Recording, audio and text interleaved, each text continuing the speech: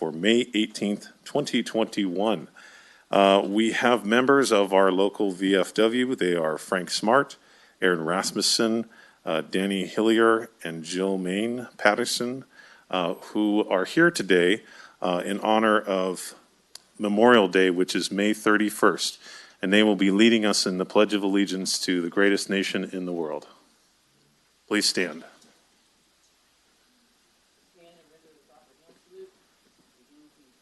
I pledge allegiance to the flag of the United States of America and to the republic for which it stands, one nation, under God, indivisible, with liberty and justice for all. All right, and thank you very much for being here. Thank you to all the veterans that are in the room, those at home, and for all those untold vets that made the ultimate sacrifice in defense of this country. We'll go ahead and move into oral communications, and I'll look to the, but before that, I'll look to the clerk to read our public participation procedures.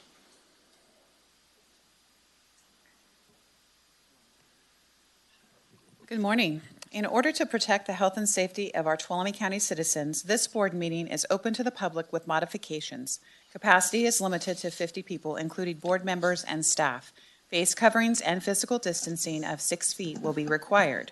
During the board meeting, citizens physically present who wish to provide public comment will be invited to do so by the board chair. Citizens who are not present and wish to comment should be prepared to use our call-in line at 209-533-6581 to queue for verbal comment. Options for public access audio and video live streaming. The public will not have access for public comments via these media options. They are available for audio and visual only. Number one, the Tuolumne County website at https://www.tuolumnecounty.ca.gov/745/board-meetings. Number two, access Tuolumne County at www.accesstuolumne.org and click Watch Live and or Comcast Cable 8. Number three, Zoom webinar via computer at https://zoom.us/j/98737385155 and or call in at 1-669-900-9128 with webinar ID 987375155. Note, Zoom webinar services tends to have reduced broadcasting delay in comparison to the county and Access Tuolumne live streams and is suggested for the closest to real-time viewing and listening. Important public notice under the Governor's Executive Order in 2520 and in 2920, members of the Board of Supervisors can participate by teleconference. Accessibility requirements: if you need swift special assistance during the board meeting, please call 209-533-6581. All right, thank you very much. So at this point, we'll move on to oral communications. Our board values public participation and encourages community members to take this time to provide comment on matters of county interest. This section is for comment not related to items on the agenda. The public may comment, the public comment time of 3 minutes per speaker applies, and no action may be taken by the board on topics discussed. Your board members are listening carefully to these comments and appreciate you taking the time and personal investment in our community. So at this time, I'll look to the room and invite anyone from the public to speak on any item not on the agenda. Come on down.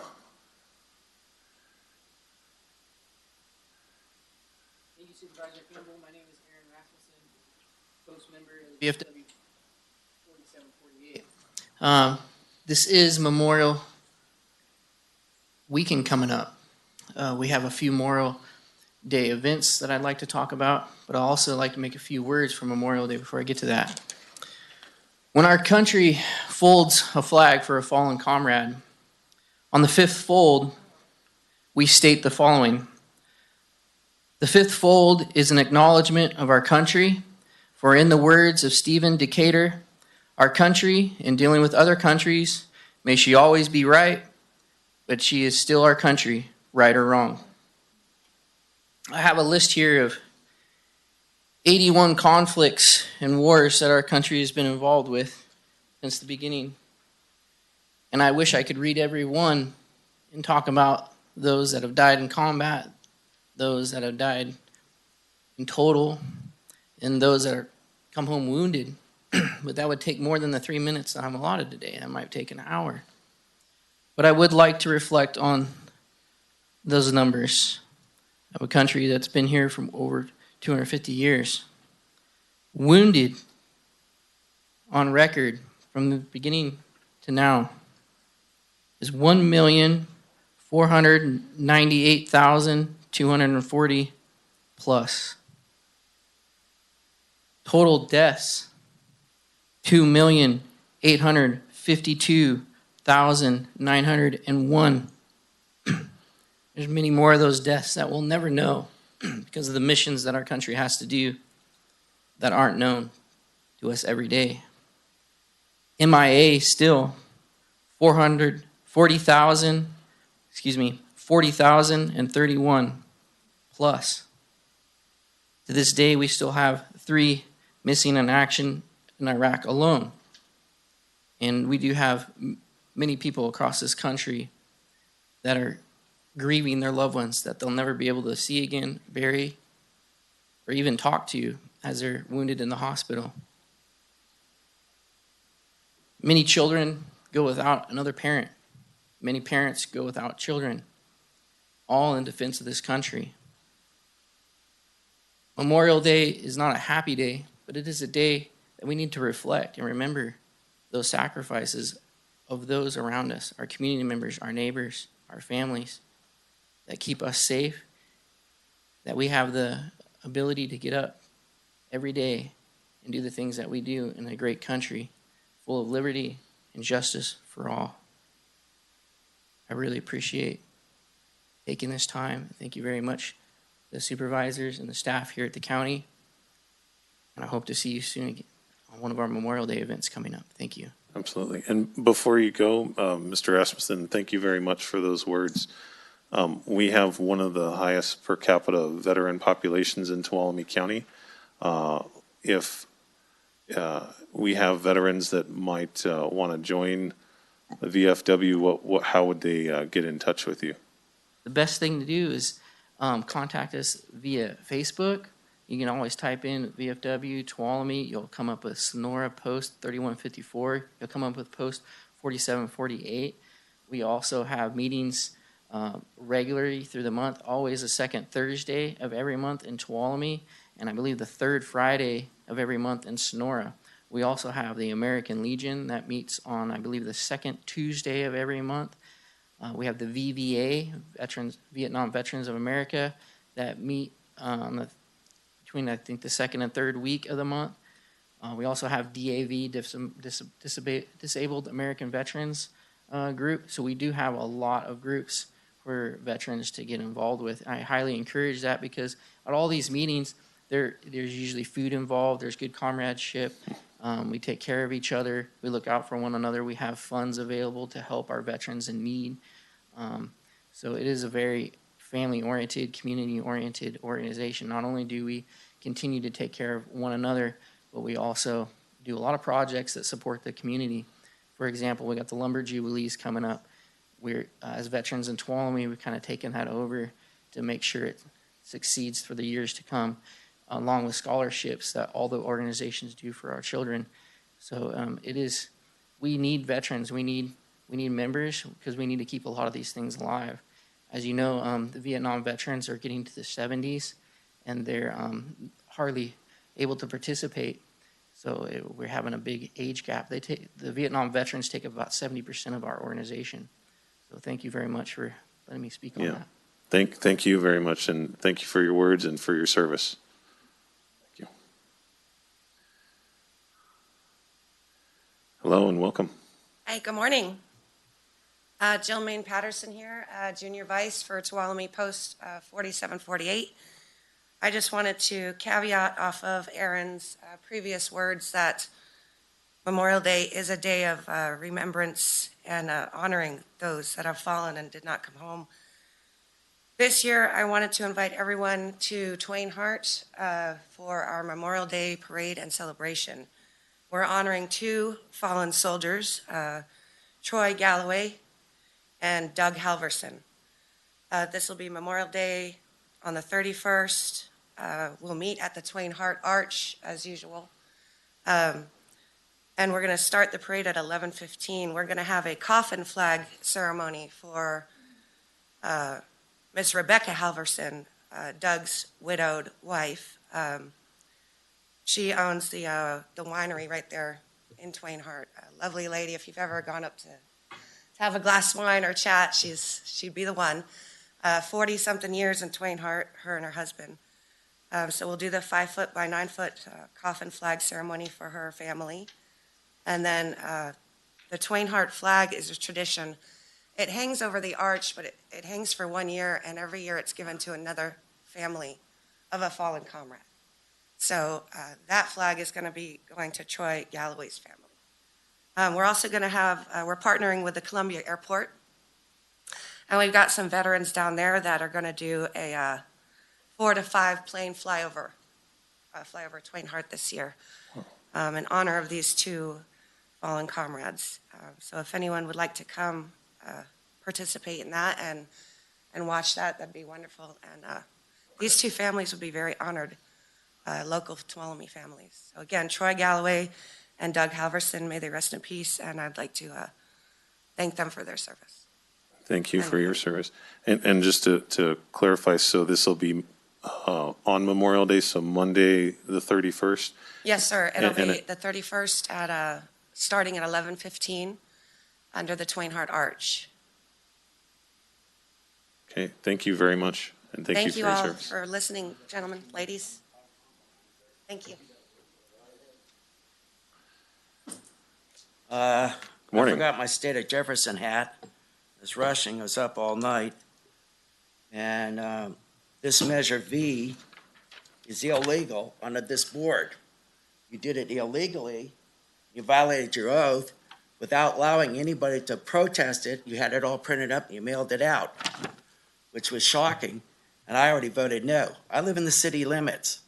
And what I'm going to do as a voter, as a renter, I'm going to protect my fellow renters in Tuolumne County and property owners and commercial owners. I'm going to vote no. And I will bring in my voter. I'm going to hand deliver it. I'm not going to mail it. I'm going to hand deliver it. I could, have 11 days after? Maybe the 8th, maybe afterwards. I'll just hand deliver it. And I am nervous because I have lack of sleep. You can have a paper clip. And there was no input by the general public. What I'm doing now is peacefully assemble. I'm grieving, redress a grievance against the County Board of Supervisors.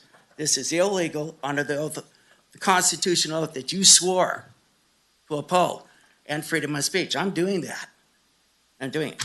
You have all violated, anybody who's a county, federal is verbal, city, county, and state is verbal, and you have to the oath of office, and you have to sign off in print. That's called concrete evidence.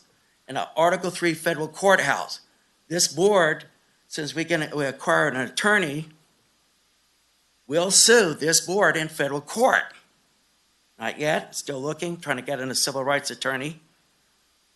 And you're in violation of when you swear an oath to the United States, you're swearing a Constitution, you're swearing an oath to the United States codes. Title 18, United States Code, that's for every city, county, state, and federal employee that's paid with public tax dollars.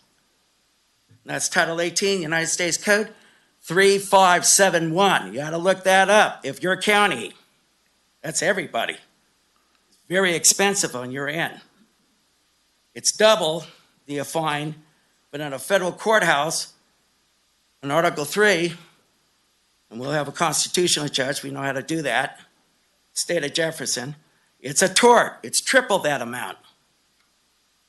Next, you're also, it's my feeling, my belief, this board, along with Andy Murphy, Cal Fire, he wrote this measure. He meant to shaft all the property. You already have 2 fire measures. from last year. And it's indefinite, just 2% on development indefinitely is going to add up very quickly. And that's going to be a burden to low-income people. You did this illegally without the input. You just had it all mailed up and ready to go. That's absurd. Thank you. I'm sorry I have to cut you off there, in fairness to everybody else waiting to speak, but thank you very much for your comments. Good morning, Frank Smart, Columbia, California. Pleasure to be back up here in front of you folks again. Number of things to talk about. Ryan, you mentioned the fact of people joining the VFW. We do have a crisis within our veterans community with, well, like all veterans, or like all membership organizations, everyone's suffering from membership. The two VFWs in this county, one in Sonora, one in Tuolumne, if they fail, and they are in danger of failing because of lack of membership, basically within the next 8 to 10 years, it would mean there would be no veterans activities in this county. My research shows at least as far back as the Civil War. The Vietnam Veterans of America nationally will close their doors at the end of 2028 because our veterans, our generation of veterans will be 80 years old on average at that point, and chapters will start failing, and therefore the state councils will start failing, so they intend to close their doors. This month, the two VFWs will launch what we call the Modern Era Veterans Initiative. And it is an effort to get the younger veterans, from today's veterans in their 20s to the Desert Storm veterans, to get them into our organizations and bolster our membership, get new leadership in, new ideas, new energy. Problem is, this generation we're talking about is going to school, raising families, starting careers.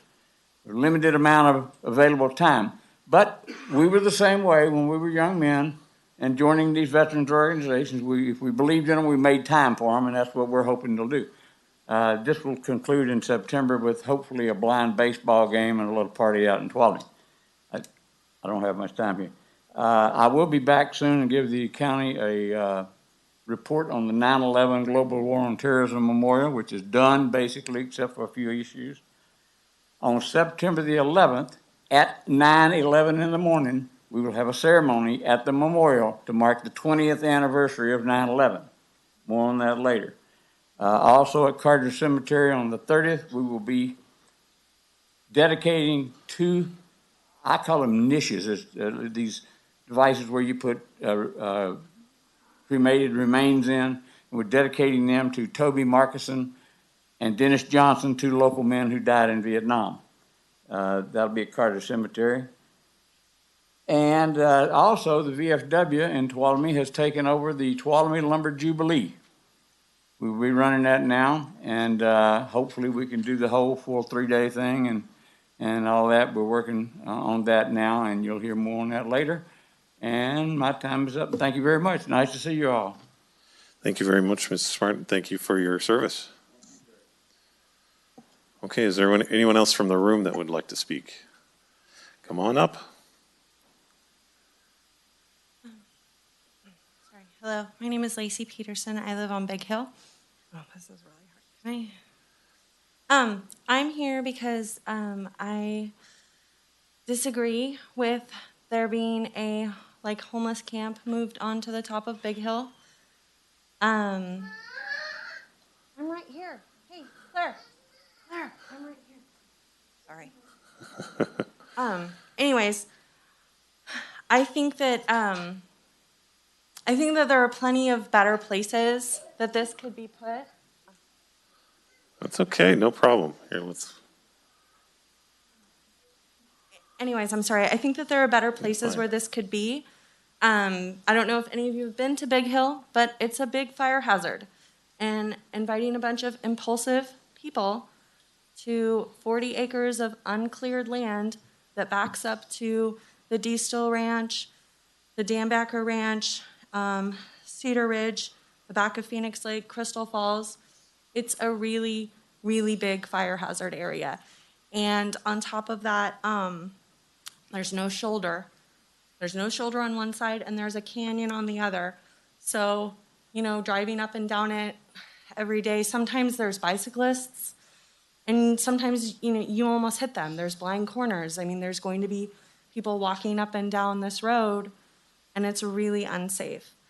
I also worry about the way that this whole thing was like done seemed like not transparent, because the first time you hear about it, like from the newspaper, you know, there was no like private people bought it, threatened the landowner into like purchasing it because they said that they would fine them if they rejected the offer, that they would have to take the house off the market. They made them sign a non-disclosure agreement until the escrow was closed. All of these things make it feel non-transparent, and it feels like the community up there wasn't given like an opportunity to give our opinion. Also, I'm concerned about the environment. Like there's all kinds of protected birds and their nests in this uncleared land, and I feel like these people should have to follow the same environmental rules as other developers, because 15 tiny homes can fit 2 to 3 people per home. That's 45 people. That's a neighborhood. So I think that there should be, like, they should have to follow the same rules as everyone else. Yeah, basically that's it.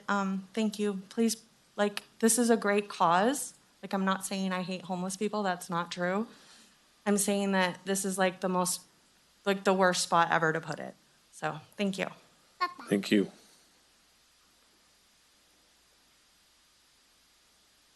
Okay, is there anyone else who would like to speak? Good morning. Good morning. Thank you again for letting me talk. Jeff Muzio with the cannabis company in town. And once again, I'm up here to ask about commercial cannabis farms in the county area. I'm hoping that the council or the board will bring this up and maybe put it on an agenda so there's more than just 3 minutes of talk at a time. I think this could be accomplished through a pilot program. I know the fear is that there'd be 1,000 farms and crime to go with it, but I think a big way to mitigate that would be to start off very small and slow. I could also recommend a handful of other operators that I think would actually be a good fit for the county, if you need a couple more to make this better looking. You know, last week I said I was going to invest $1 million right away into the community, trying to start the path here. I underestimated that a little bit, and it's going to have to end up being more around $2 million, and I'm probably going to make those moves sooner than later. And hopefully I can lead the way, and hopefully you guys can see the need for a cannabis community that brings a lot of good things to the area, money, jobs, and stability. In the city, we just got approved for recreational cannabis, and part of that is we're having to build a new building, and so we can house more people. And to give you an example of how cannabis has helped, the owner of that building had it shut down for about 6 months with nobody asking to open up anything due to COVID. And I was able to go in there, not only start paying him rent right away, which alleviated a lot of his stress, but then also I'm putting approximately $1 million worth into that building, and upping the building costs and the commercial eye appeal of that area. So it's just one way cannabis is definitely helping the community, in my opinion. And would like to say that Hazy Bulldog Farms actually hit a huge milestone. It's always nice to build new buildings and have sales and, you know, all those things as a measure of success. But something that I'm extremely proud of and thankful to the city of Sonora to start allowing this is my store manager actually has now made enough money through cannabis and has provided a stable enough job where she's able to buy a property and hopefully start a family. So that is by far the biggest accomplishment so far at Hazy Bulldog Farms. And the more hands up I can get from you guys, not a handout, but a hand up, that can be a reality for more and more people. And I don't think we've had a negative impact at the city level. I think the police chief has spoken on that.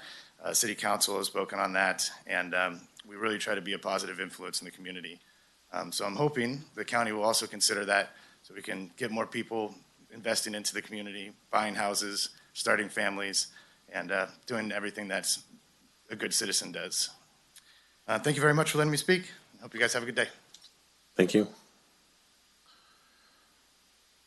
Okay, is there anyone else from the room that would like to speak? Come on up.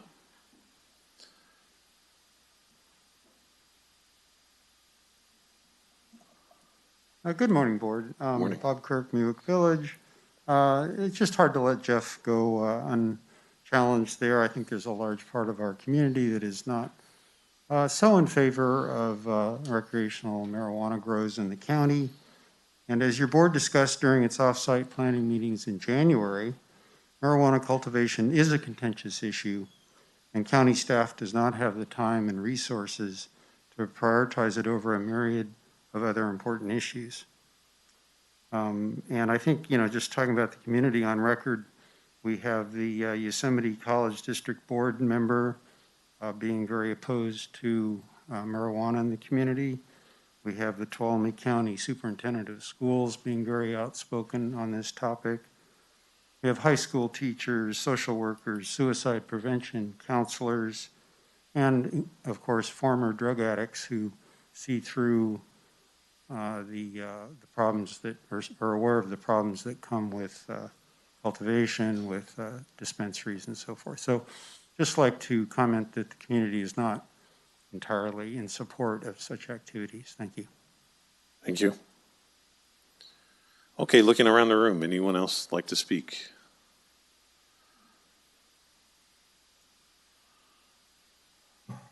Take my mask off or up? Sure. Well, I'll just leave it. My name's David Peters. I've been a counselor in this area for 50 years. I want to thank you guys for opening to the public. That's very important. We've been talking to city council now, and they're hiding behind this thing because nobody can make the Zoom things work. So they can pass anything they want because nobody can make it work. So they just sit there and do their, anyway, I appreciate you guys opening it up. And I think that, speaking of marijuana, pot I call it, which is I think more of an appropriate term, because I've seen the damage it's done in many, many, many lives and families. And somebody said in here the other day, in your last meeting, that the city council was in total support of the new unit down there. And they're not. It was two to three to pass that new location down there because it's too close to a youth center. They don't care, it's like, well, we let the county know and they didn't say anything. Well, they have to comply with their own law. It's not the county's responsibility to notify them that something's illegal. It's their responsibility to find out. Anyway, I don't think, if you remember, I don't know if you were around the last time this was discussed, but the meeting was held at the Opera Hall garage.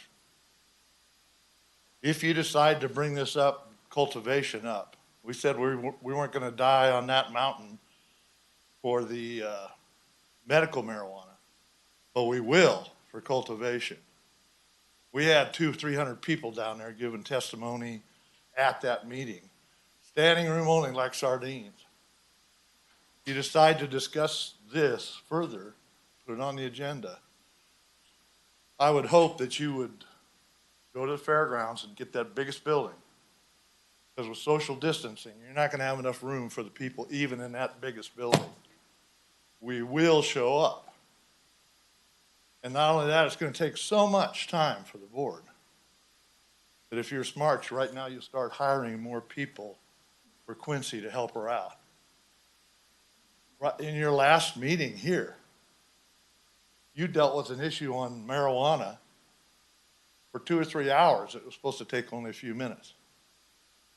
That's a drop in the bucket. This stuff goes forward. You might as well call yourself a marijuana board because that's what you're going to be. That's what you're going to be. And so I would just encourage you to keep into account that every educator, every law enforcement officer, every fire officer, all the county counselors, the Board of Education, everybody spoke against that. And they passed it anyway. Of course, none of them are here now. But I'll tell you what, it's not going to be a slam dunk. This county is not in favor of marijuana. Sure, it passed by a little bitty thing. If you had a vote right now, it'd be the other way around, only worse. So I encourage you not to get involved in this quagmire of cultivation, because we'll all pay for it. Thank you very much. Sir. Okay, anyone else from the room that would like to speak? Okay, we have at least a couple of people waiting on the phones to speak, and we'll go ahead and open it up for those folks at this time.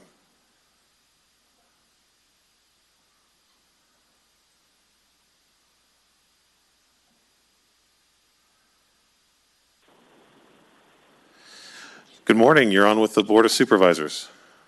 Thank you very much. My name is Lori Livingston, and I am the Executive Director of Tuolumne County Arts.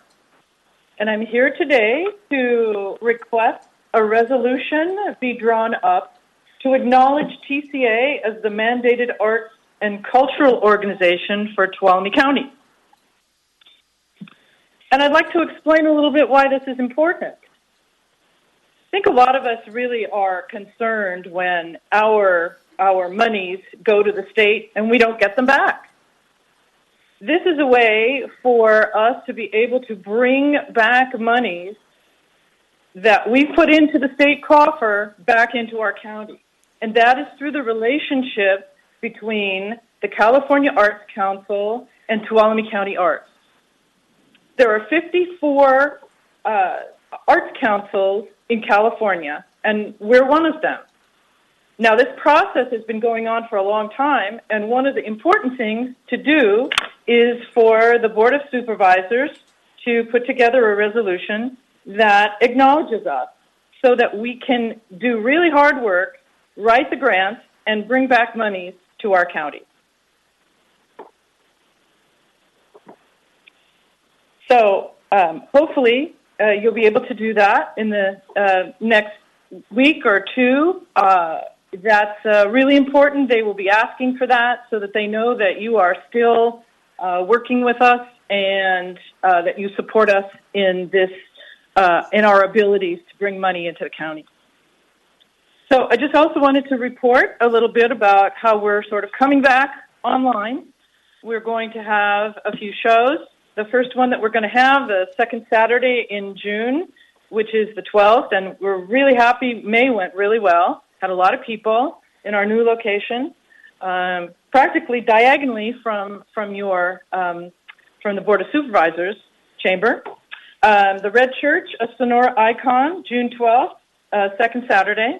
We will have images that we're pulling from our permanent collection from Charles Surendorf, and some other images. We will be having a plein air paint out of the Red Church, hopefully on June 5th with Susan Kendall, one of our members, our artist members.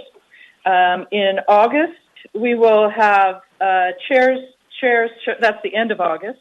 Chairs for the arts. Everyone has a seat.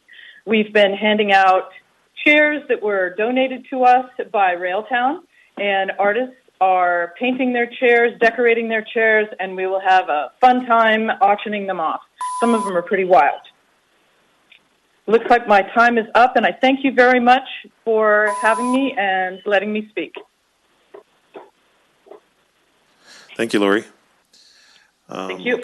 Okay, so, and I just wanted to see, can Eric or Tracy, could you follow up with Lori on that first item? Okay.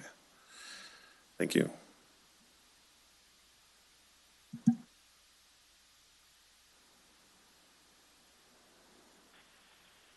Good morning. You're on with the Board of Supervisors. Good morning. This is Lori Lehman calling. I am also a member of Tuolumne County Arts. I didn't know Lori was on the other line as well. And she already spoke to you a bit about our Red Church event that we're really excited about. We'll be up for the entire summer so that people, visitors and locals can take home a little piece of our Red Church iconically. Also, since we were talking so much about veterans, coming up in September, we're going to have the first annual Veterans Art Show and Sale. That will be the weekend of September 10, 11, 12 at the Veterans Hall. And there will be a reception on second Saturday, September 11th. And there is a call to artists out for veterans to submit imagery for this show. We know that art brings a lot of peace of mind and a way to express yourself, and we know veterans do that so very well. So if they could go to mytuolumnecountyarts.org, they can find out how to submit digital images of their work and have it be included in the show. And one last thing we have coming up that Lori didn't get a chance to tell you about is our handmade parade that's going to be in Jamestown again this year. We're really excited. It'll be Saturday, October 2nd. And it starts out with a parade that goes down the street. When it turns around and comes back, they light up with lighting attached to their costumes because it's gotten a bit darker. It's a lot of fun, and we encourage nonprofits and individuals and families to start working on costumes for the handmade parade. Thank you. That's all for today. Bye. Thank you very much. Do we have any other folks on the phones that would like to speak? Okay, we'll go ahead and close oral communications. Thank you very much, everyone. And we'll move on to staff reports.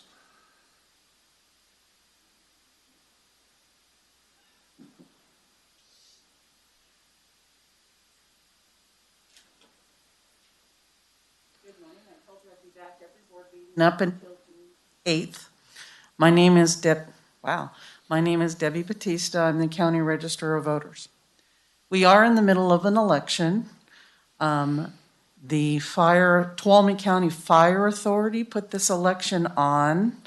The election date is June 8th. I just want to give some dates that are important to the voters. Next Monday, May 24th, is the last day to register to vote either electronically or by mail. One can still vote one can still register and vote in this election, but one will be required to come in Are you cutting me off? Come in person. Come in person to 2 South Green Street, the elections office, and one can register to vote and vote on this election if one's a new voter. One's going to be 18 on or before June 8th. One is moved into the community, or one has moved throughout the community. One needs to re-register. You can come into the office between 8 and 5, Monday through Friday. We will be opened up on June 5th, which is a Saturday, from 9 o'clock to 1 o'clock. And then on Election Day, we will be open from 7 o'clock in the morning till 8 p.m. Again, the only in-person voting place is 2 South Green Street, the elections office. If one wants to mail their ballot must be postmarked on June 8th and received by us by that Friday, which I think is June 11th. There are the 8 different drop-off boxes. People can drop off their ballots. That seems to be working. And again, our office is open Monday through Friday, and that Saturday there's a drop-off box in front of this building, and one can come inside and drop off their ballot. As of this morning, a little over 6,500 ballots have been received, or about 19% of the voters have already voted. Tuolumne County, you guys rock, and keep getting those ballots in. So on Tuesday night, June 8th, when I push the button, it'll be really clear what the results are. Thank you. Thank you very much. Ms. Beats. Good morning, Supervisors. Dory Beats, Tuolumne County Office of Emergency Services. 2 quick updates. If you haven't seen, we now have an official Office of Emergency Services Facebook page. So we'd like folks to check that out, like it, share it, but we will be utilizing throughout whatever occurs emergency services-wise through Tuolumne County. The second is a save the date for the Tuolumne County Wildfire Preparedness Town Hall. This will be Thursday, June 3rd at 6 p.m. via Zoom. Please join Tuolumne County OES, Tuolumne County Sheriff, Tuolumne County Fire, Sonora City Fire, CAL FIRE TCU, U.S. Forest Service, Animal Control, and other resources such as American Red Cross to learn about what you can do to prepare for the upcoming wildfire season. You will find information on our website under wildfire preparedness, and we will also circulate that social media. Thank you. Thank you very much. Okay, any other staff reports? All right. Morning, Ms. Brown. Good morning, Board. Calais Brown, Tuolumne County Homeless Prevention Coordinator. I wanted to give you a quick update about our work out at Camp Hope. So over the last week and a half, or about a week since I was here, we've gone out several times. We've connected with an additional, well, I should say, we connected with 24 people. Some of those were duplicates because we went to check on people and make sure people had enough food, or maybe they had a medical issue, and so we were supporting them in that way. We began doing intakes and exit strategies with each person. And we were actually very concerned about one individual. And so we stayed with her as long as we could. And then behavioral health was there to support. And eventually we did end up calling law enforcement. This woman was under great distress, and Deputy Worthington and Sergeant Hunt were extremely just wonderful, treated her with great dignity and respect, and were able to get her to get into an ambulance and get her to safety. So we were thrilled to have them as community partners, and they did an amazing job. We've also been working closely with ADCA and their shelter, as well as CMVC and their shelter, connections with Interfaith for support with food and clothing, and Nancy's Hope for additional services. So we're working really hard. I have a great team, and we have not housed anyone just yet. We're still connecting all the dots. So thank you. Thank you. Okay, any other staff reports? All right, so we'll go ahead and move on with the agenda. Give me 1 second to. Okay, so we'll start with the consent calendar before we move on to our first 9 o'clock appointment. I'll look to the clerk to please read our consent calendar. Number 1, approving the minutes of the May 4th and May 11th, 2021 meetings. Number 2, second reading and adoption of ordinance number 3391, amending various sections of Chapter 15 of the Tuolumne County Ordinance Code to adopt Appendix O as amended from the California Building Code and Appendix X as amended from the California Residential Code pursuant to emergency housing. Number 3, as the Air Pollution Control District Board, adopting Resolution 5021, authorizing the Air Pollution Control District to participate in the Carl Moyer State Reserve Funding Grant Program for fiscal year 2021. Number 4, rescinding Resolution 6620 and adopting Resolution 5121, changing the standard days and hours of operations of the Animal Control Shelter. Number 5, adopting Resolution 5221, approving the Boating Safety and Enforcement Financial Aid Program Agreement with the California Department of Parks and Recreation, Division of Boating and Waterways for the Boat Patrol Unit in the amount of $279,343, authorizing the chair to sign. Number 6, approving the agreement to transfer ownership of the law enforcement canine Thor from Tuolumne County Sheriff's Office to Deputy Nikolai Sandeline, authorizing the chair to sign. Number 7, approving the appointment of Nathan Burtwhistle as the alternate board member for the PRISM Board of Directors. Number 8, approving a license and memorandum of understanding between the Judicial Council and county for the construction of a fence.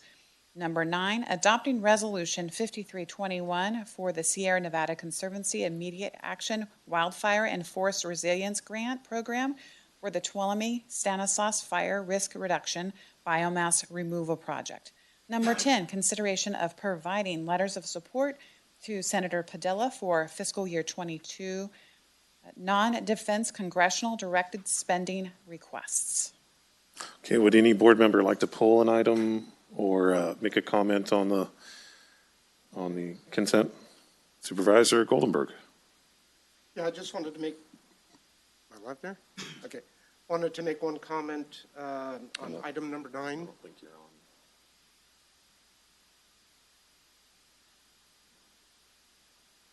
Is it there now?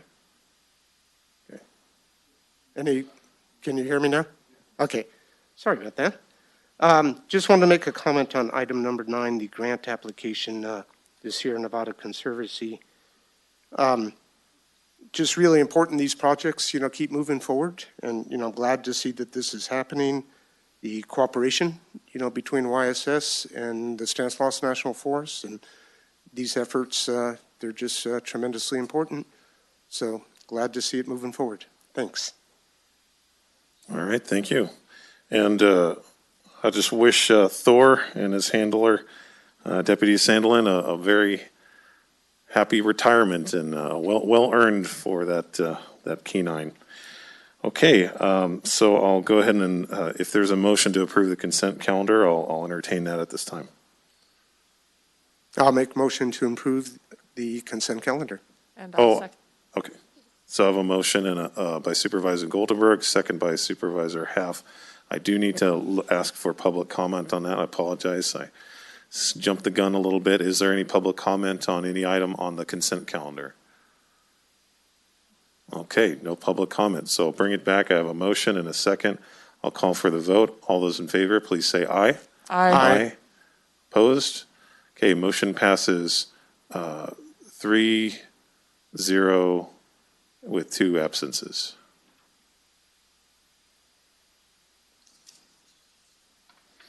Okay, we'll move on to our 9 o'clock appointment.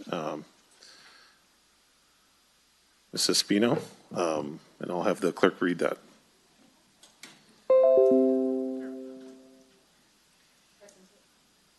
Presentation and planning status update on the novel coronavirus COVID-19.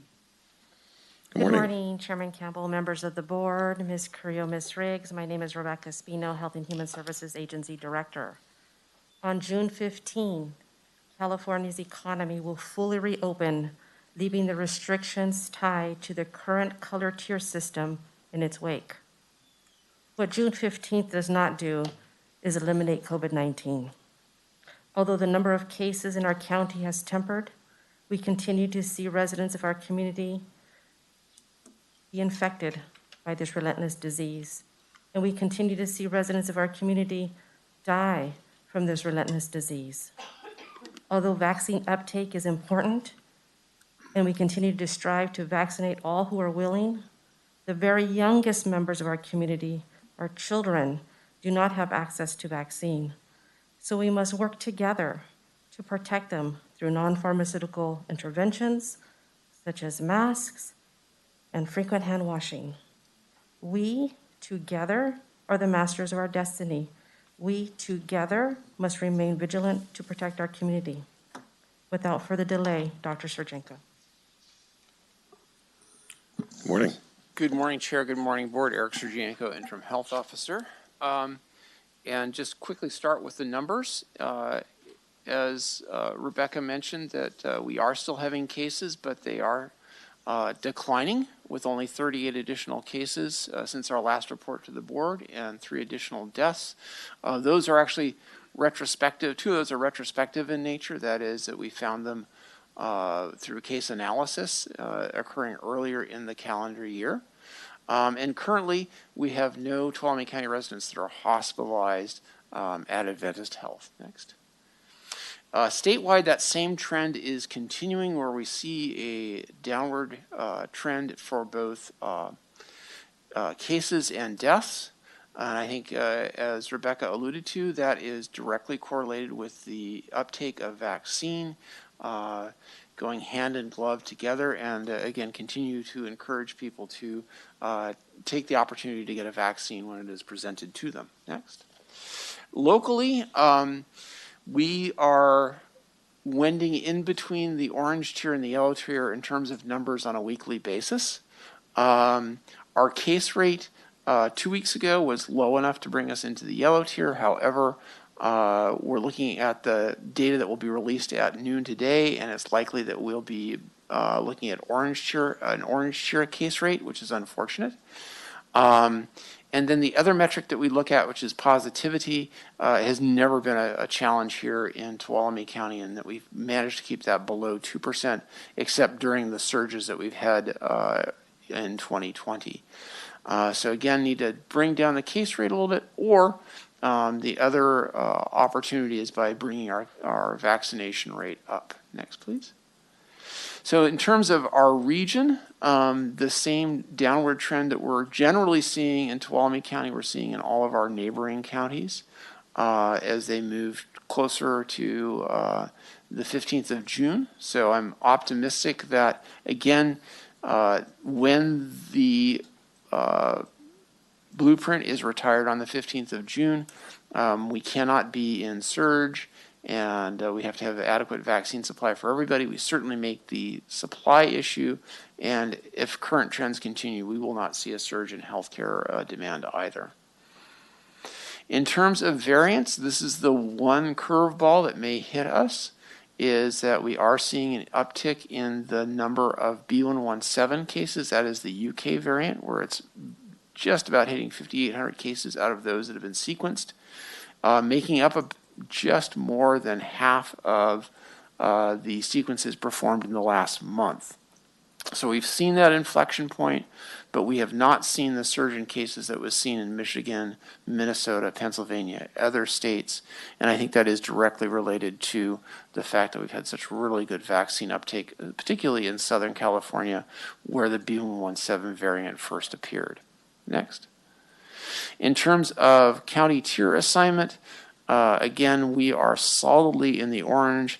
I don't think that we will make the numbers to move into yellow this week, unfortunately. However, we're well situated not to move backwards, although some counties may this week with, again, a slight uptick in cases. But again, for us and our neighboring, we're pretty solidly in the orange, along with Mariposa and Madeira, and then Inyo, which is another partner of ours, Mono, will be in the yellow. Next. In terms of testing, I'll hand it over to Shelley. Good morning. Just a brief update on testing. We've done over 95,000 tests of Tuolumne County residents thus far. Testing continues to be available through local providers and some pharmacies. Adventist Health Sonora, and they asked that you would call first at 536-5166. And at the Motherlode Fairgrounds, the state testing site, and noted there is that we are needing to relocate that state testing site in Sonora, and that is expected to be done by May 30th. We're currently pursuing a lease on a new location, and when those details are confirmed, we will share that with the public widely. Currently, it's still open at the Motherlode Fairgrounds on Sundays, Tuesdays, and Thursdays from 7 a.m. to 7 p.m., and still in Groveland at the Youth Center on Thursdays from 7 to 7.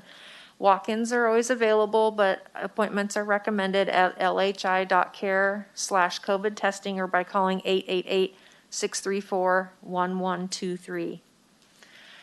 Again, testing recommendations continue to be for 5 days after any travel, and there's a link there to the CDPH travel advisory. We're having close contact with others outside of your family bubble. And as soon as possible, if you're experiencing any COVID-like symptoms, and every 14 to 28 days if you're working regularly with the public, and that includes even if you've been vaccinated. So we'll talk about our vaccine plans. Do you want me to start with that, or do you want to go ahead? So as we presented, this is the second time we've presented this data to the board. And again, it reflects that we have fairly good uptake in our 65 and older group. We continue to see that grow a little bit, where we're seeing almost 75% of our population either fully or partially vaccinated in the 65-year-olds. Markedly less, though, in those that are 64, and most concerning is that 18 to 49 age group, because, again, we're only seeing around 30% of those folks vaccinated, and yet they are becoming our most likely cases, as well as are most likely to be hospitalized because of the amount of vaccine uptake that we have seen in our older population. Next, please. This slide represents the uptake by those age demographics over time. And so we can see that, again, that group that's 18 to 49 is very slowly taking up the vaccine, unlike the two older demographics. So again, we encourage that group because they are becoming the most likely to become cases and the most likely to become hospitalized at this time. The blue line, the bottom line, actually is really encouraging, is that We had the 16 and 17-year-olds eligible for the vaccine, but we were able to add the 12 to 15-year-olds with the Pfizer vaccine, started doing that last week, and we're already seeing an uptick in that group and uptake in vaccine in our youngest eligible group. Next. So currently, again, still 3 vaccines out there available to us, the Pfizer, Moderna, and Johnson & Johnson, also known as the Janssen vaccine. The Pfizer vaccine was approved for the 12 and older group last week by the FDA and then by the Advisory Committee on Immunization Practices of the CDC, and we were able to roll that out. There are multiple locations that are available for folks who would like to vaccinate, and they are listed there. We are planning on moving away from the mass vaccination clinics because, again, people are not turning out as in the greatest numbers as they had been previously, and they need that one-on-one conversation. The other group that we're reaching out to is those that are geographically disparate. So we will be doing some mobile clinics. We'll be out at Rush Creek Lodge and at Camp Hope this week. And then, again, trying to get more providers enrolled in MyTurn and MyCalVax, which are the programs that allow us to get vaccines from the state and have people sign up. Next. So again, what are the benefits of getting vaccinated? They do prevent illness, hospitalization, and death. We've seen that markedly so. By having a large population vaccinated, that decreases the opportunity for the virus to mutate and create variants. It reduces the burden of disease on the community and allows us, as is indicated by the retiring of the blueprint, to open up the economy and truly do that in a safe fashion. Currently, there's no masking outdoors if you are fully vaccinated, and there are decreased restrictions overall. I will say Supervisor Half did ask a question of Director Espino, and I relayed back through her, what's the value of vaccination over natural immunity? And certainly there is value to natural immunity, but I came across what I'll describe as a cool study, but that I think makes me sound nerdy, is that the Oregon Health Sciences University looked at a population of vaccinated versus, natural infection versus those who hadn't been infected, and both benefited greatly from having at least one dose of vaccine. And so the question going forward is not so much should those who have had natural infection have vaccine, because they do benefit from it, they get a more robust immune response, but whether they need one or two, and that's the science that's kind of being teased out right now at multiple centers. So more to follow on that when we get more data, but again, we encourage even those who have had a natural infection to take the opportunity to get a vaccine as a boost to their immune system. Next. And then switching gears to masking, again, last week on Thursday, the CDC released a revision of their masking guidance, and California came out yesterday with their guidance on it. Again, with the CDC, for those who are fully vaccinated, and fully vaccinated is 2 weeks out from their second dose of Pfizer or Moderna, or 14 days out from their single dose of Johnson & Johnson, is that they no longer have to mask when they're in public. And I think the science supports that. Clearly, the marked reduction in transmission, the concern always is in implementation of science, just like implementation of policy. And so the state went ahead and said, yes, we will adopt this, but we want to figure out how we're going to implement it, and they're going to align that with the retirement of the blueprint on the 15th of June. Until then, the existing guidance stays in place.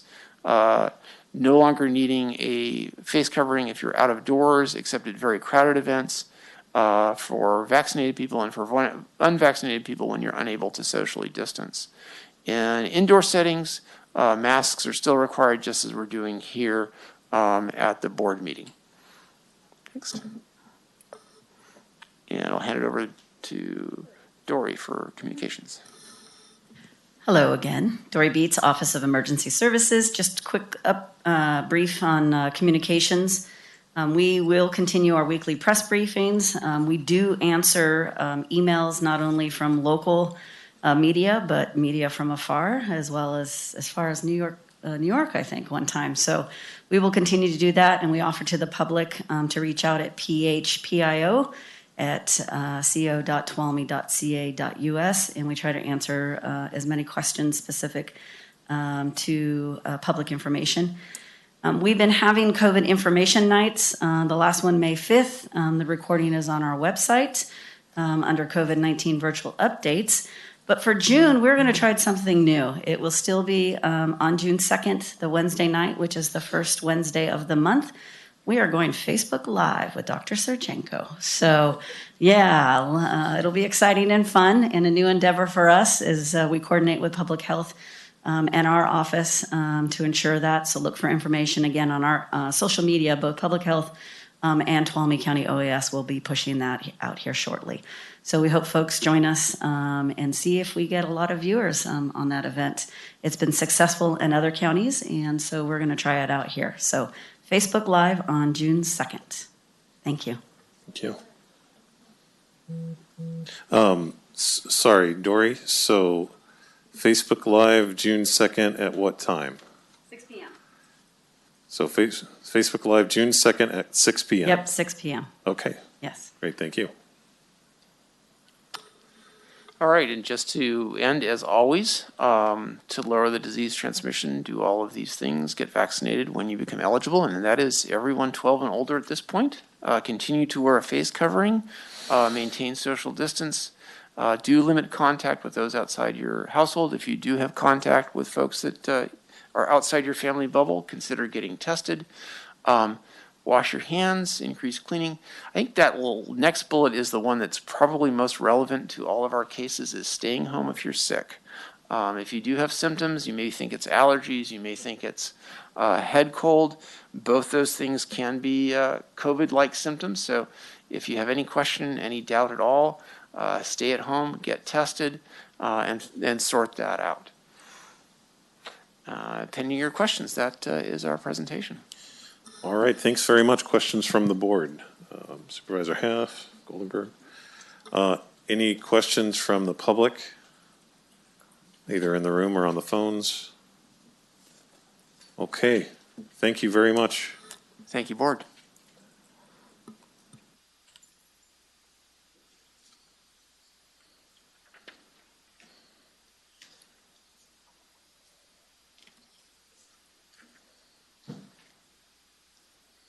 Okay, so we'll jump back to proclamations. Will you please read our item 11 on our agenda, Ms. Cunha?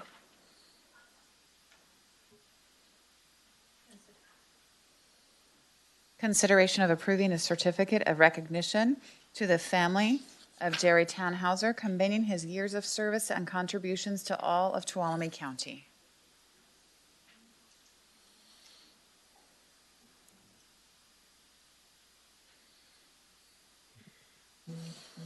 Good morning again. Dory Beats, Office of Emergency Services, and I am joined with Sandra Tannhauser and Glenn Gottschall. Jerry Tannhauser, the longtime former president of the Highway 108 Fire Safe Council, U.S. Army veteran, and a retired Bay Area transplant to Tuolumne County, who generated a volunteer public works network from Railtown to Columbia, died on March 26th. He was 78 years old. Jerry Tannhauser was born in New York City and went to California at the age of 15. He met Sandra while they both worked at Pacific Telephone, and they dated for a year and a half before their marriage in 1968. They were married for 53 years, and their primary residence was in San Mateo. For most of his life, Jerry Tannhauser worked in purchasing from Silicon Valley companies such as Apple Computers, Raytheon, and Ford Aerospace. He was in the Army and Army Reserves for 34 years, most recently returning to active duty at Fort Lee in Virginia after 9/11 to prepare potential combat deployments on how to set up field kitchens. While they lived in the Bay Area, the Tannhausers had a cabin in Crystal Falls. In 2004, they moved to Columbia in retirement. His volunteer interests were multifaceted as well in Tuolumne County, acting in various functions at Columbia State Historic Park and Railtown 1897 State Historic Park over the years. The chief contribution Jerry Tannhauser made to the community was his volunteer efforts to firefighting and public safety here in Tuolumne County. Among his most notable contributions were grant procurements for fuel reduction, managing fire safety projects such as removing brush and bark beetle infested trees, and fixing dysfunctional public safety technologies. Jerry was a member of the Highway 108 Fire Safe Council for 14 years. He was president from 2006 to 2012 and was a key partner in revising the Tuolumne County Community Wildfire Protection Plan, or CWPP. During Mr. Tannhauser's tenure, he personally sought out grant funds which enabled the council to treat thousands of acres within Tuolumne County and was the project manager for many of those fuels reduction projects. As I said, I'm joined here today with his wife, Sandra, and dear friend, Glenn. And we would like to recommend to your board approve a certificate of recognition to the family of Jerry Tannhauser, commending his years of service and contribution to all of Tuolumne County. And I'd like to read that certificate. To Jerry Tannhauser for his many years of service to Tuolumne County and for his passion for fire safety within our community.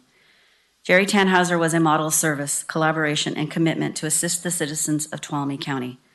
As the longtime former president of the Highway 108 Fire Safe Council, Jerry had passion for fire safety as seen in his volunteer work to firefighting and public safety in Tuolumne County. Jerry Tannhauser served with excellence, contributing in significant ways to the entire Tuolumne County community. Among his many contributions, he organized work crews out of the now closed Baseline Conservation Camp to remove flammable fuels from rural areas and was a driving force in the revision of the Community Wildfire Protection Plan. Jerry Tannhauser was solution-oriented and tough, always willing to fix a problem if he knew how. This Board of Supervisors does hereby express our profound appreciation to Jerry Tannhauser for his many years of service to our community and wants to extend much gratitude and condolences to his wife and family.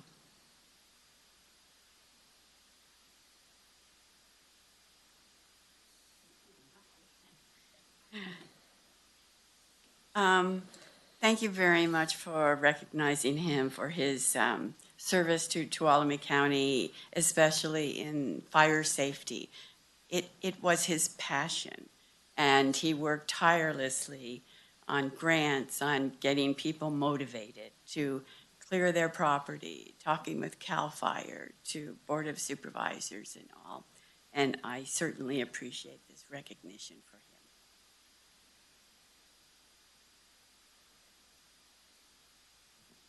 Members of the board, Glenn Gottschall, I'm the current president of the Highway 108 Fire Safe Council. And rather than to go over some of the things that Dory has already told you, I wanted to also add that Jerry, during his tenure, he set up the Green Waste Program, which is known as right across from the entrance to Twain Hart Road, the west entrance. And he's also was one of the ones who initiated public meetings all through our community. He developed also a really good procurement process for our large fuel break contracts, which I really want to emulate because he has his past experience evidently did him well in providing that kind of service. He, as we also heard, he did initiate the California, are working with the California inmate program at Baseline, and just a real plug to this council, to the Board of Supervisors. If we could get that program back again, I think it is essential. He also provided the framework for the growth of our Highway 108 Fire Safe Council to present and capabilities to meet the county needs for fire hazard reduction in the future. We will sorely miss Jerry Tannhauser. All right, bring it back to the board. Thank you very much, Dory, Sandra, and Glenn. Any comments or questions from the board? Start with Supervisor Half. Yeah, hi. I'd just like to make a couple of comments. Dory, you had said it tough, that Jerry was tough, and he was. He was tough and he was tenacious. And I knew him from a time before the Rim Fire when I was the OES coordinator. And he was certainly, Glenn, passionate about the Fire Safe Council at a time when there was not the awareness that there is now of all the things that the Fire Safe Council does and how important that is to our communities. So he got frustrated a bit back in those days, but it's great to see his legacy carry on. I know the 108 Fire Safe Council is now the Tuolumne County Fire Safe Council, encompassing all of the county, and his legacy moves on, and I'll always remember how passionate he was about the Fire Safe Councils. So thank you.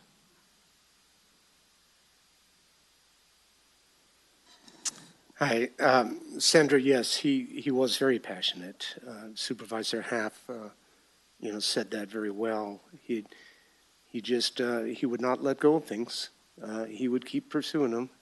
And I didn't have that much involvement with him, but the times that I was attending a number of the Fire Safe Council meetings, it was pretty obvious that he was not going to let go of stuff and keep pushing until, he got things accomplished. So just quite the thing to be able to do that, and so did so much for the community. So thank you very much. Yeah, and I agree completely with what the other board members have said, and Supervisor Half kind of touched on it too. He was ahead of his time in terms of understanding the need for fire safety and vegetation management. And I'll tell you, the first time I met Jerry was back when we were doing tree mortality. And I think I'd come to a Highway 108 Fire Safe Council meeting, and this guy walks up to me and he says, "When are you guys going to cut some trees down in Cedar Ridge?" And then he proceeded to tell me every single dead tree, their locations, and we got a project going, and it was because of his tenacity and his persistence and his really clear understanding of what needed to be done to truly make these communities fire safe. So he was the guy, and he's a huge loss for our community. But we were fortunate to have him for the time that we did, and he certainly left this county better for his work. So we thank you very much, and our deepest condolences to you, Sandra. I'll go ahead and open it up to public comment at this time. If there's anyone from the room or on the phones that would like to speak, please go ahead. Good morning. Good morning. Andrew Murphy, Assistant Fire Chief for CAL FIRE, Tuolumne County Fire Department.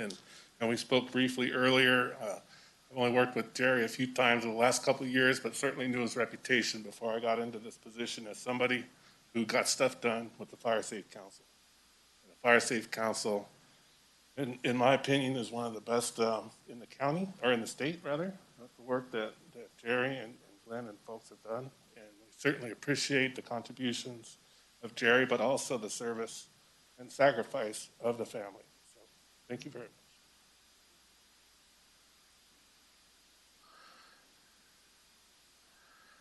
Okay, any other public comments? All right. So I have the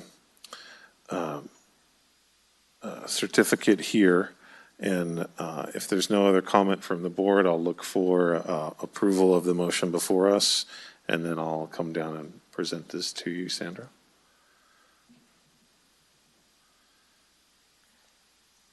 I'd like to move to approve the certificate of recognition of Jerry Tannhauser, commending his years of service and contributions to all of Tuolumne County. I'll second. Okay, thank you very much. We have a motion by Supervisor Half, a second by Supervisor Goldenberg. If there's no other discussion, I will call for the vote now. All those in favor, please say aye. Aye. Aye. Opposed? Okay, motion passes 3-0 with 2 absent. All right, thank you very much.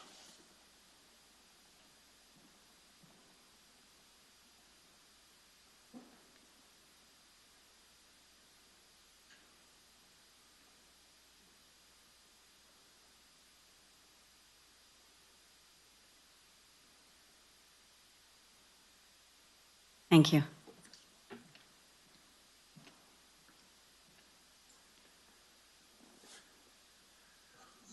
All right, thank you very much.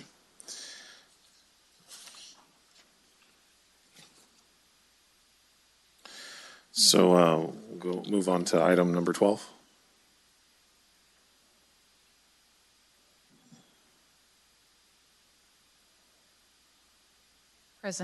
Presentation of firefighter mental health awareness. Good morning. Good morning again, Board. My name's Andy Murphy, and this is Chief Mark Ferreira, the Columbia Fire District, and we'd like to take a few moments to talk about firefighter mental health. Good morning, Board, county staff. Every firefighter takes an oath to save lives, be there for their community, and we help people on their worst day. Well, this is what we sign up for. This is the service that we're called to do. The accumulation of those worst days takes its toll on even the strongest of us. This year, answering the call took on a whole new meaning with COVID. Not only in the midst of an epic wildfire season, we also had the pressures added to running just the daily call of, is this going to be my exposure to the COVID virus? Firefighter behavioral health remains the biggest health and safety challenges facing our profession. Over the last about 5 to 10 years, our members continued to die at their own hand in greater numbers than in traumatic line of duty deaths. We have lost more firefighters to suicide than we have to line of duty deaths. We can't put mental health on the back burner. We need to change the culture of not being able to talk about it, and we can't succumb to that stigma that causes so many to suffer in silence. May is Mental Health Awareness Month, and once again, the California Fire Service Behavioral Health Task Force is urging all fire departments to unite for a behavioral health and suicide awareness stand-down. So from May 17th through the 21st, California Professional Firefighters, California Fire Chiefs Association, Cal OES, and the California Firefighter Joint Apprenticeship Committee urge all agencies to set aside time to conduct exercises and initiate a conversation on mental wellness. The Behavioral Health Task Force will be providing both print and digital materials in the coming weeks to get the conversation started. Preventing suicide in the fire service starts with each and every one of us checking in on our own, having the uncomfortable conversations, and opening the door to breaking the stigma that speaking up is a weakness. We're bringing this issue to light to the board and the community as one step to help us bring this issue out of the dark. We want to remind our friends, our peers, our coworkers, and their families it's okay to talk and to break the stigma about mental wellness. We must unite as a fire service and as a community to address this challenge. The lives and health of our firefighters depend on it. May 17th through the 21st, and every day, let's work together to bring the darkness to light. Firefighter-specific resources are always available at healingourown.org. If you're in a crisis or someone you know is, call the National Suicide Prevention Lifeline at 1-800-273-8255 or dial 911. Thank you. Thank you. Comments from the board, Supervisor Goldenberg. Yeah, you know, obviously I had a long career with the fire service with CAL FIRE. For many, many years, we were strongly discouraged to show any emotion. It was expected that we just keep the chin up, have a stoic face, and get through it. And that went on for a long, long time. And it was later, you know, that the department and a lot of fire departments, as well as police departments, you know, have similar circumstances. They finally realized, you know, that people have these emotions that affects their lives greatly. Two of my former coworkers and friends at CAL FIRE did commit suicide. So I fully understand that and the pain of that.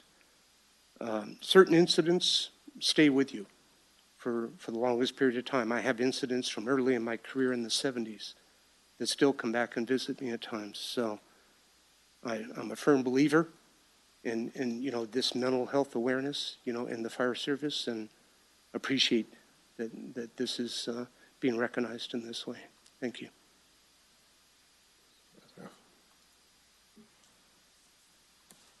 Just really quick, I had no idea. Thank you for bringing this awareness to the community. And any follow-ups you have throughout the year as to what's working, what's making a difference in these firefighters' lives as far as their mental health, I'd love to hear about it. Yeah, and, I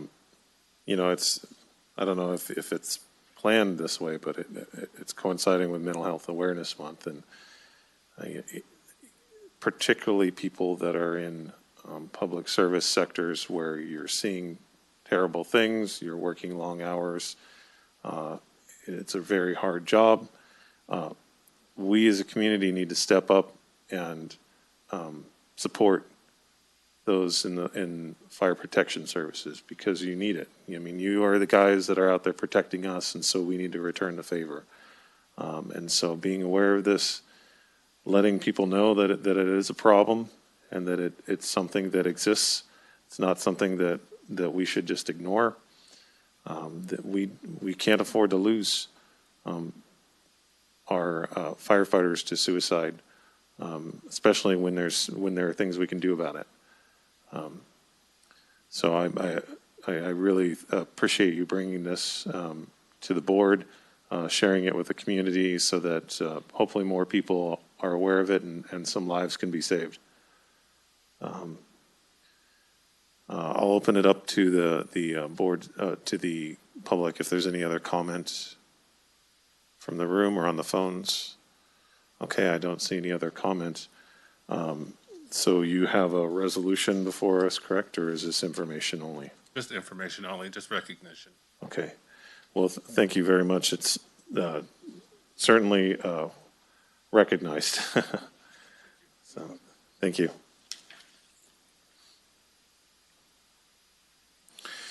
Okay, so at this time, we'd normally take a 10-minute break.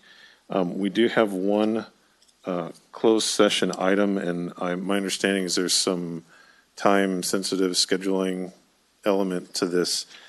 So we'll go ahead and do our closed session right now. We'll adjourn. We'll retire into the board conference room, and then we'll return to the regular agenda. Do we anticipate a report out, Ms. Carrillo? No? Okay, so I'll look to the board clerk to read that item, and we'll see if there's any public comment. So it's item 22. Number 22, closed session, conference with with labor negotiators Tracy Riggs, County Administrator, Eric Earhart, Assistant County Administrator, and Ann Fremd, Human Resources Director, Authority Government Code Section 54957.6, all bargaining units. Okay, is there any public comment? Okay, no public comment, and again, we don't anticipate a report out. So we'll go ahead and go into closed session now. Thank you very much. Okay, we can.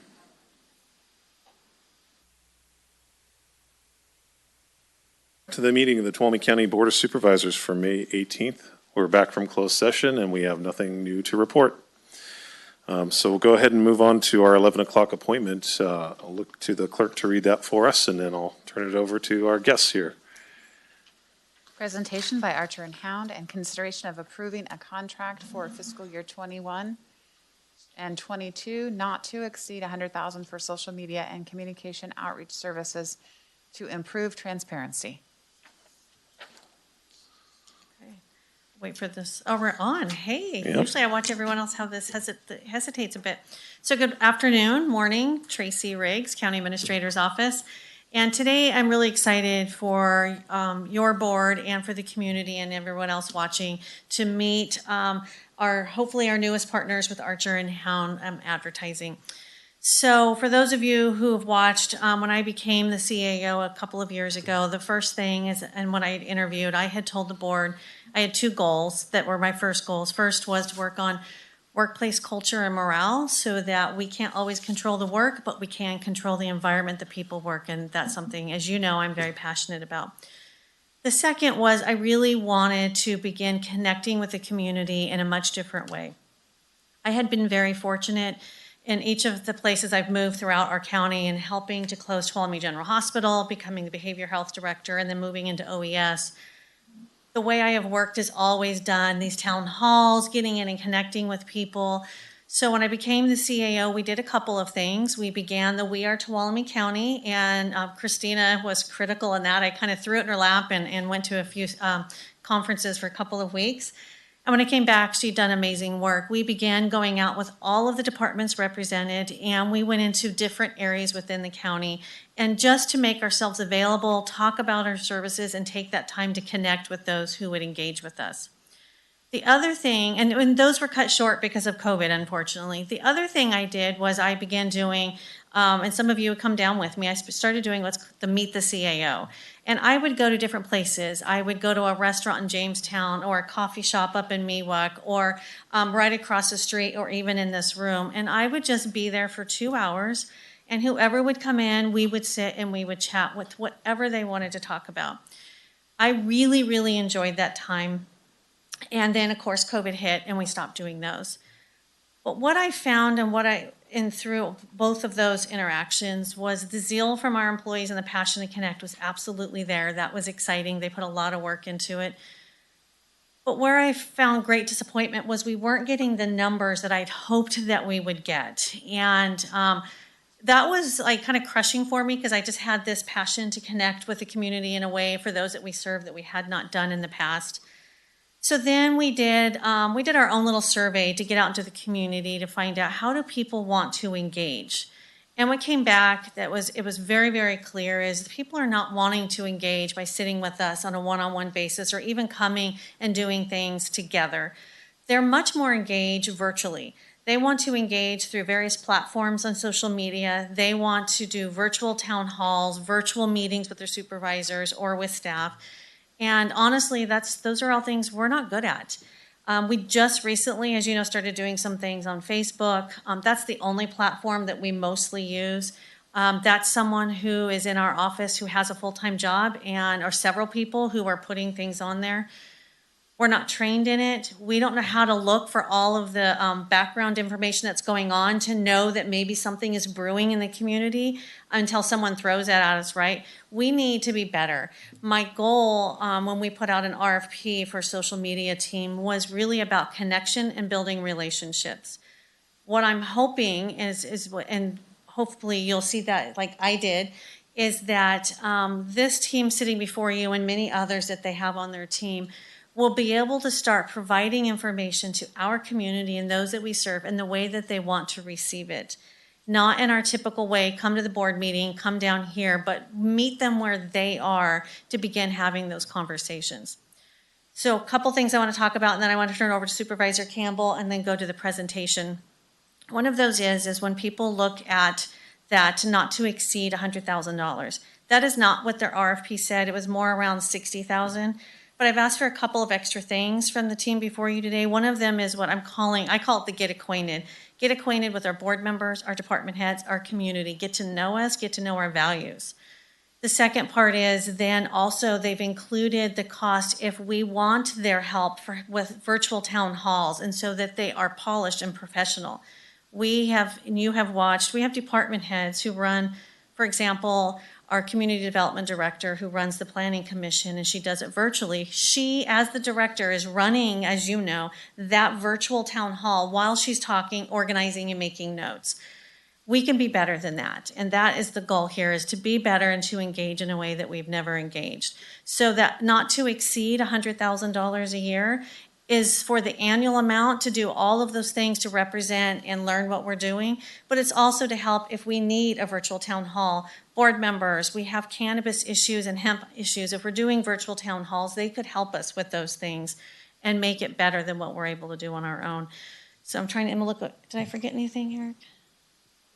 Okay, I think that's it. Supervisor Campbell, I'll turn it over to you. And, oh, one of the things I do want to, I just remembered, on the agenda, we'd asked that the board would approve a contract. We don't have the contract ready. What we are asking is that, should you decide you'd like to move forward, that what you would do is approve this county administrator to sign, to negotiate and sign a contract on your behalf. And that would be for this part of the fiscal year and then next fiscal year as well. And then we would write in, like we standard practice, extensions beyond that, should we decide mutually that that's what we would like to do. And I think that's it. So I'll defer to you, Supervisor Campbell. Yeah, no, thank you. You did a good job covering that. And yeah, and this kind of came out of the goal that I think every one of us has at some point made transparency one of our central core issues. And I think we've done a fair amount in the short time that we've had a new board.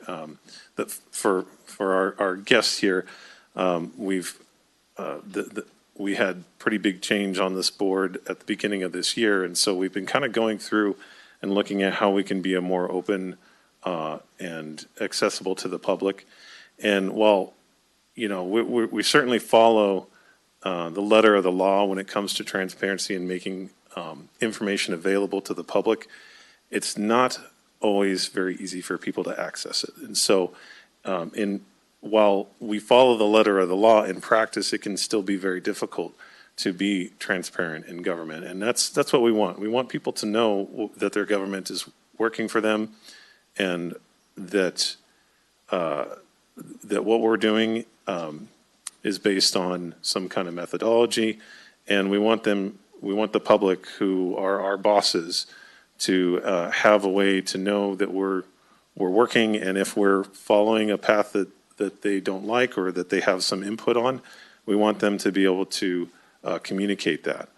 And so that's sort of where this started, and we've taken a number of efforts toward that end. And the other part of this is, if you look at the way meetings have changed. I'm kind of an old-fashioned guy when it comes to this stuff. I like the boardroom. I like coming to the podium, making your voice heard. But that's just me. And there are a number of people in our community who they either prefer communicating virtually, or perhaps they have some mobility issues that make it difficult for them to actually come and be heard in person. And so that's another element. And the last part of this is that there is so much good work going on here that happens in the shadows, basically. Because, and I know this, and I know we all have experienced this, where you spend hours and hours working on a project, and you're proud of it, but nobody ever knows. And so we want people to know what their county government is doing in the community and the good works that are going on here. And so I'm happy that you could be here, and we could kind of talk about what services you provide, what we're interested in, and then get some feedback on where we're at. So that was all I had to say. Do you guys want to take it away? That's my 2-click.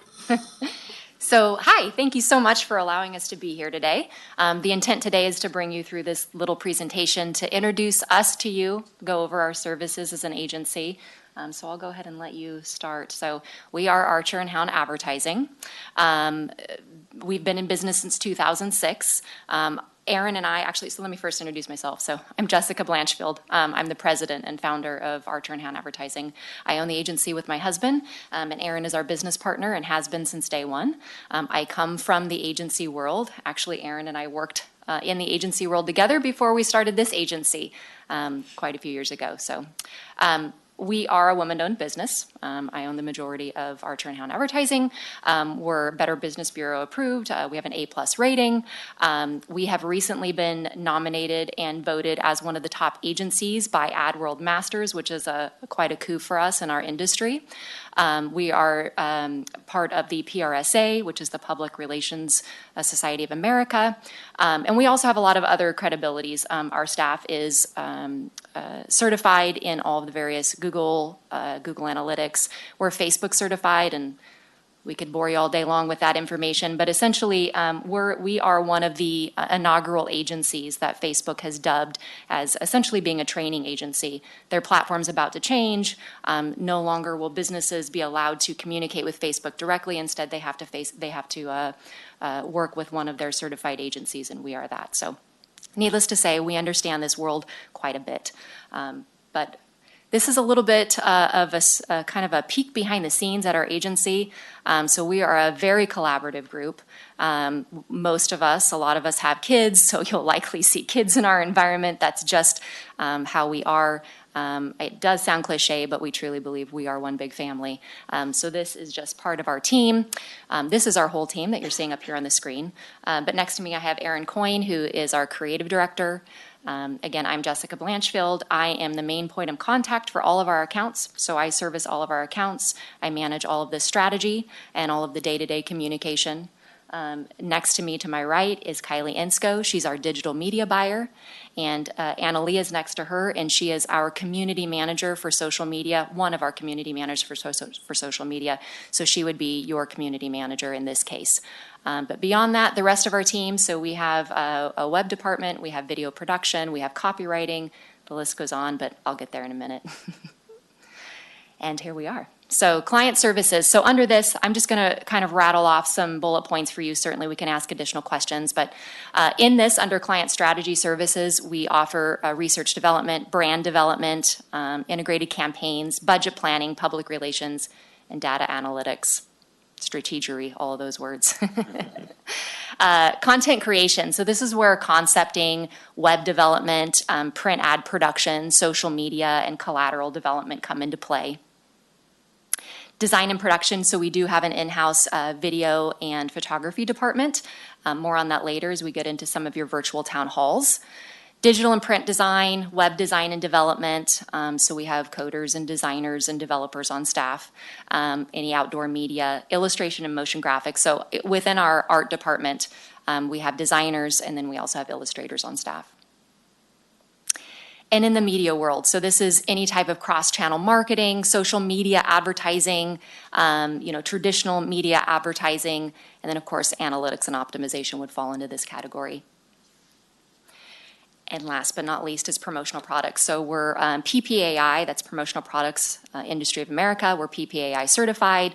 So any shirts, pins, hats, mugs, all of those sorts of things, we're actually a distributor through PPAI. So a little bit about the clients that we serve. This isn't the full list, but this is sort of relevant to what we're talking about here. So we serve a lot of municipalities and government. I'll just rattle off a few in case you don't recognize those logos off the top. So the San Joaquin Valley Air Pollution Control District is one of our clients and has been for quite a few years. We work with quite a few counties, Merced County, Kern County. We work with a lot of their various departments. The city of Visalia has been a partner of ours for a little over 12 years now. The Fresno Metropolitan Flood Control District. So there's a nice crossover between environmental and governmental and communities that we work with. But beyond that, we like to be diversified. That was something that as business owners we learned very early on. That was very important for us as we sort of made our way through 2008 and beyond. So it's important for us to diversify. So we have tourism clients, anywhere from tourism clients to nonprofits and private business. So what I thought I'd do is quickly go through just a case study, something that we thought was relevant. This is something that we had shared with Tracy and Eric and the team early on, but this is Kern County, specifically their Public Works Department. And essentially what we did for them, they originally came to us and said, essentially what you guys are saying here. We want to be more transparent. We're actually very nice people. We want to serve people. We want to make sure that our community knows that we're here to serve them. So we came in and we did a brand discovery, which I'll get to in a minute. But we did a brand discovery and got to know them, got to know who they are, what they represent, and next steps following that was truly to help their brand look more friendly. So this is just an example of what their logo used to be versus where we took them. So this is Kern County Public Works, and I'll have Kylie just kind of go through this. So again, we'll go into brand discovery in just a bit, but as we go through brand discovery and as we develop logos and brands in general, we're looking at a lot of different things. This is just representation of their logo, their colors. There's a lot of psychology that goes behind building a brand, which we'll go into in a bit. We also developed their social media presence. They didn't have that before us. So within the first year, we went from no presence to over 13,000 people following their page, which, okay, those are numbers. But the important thing to point out is their engagement rate. So this is an amazing, engaging community. So the engagement rate is a little over 12% for this particular client. Industry standard is not quite 1%, just to give you perspective on that. But we're sharing information like, road work, road closures, any type of public service type information that this department does. So it's not extremely interesting information, but the community is very grateful to receive this information in a timely manner. So part of building their brand was also making sure that all of the graphics and the content was relatable and that people liked looking at it. So this is just examples of some of the content that we've developed for them. And some fun stuff. This is in action. So next steps for you guys. We want to talk about that. So the first thing that we'll be doing today and tomorrow is having what we call listening meetings. So we'll be meeting with all of the various department heads. We want to know, what are you guys currently doing? What's on the horizon? What are your goals? What are the objectives? The idea being we are going to likely pull some of these departments into one page or one profile for the county. But in doing that, we want to make sure that we're representing each department the way that they need to be represented. So part of this is having these listening meetings because we feel like that's our job. First and foremost, we need to listen before we can give advice or give information to you. From there, we'll go back and we will build a social media strategy. So this is analyzing what every department is doing beyond what they're talking about, all the way to building graphics kits, kind of like you just saw for Kern County Public Works, and ultimately onboarding them within one page. We also have media monitoring software tools that allows us to look at anywhere from we'll call them competitors, but we know that's not truly the case, but other communities that we might aspire to be, all the way to affiliate departments that we want to make sure that we are listening to. So all of that will be loaded into our media monitoring software, which helps us do our job better. The next step after that is what we call brand discovery. And this is where we really get an in-depth look, and this is where we are very hopeful. All of you will be very involved. It is a little bit of a meeting. It's typically, 3 hours long, but it's a really nice workshop. And again, for us, it's important that we really understand all there is to understand about you. And I loved what Tracy said, and just, first of all, being transparent, but also, really building a culture in her department, of course, within the county. So our job is to extract that information so we can be as transparent as possible in your branding. So what we thought we'd do is I'll quickly bring you through sort of the final phase of one. We go through brand discovery, which essentially is our workshop, and ultimately that leads us to brand guides. We want to show you ours because two-prong. Number one, so you can see what it looks like in the end, but number two, so you can get to know us a little bit because we believe in a lot of the same things you guys believe in. But essentially, we go through the brand as a whole. What's your brand purpose? Why do you exist? What do you do? All the way to target audiences and goals and objectives, because we believe that those goals and objectives certainly can be followed through in the work that we do for you. And then, of course, the visual standards, a lot of the stuff that you saw through Kern Public Works. So very quickly, we'll go through this. I won't read it all, but if you would like to know more about us, we're happy to talk about it. Essentially, we put ourselves through the same process because we believe in this process so much. We call it a problem statement. What's the problem that we're trying to solve as an organization? Us being Archer and Hound, and of course you guys as representatives for the community. And then ultimately, what's our why? Why do we exist? Why do we show up to work every day? And why do our employees even want to come and work for us, right? We go into mission and vision, of course. Certainly if you have one, we go through that. If not, we help you write those details. We actually went as far as created a culture statement. That's not really a thing, we made that up. But for us, it's extremely important. Culture is very important in our organization. So we wanted to make sure that any current employee or anybody coming into our team knew that. So we actually created a culture statement. And that to us is to be an advertising agency most admired for its people and culture. That's important to us. We go through and we figure out core values For us, it's authenticity, commitment, dependability, compassion, and grit. That's a word that stuck for us. We figure out a brand voice, and so this is at the external persona of a brand. Our external persona is conversational, witty, enthusiastic, trustworthy, and smart. And then we figure out the dimensions of tone, and this is really important for us, especially as we're talking on your behalf for social media. If you look over to the right, we're funny, serious, formal, casual, respectful, irreverent, enthusiastic, or matter of fact. So that's a sliding scale for us. And so that's important for us to know, where are you on the sliding scale? What does your voice sound like? Because we need to make sure that everything that we do, every way that we communicate, truly represents who you are, and most of this is within your voice. So we identify those characteristics as well. We actually go even further and we write out the details, because sometimes the dictionary's term for what witty might be, in this case, might be different than what we think witty is. And then we do a this, not that, for example. For witty, for us, it's, sorry, I can't read that far. We're clever, but not disrespectful, just as an example. So we get parameters. These parameters are for us, but it's also for you and your team and anyone else who might write or speak on behalf of the county. We go through brand personality. So every brand fits within one of 5 brand personalities. That's just industry standard. This isn't something that we invented. But what we try to do is we try to always determine where a brand fits. What one of the 5 personalities does a brand fit? For us, sincerity is our primary and excitement is our secondary. We go through target audiences. We figure out target audiences. We go through and figure out all of the brand colors and how that should be used. And again, that's important as we're creating posts and doing any collateral, creating any collateral. So it's all completely comprehensive. Brand application. These are just some examples, again, of our brand, our website application, and all the way through to even our apparel, just as an example. So again, there's much more to that, but that at least gives you a little bit of a look into ultimately what we would love to create for you.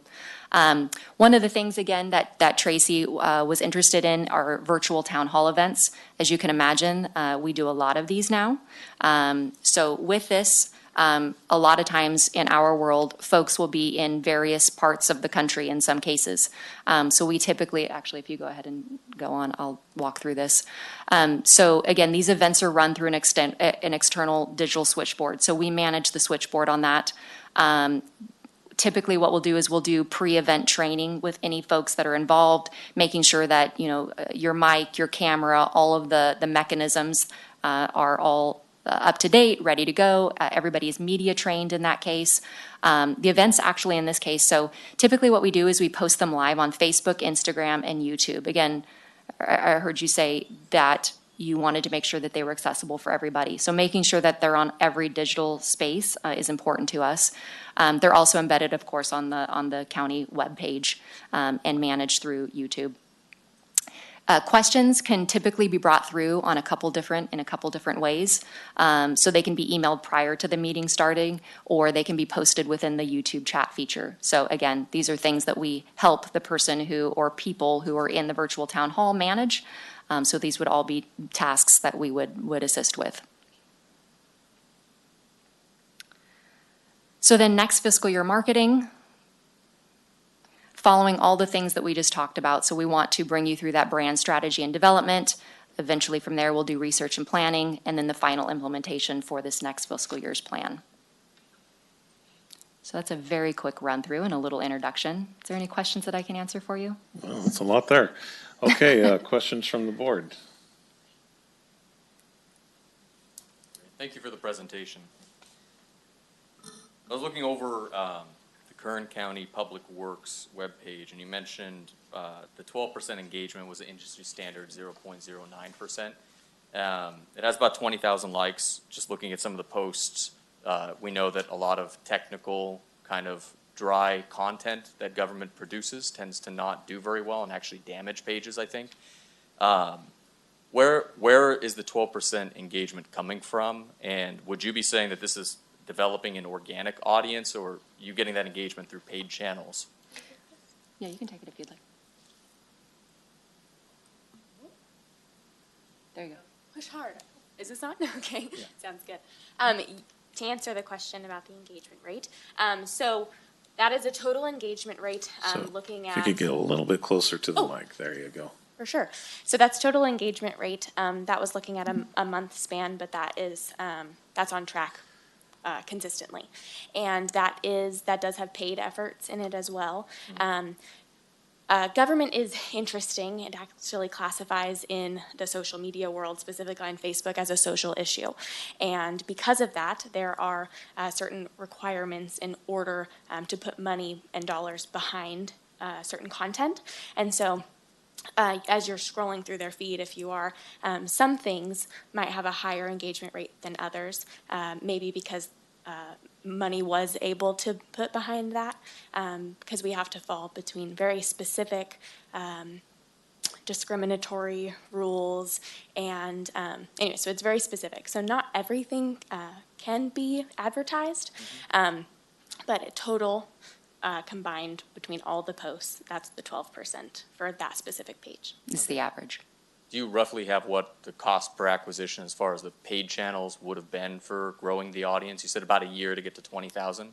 Yeah, I can tell you that monthly they're spending about $300 a month.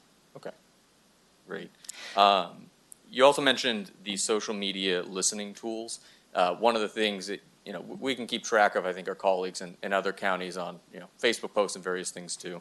But really, I'm most interested in what our community is saying. There's a lot of groups and pages and posts. I know I've used tools like BuzzSumo before. It sounds like it might be a similar kind of putting in a keyword search and seeing if it pops up, or Feedly or something. In that, though, I think where the most interesting content lies is in the discussion about likely controversial and difficult issues. And I think that's something that is it's difficult for especially a municipality to be able to engage authentically in those conversations in an interesting and open and honest way, because it tends to be very reserved, which is, inherently seem like you're holding something back. So if we have something that I think where communication and transparency is the most important time on something that's difficult and controversial, how would your firm handle people coming to that page and being vitriolic, or other people coming in to ask very technical and challenging questions and wanting to have a lot of feedback and working with you? Yeah, so typically when we build out our strategy, so these are all conversations that we have in the beginning with all of department heads. What information do you openly want to talk about? What information do you not want to openly talk about? With any public page that we manage, we don't delete anything. These are, obviously there's rights that we have as citizens to be able to speak what we need to speak. Great to hear. So Correct. So we certainly don't delete anything. Mind you, there's certain filters on social media that will automatically remove somebody if there's profanity or certain things that are used. But typically we're engaging in conversations. Certainly there's some times where there's no conversation, outward conversation on social media that's going to maybe diffuse the situation, but we'll normally try to take that conversation offline and post about that publicly.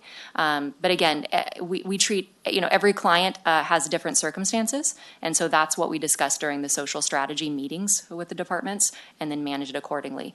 But typically, a lot of the times we will know some of the answers, especially as we get to know the organization, but we normally have point people within each department. So if there's certainly something that we just don't simply know, or something that we need help with, that department head would be notified immediately by our team, and we would work through the solution at that point. That's great. Beat me to it. That was going to be my follow-up question. So when one of these things comes up, we have a strategy established. This is how we like to respond. Correct. So you would then bring that to the attention of that department head, and it would actually be a Tuolumne County employee responding according to those guidelines, or? Typically, we will work on a response together, Okay. and we'll make that response on your behalf, but certainly, yeah, we can do whatever you'd like. Okay. And say for me, the biggest thing is each one of us has to run a campaign and build a brand to be Sure. able to get our name out and what we stand for. And looking at that, part of it, it's collaterals and mailers and lawn signs. I've always been a skeptic of those things to an extent, which some people might find ironic. But there's a lot of signs that don't say anything, and there's a lot of collateral that doesn't mean anything. And a lot of money is spent on things like, well, we need pens with our name on it. do you? Is that getting anything? My question on that is, in trying to address how is this an investment in communication and not simply marketing? That's I think a really big issue for government too, is we're not only looking to, I think, promote what we're doing, but if it's not authentic communication, then really we're just saying we're doing great stuff. Look at all the stuff we're doing. I'm more interested in that back and forth. So could you maybe explain on that? I mean, what tools would you offer that maybe you've done for other municipalities that are more communication focused than a marketing focused?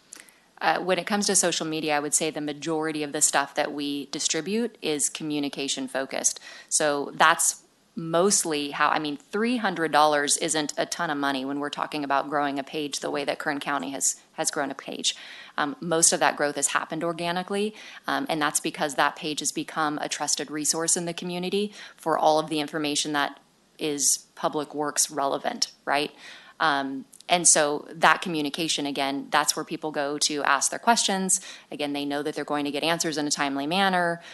So we are constantly answering questions about, pictures of people's front yards or their neighbors' front yards. Is this in compliance? Anyway, we take it offline, ask their address, and sort of help them through navigating that issue for them. So again, I would say the majority of it is just general communication. Okay. The only thing that we're quote unquote advertising would be specific recycling events but again, those are things that are helping the community too at large anyway. And I know each of you is a marketing professional too, but when somebody goes and comments, and I'm happy you brought it up, I got a pothole on my street. How can you fix this? Well, we have a reporting form on our website. Would you then be kind of the one that actually would go on and comment these form responses to say, oh, you can go report it here on the public works site? Exactly. So you can, okay. That's good to And know. in some cases, some of these folks are upset. Maybe they have already filled the form out twice, right? And so this is an opportunity to diffuse that situation. Again, bring the conversation offline, see if we can get a little bit more help and more clarity for that person, as opposed to constantly sending them off to a form. So there's actually a person that they're communicating with. And also, I'll just chime in this. One thing we found is when there's one entity monitoring all this, you tend to have more uniform or, things are answered in a timely manner, consistently over time. The same messaging is happening, and what that does is builds equity in the property, the page, whatever it is. People gain to trust. If they're mad about something, they just want to be heard. And so when you have somebody right there ready to hear, they'll take it offline. It could go to, a phone call with somebody at whatever department. They tend to take that as a really good thing because most of the time they're not wanting to yell back and forth online. They just want to be heard. That's why they're doing it. And so when you have quick responses and things that are already pre-planned, some of those people come back and are some of the biggest advocates for the page later because they said, hey, I was really mad about this, but they heard me, they fixed it, and those are some of the things we see like positive outcomes of kind of consolidating some of these efforts. That's great. And I just have one last question. This is in discussing actually, so audience development and management there. In that, one of the things, especially used, I think, on campaigns, CRM, relationship management software. And so when people are engaging with us, would you be tracking that and seeing who brings up, for example, the most engagement with public works? We're always looking for people that are interested in joining government and being a part of the process, stakeholder processes, making sure to invite the right people instead of our 1,000 invite spread. If we can target the people most engaged with that page, that's great. Yeah. Would that be included in this package? So we absolutely have the ability to monitor that, and certainly we can pull that data for you to use. Absolutely. Okay. Thank you.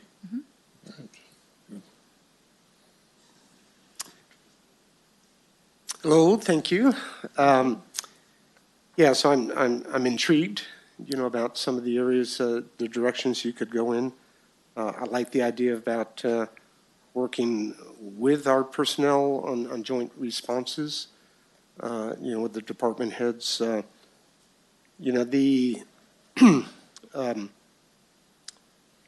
really like the statement you made, trusted resource. Excuse me. That's been an area probably, where the county has struggled is to have that type of image, where people do feel that they really do trust us. And whether it be department heads, whether it be us as individual supervisors. I know 3 of us are new members to the board. And so that's, something that was very important to us as we were, getting to this point.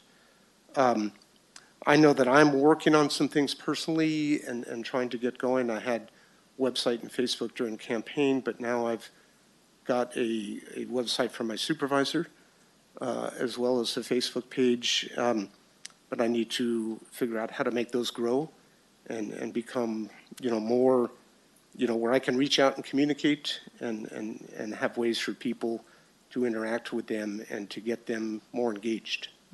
So those are things that are important to me. I'm doing town halls, one per month. Right now, doing about an hour and a half town hall. I don't know if I'll keep it at that length or not. But, I'm also looking at putting out monthly newsletter and other content, type things. So, just looking forward to being able to do more things and, grow the things that I've got going from my supervisor position, but I also very much want to see what we can do to grow the county as a whole, to get people engaged and again, trusting is huge. So, thank you. Thank you. Supervisor. Good morning. I have to dodge back and forth to see you guys. Sorry about that. Got an obstacle course here. You're going to meet with each one of us board members as well, right? I think the plan is to meet with you as we do our brand discovery, which is, like I mentioned, a very in-depth meeting. So yes, you'll get to know us very well. Okay, because I was going to reserve most of my statements for that meeting just because of time here. But I do know that meaning the county's ability to communicate with the public is pretty poor. What we intend, the message we intend to get across is not what is received. And we don't have a PIO to help fix that, a dedicated, we have PIOs for certain departments, but not a dedicated PIO. And what I would like to see through this whole process is some way of roping out. We have a visitors bureau, we have a county government, and we have a public TV station. Some way we've got to be able to rope or thread all 3 of these 3 together in our messaging. We have a very aged population here who doesn't do social media. We need other ways still to reach out to them. That's why I mentioned the public TV station. There's quite a few people here that still don't know that we have a public TV station. So anyway, that just briefly, those are my comments, and I hope to be able to talk to you further at a later time. Absolutely. Thank you. Yep, so it's on me. Great presentation. I think that's really what we're looking for.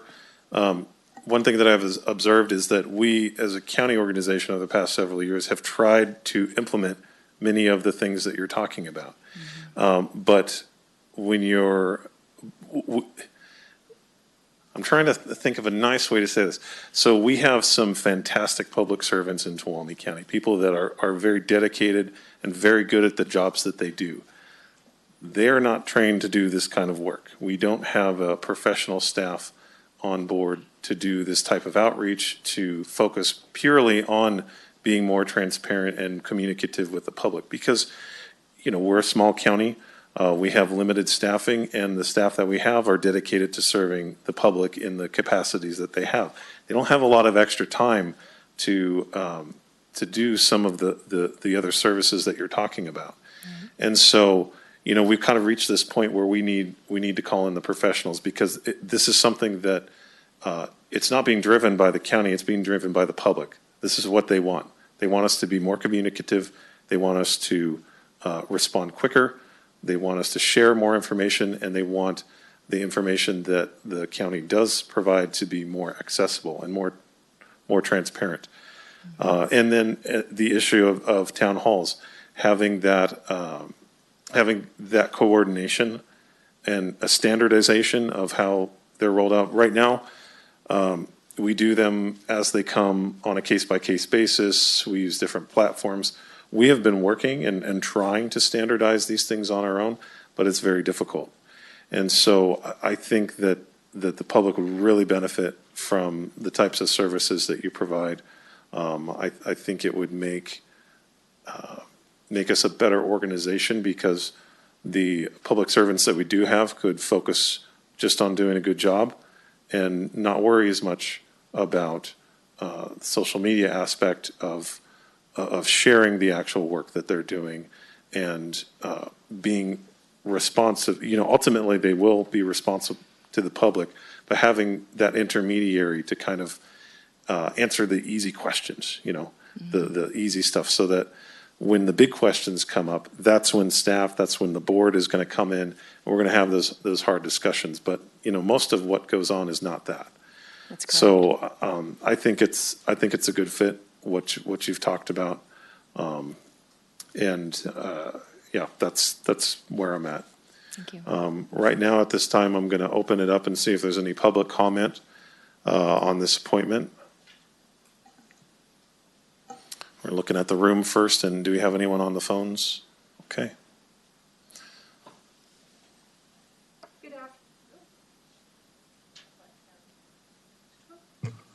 Okay, so I'm going to be the one to unmute the lectern, okay? Sorry. Good afternoon. We've had a little war of muting and unmuting going on. That's the reason for the confusion there. Thanks. I am Kelly Schroeder. I am the, Tuolumne County Animal Control Director, Air Pollution Control Officer, Agricultural Commissioner, and Sealer of Weights and Measures. Wow. So I have quite a few departments that would benefit from this. In animal control, we do have our registered vet tech who handles our social media for animal control, but she should be taking care of the animals. So this would be very beneficial for my small departments, especially for the town hall meetings. That got me very excited, because we do have industrial hemp coming up, where it would be greatly beneficial that I could concentrate just on the content and running the meeting without all the background. For example, when Tracy mentions Quincy handling CDD, we had a power outage for our ag advisory meeting, and I had lost internet and I was running the meeting. So if we could have somebody out of the county who could have that ability, that might also help us greatly during power outages. Mm-hmm. So yeah, I feel like this would be a great benefit to Tuolumne County and to my departments. So thank you. Thank you. Yeah, nice to meet you.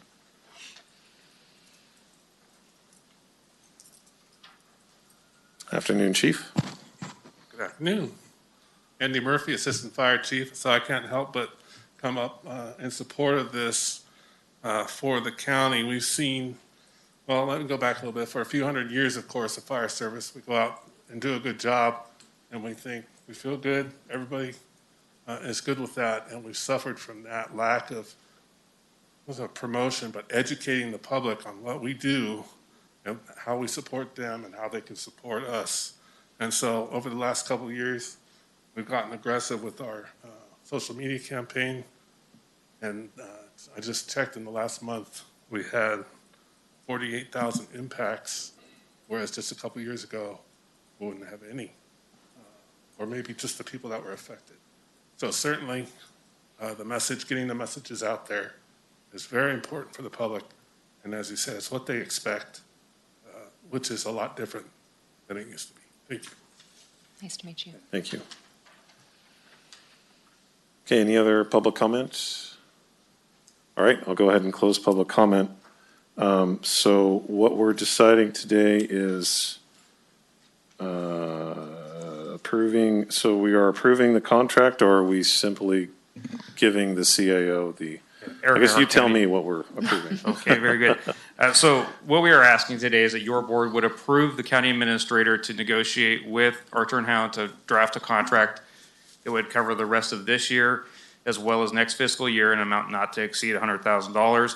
We would work with our county council to ensure that we're following all our standard language, policies, and practices. One of those things that we would do, and I think our county administrator mentioned it, was adding in the option for renewal terms after, which is fairly standard on most of our agreements. So we were asking that you would authorize her to negotiate and sign an agreement not to exceed $100,000 for this year and next fiscal year. Okay.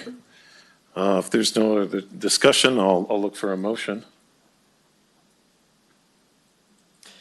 Chairman Campbell, I'd like to motion on staff recommendation. Okay. Do you have a second? I'll second. Okay, we do have a motion by Supervisor Brandon, second by Supervisor Goldenberg. I'll call for the vote. All those in favor, please say aye. Aye. Those opposed? Okay, motion passes 4-0 with one absent.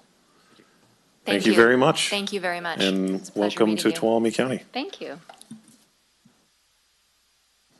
All right, so we're going to take a break. We'll reconvene we do have a 1 o'clock appointment, so we'll reconvene at 1 o'clock. Thank you very much.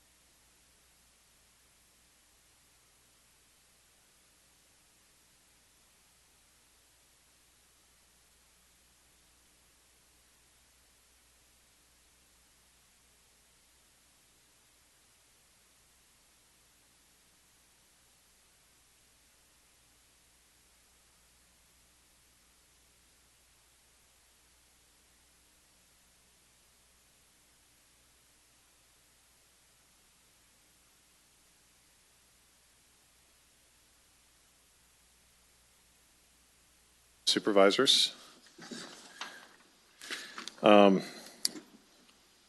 So when we left, we were going to come on to our 1 o'clock appointment. And so I'll look to the clerk to read that item on the agenda for us. And could you do me a favor and just wiggle your HDMI cable there, and that'll fix that, or unplug it and plug it back in.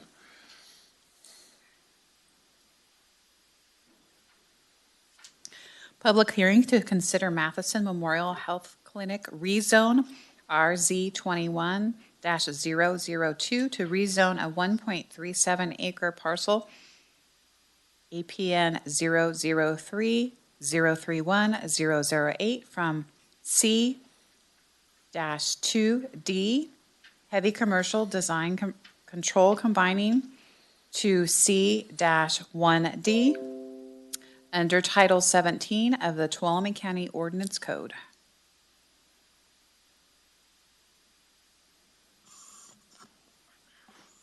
All right, hello. I'm Natalie Rizzi, Land Use Coordinator, and we also have Richard Walker, the Planning Manager, with us. And the project is Zone Change RZ 21-002, and the applicant is Matheson Memorial Health Clinic. The project is ordinance for zone change RZ 21-002 to rezone a 1.37 acre parcel from C2D, which is heavy commercial design control combining, to C1D, which is general commercial design control combining, under Title 17 of the Tuolumne County Ordinance Code. The zone change is being requested to allow for a merger between the project site and an adjacent parcel, APN 03031-014, which is zone C1D. Ordinance code indicates that the primary zoning must be consistent between parcels for a merger to take place. The project site is located at 18530 Fifth Avenue in Jamestown, at the northwest corner of the intersection of State Highway 108 and Fifth Avenue. Assessor's parcel number 0303108. The existing general plan land use designation of the site is heavy commercial. The heavy commercial general plan designation is consistent with the proposed C1D zoning district. Here's a map of the project site and surrounding parcels. The proposed C1D zoning is consistent with surrounding parcels. The other C1 parcels are indicated red on this map. The owners of 19 adjoining properties were notified of the project via mail on February 12, 2021.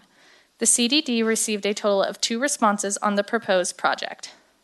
One additional comment was received from one of these two members of the public, which was received after the posting of the agenda. The responses were neutral with some concern and question.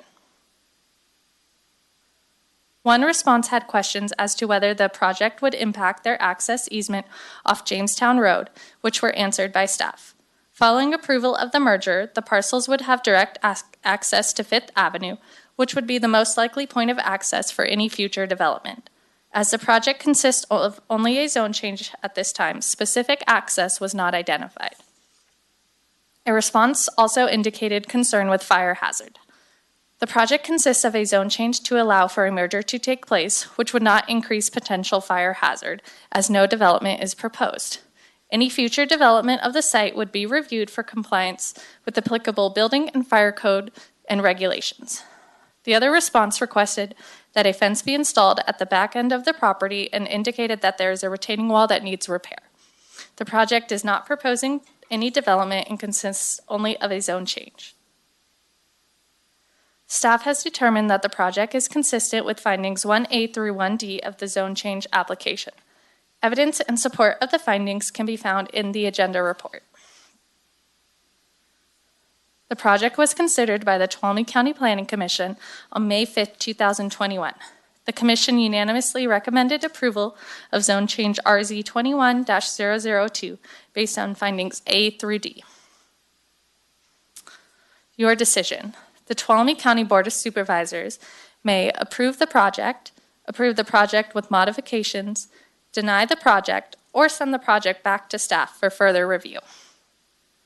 And I'd be happy to answer any questions. Okay, any questions? Okay, open it up for public comment. Anybody want to speak on this item? In the back, okay. So I'll close public comment, bring it back to the board for an action. Supervisor Campbell, if you could actually formally open the public hearing, if you haven't already. Okay, so we'll go back. We will open the public hearing. The public may now comment on this. Okay, still nobody? Okay, so we'll close the public hearing, bring it back to the board for an action. I think this is in District 5, correct? Is this in, yeah, because it'd be Jamestown, of course. Quintessentially District 5, I guess. I would like to motion move on the rezoning recommendation. Okay, I have a motion by Supervisor Brandon. Second. I'll second. Okay. Motion by Supervisor Brandon, second by Supervisor Goldenberg. Call for the vote. All those in favor, please say aye. Aye. Aye. Those opposed? Okay, motion passes 4-0 with one absence. Okay, now we have a second 1 o'clock appointment, correct? We got to get a better HDMI board. Yeah, if you wiggle it, I swear it works if they.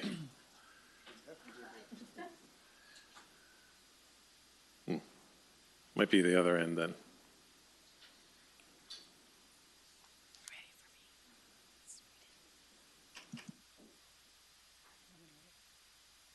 The second one. Consideration of waiving the first reading of adopting an ordinance to amend Tuolumne County Ordinance Code, Chapter 8.05 to restructure oversight of the local enforcement agency and make grammatical changes in sections 8.05.012 and 8.05.075. Okay, good afternoon.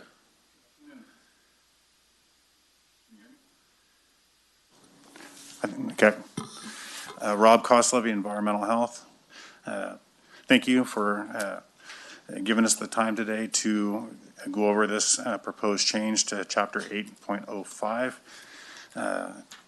Nearly a decade ago, there was a combination of different departments, such as it was Public Works and the Community Development Department. And that combination had environmental health under the Community Resources Agency director. And at that time, that was Bev Shane. And the Community Resources Agency Director also oversaw the Solid Waste Division. And Environmental Health is the regulatory agency for the Solid Waste Division, so there was a potential conflict of interest.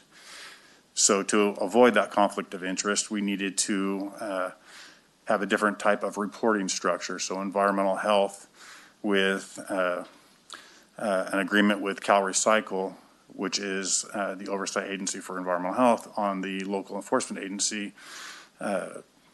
Environmental Health reported directly to the county administrator's office in regards to anything that pertained to the local enforcement agency. So recently in 2019, 2020, the Community Resources Agency broke apart and went back to the Community Development Department. And now there's no longer that conflict of interest. So we are requesting that your board waive the reading of the change of the direct oversight of environmental health from the county administrator's office to the Community Development Director. And then there's two grammatical changes also that we're proposing. It's the word insure, spelled I-N-S-U-R-E, and make the change to insure, E-N-S-U-R-E. And if you have any questions, I'd be glad to answer. Okay, questions? Okay. I'll open do I need to open the public hearing for this? Okay, so I'll seek public comment. Anyone in the room or on the phones who would like to speak on this? Okay, I don't see any public comment, so we'll close that. I'll bring it back to the board for an action.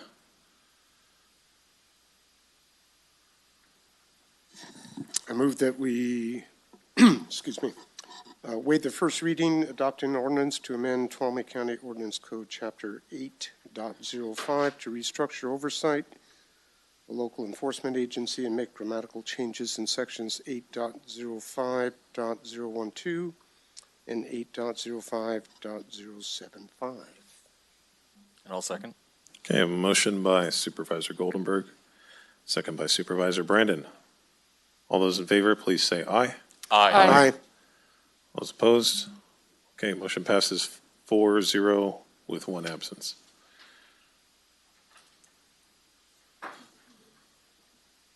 Thank you. Okay, let's see here.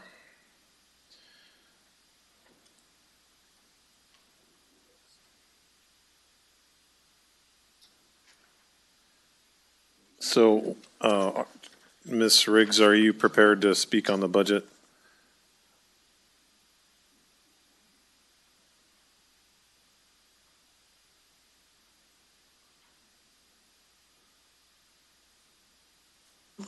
Sorry about that. Yes, we could. We just would need to get it set up and maybe So 2 you need- minutes, and then we could, or we could, however you want to do it, supervisors, fine with us.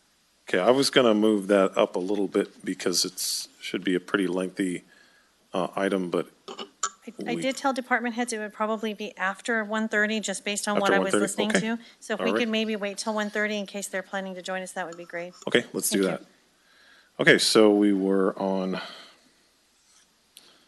we'll go back to the regular agenda. And we're on item 13, correct? Okay, so I'll look to the clerk to please read that item for us. Consideration of adding the Amador-Tuolumne Community Action Agency to the Tuolumne County Homeless Advisory Committee as a voting member. Okie dokie.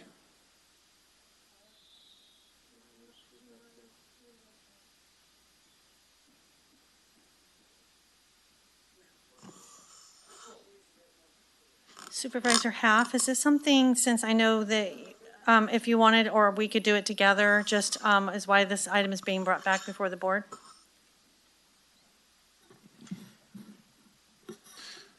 I think it was assumed that ATCA would be one, at least I did, assumed that ATCA would be one of the nonprofits to be on this board.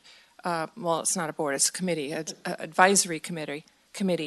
And as it turned out, they weren't, and just felt like a gross oversight. And so three of us got together, Supervisor Brandon and Calais Brown and myself, and talked about it, and then it got brought to the board, to the full board, to be able to vote on it. So instead of having 19 members, the Homeless Advisory Committee would have 20 by adding ADCA. And that's what we're here to agree to, I hope.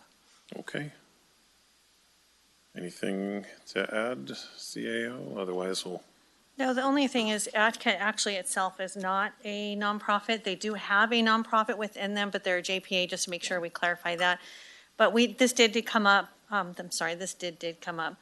This was part of our conversation when your board created the advisory board for homelessness.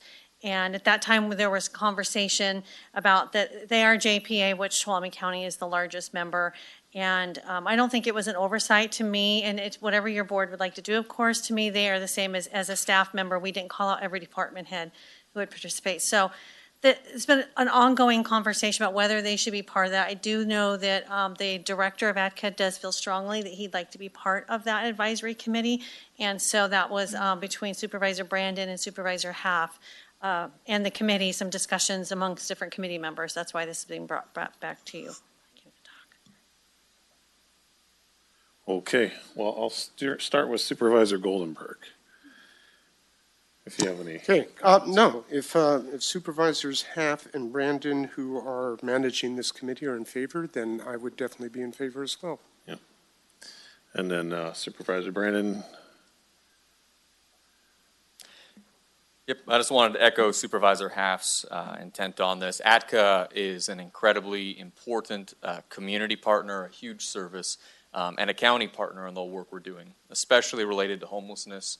I would like to reflect a change in it to just have ADCA be given a seat, just as this is, but removing the nonprofit specific part, if we're fine with that edit to it.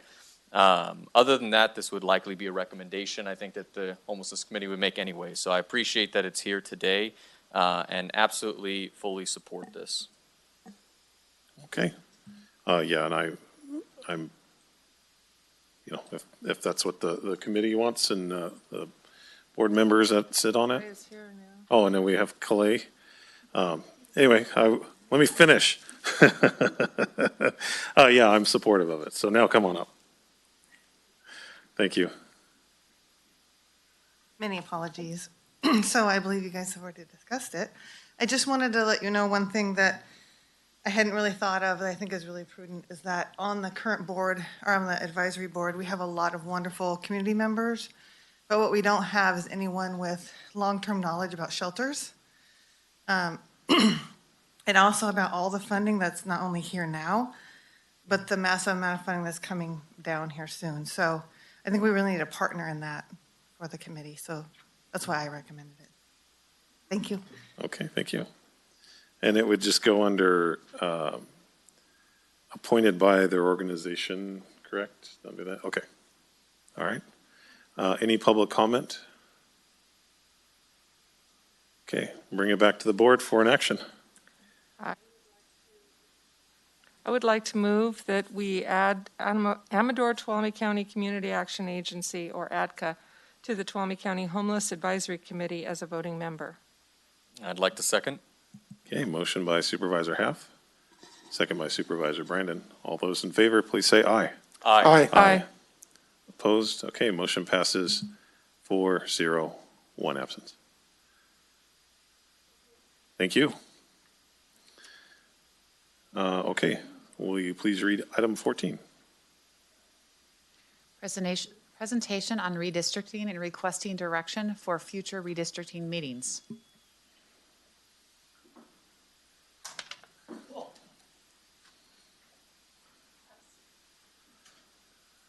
Hey.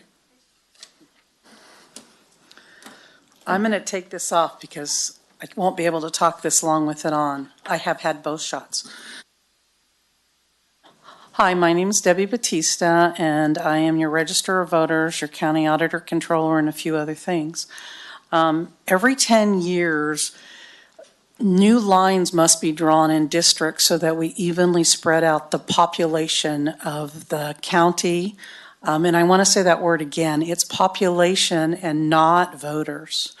So every 10 years, we put a group of people together, and you see some of the people. You're missing Chris Schmidt from the okay, he's in the back. And then Madeline's here from the GIS department. We've asked Larry Bile who's a retired employee, to come help us too. So we've put a group of people together to kind of compile everything that we need to do for redistricting. But what we're here today is to tell you it's a group of people and not just one. We absolutely need to have public input, and I'm going to talk about how we're going to try and do that. So every 10 years, we need to every 10 years, the Board of Supervisors needs to redraw the lines in all of the districts for the supervisors. It needs to be done by population, not by voters. It's used, the census information is used to come up with the data in order to do that. However, in 2021, we have some challenges that we're going to have to deal with. In 2010, the census data was released in February, like it should have been for 2021. The census data is going to be released in September for redistricting in 2021. Also, the time frame is really short. You, the board, has to approve the final map on or before December 15th, 2021. That map has to be available to the public. I'm going backwards in a time frame. That map has to be available to the public by December 5th for them to review. They have to review it. They have the ability to review it for 10 days. And there's a lot of other changes that are done in the redistricting and the tools that we have to have. We have to have a web page, which IT has helped us set up. We hope to have the web page live within the next 2 to 3 weeks. We have to have a tool for the public to draw maps on. We've contracted with our district team for a really cool tool for the public. If they want to draw any maps and send them to us, that will be on the web page. We have to have an address for people to send information to if they want, a telephone number and address. All of that part of it is really easy. We have to do some outreach. We're going to use Access to Tuolumne and Jerry Day to get some information out. I know many of you will use your own Facebooks to send information out. We're going to use the county web page. Redistricting will be right either at the top or on the side for people to click on and get all of the information. But one of the other changes, which is what we're here today to talk to you about, is that we have to have a total of 4 public meetings. In 2010, it was only 2 public meetings. The December 15th is one of the meetings. We need to have 3 other meetings. However, because of the time frame, it's going to be really difficult to crunch all those meetings together.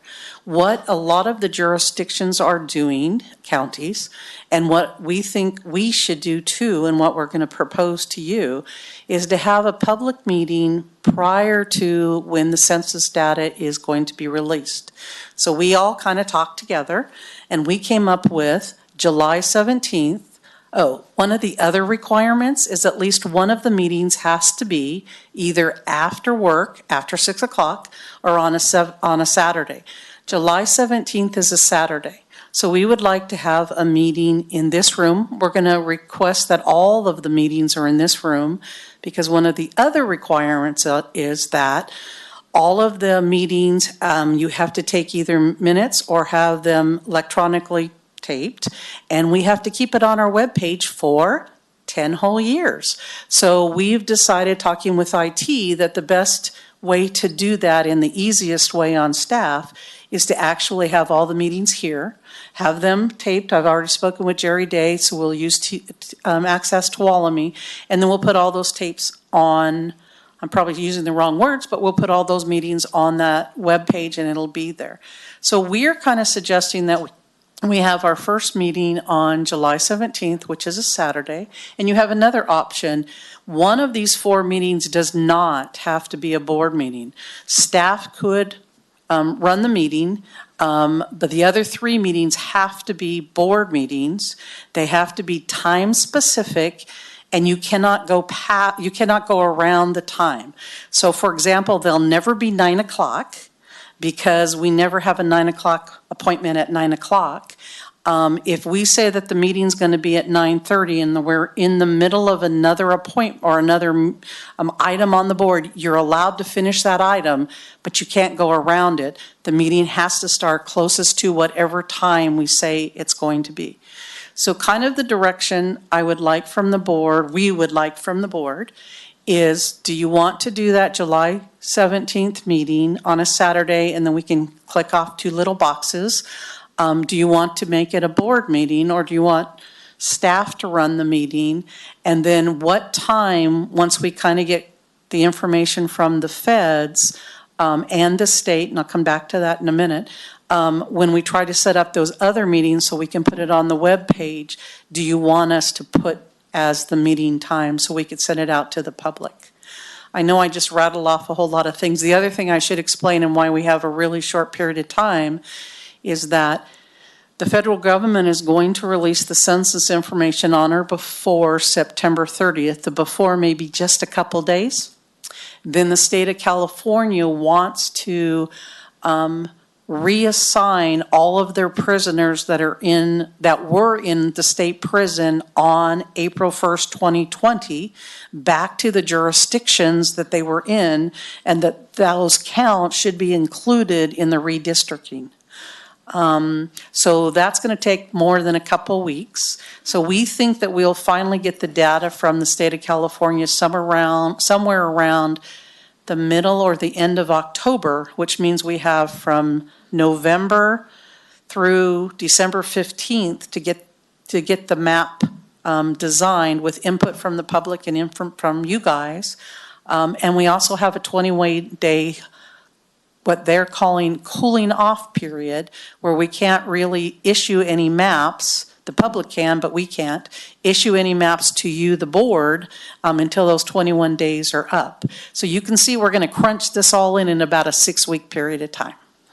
Could you go over that one more time? So the inmates in the prison are counted. They are not counted toward our total population, correct? They're counted toward the population of their last residence prior to incarceration. That is correct. In 2010, the inmates that were incarcerated were not counted anywhere. So through 2020, the state wants the inmates to be counted in whatever jurisdiction was their last known residence. And thank you for saying that. So I also want to give you some information. So our population without the incarcerated people in 2010 was 51,511 people. In 2020, our population, again, not including any incarcerated people, were 51,836. The population in Tuolumne County in a decade increased by 325 people, which the good news is this will make it probably easy for us to do the redistricting because we don't have huge increases in population in any one area, so that we need to move things around a lot. But I was amazed that in 10 years we only grew by 325 people.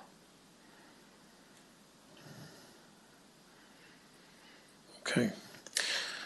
So you just want us to decide on the weekend and then whether that's a board meeting and what time to do the other 3 meetings. Right. What I'd like to put on the web page is if the July 17th is a go, is to put on the July 17th. And we said for July 17th, we would like that to be 10 o'clock. That will give people a little bit of time to have a nice breakfast and then come here.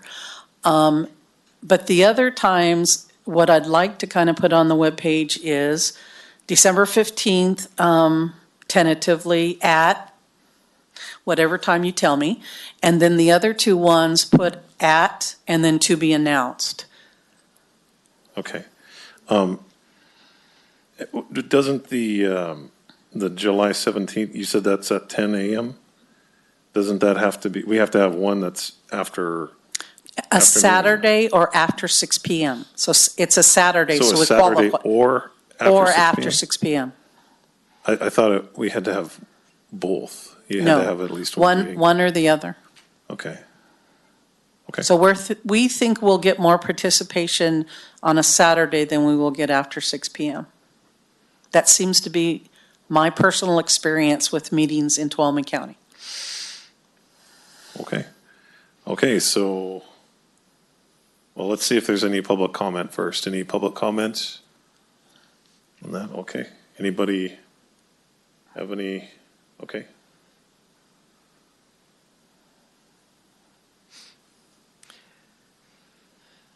I'm going to buck you, Debbie. You have the experience, but it's summer. And it's not like after the kids are back in school. And I really don't foresee a lot of participation on a Saturday in the middle of summer. I would think that we would get better participation on some evening, just shortly after people are done. Most people are done with work, 5:36. Can't be 5:30. It has to be at least 6 o'clock. Okay, then 6 on some weekday. But I'm open, that's just my personal point of view, so I'm open to hearing what other board members have to say.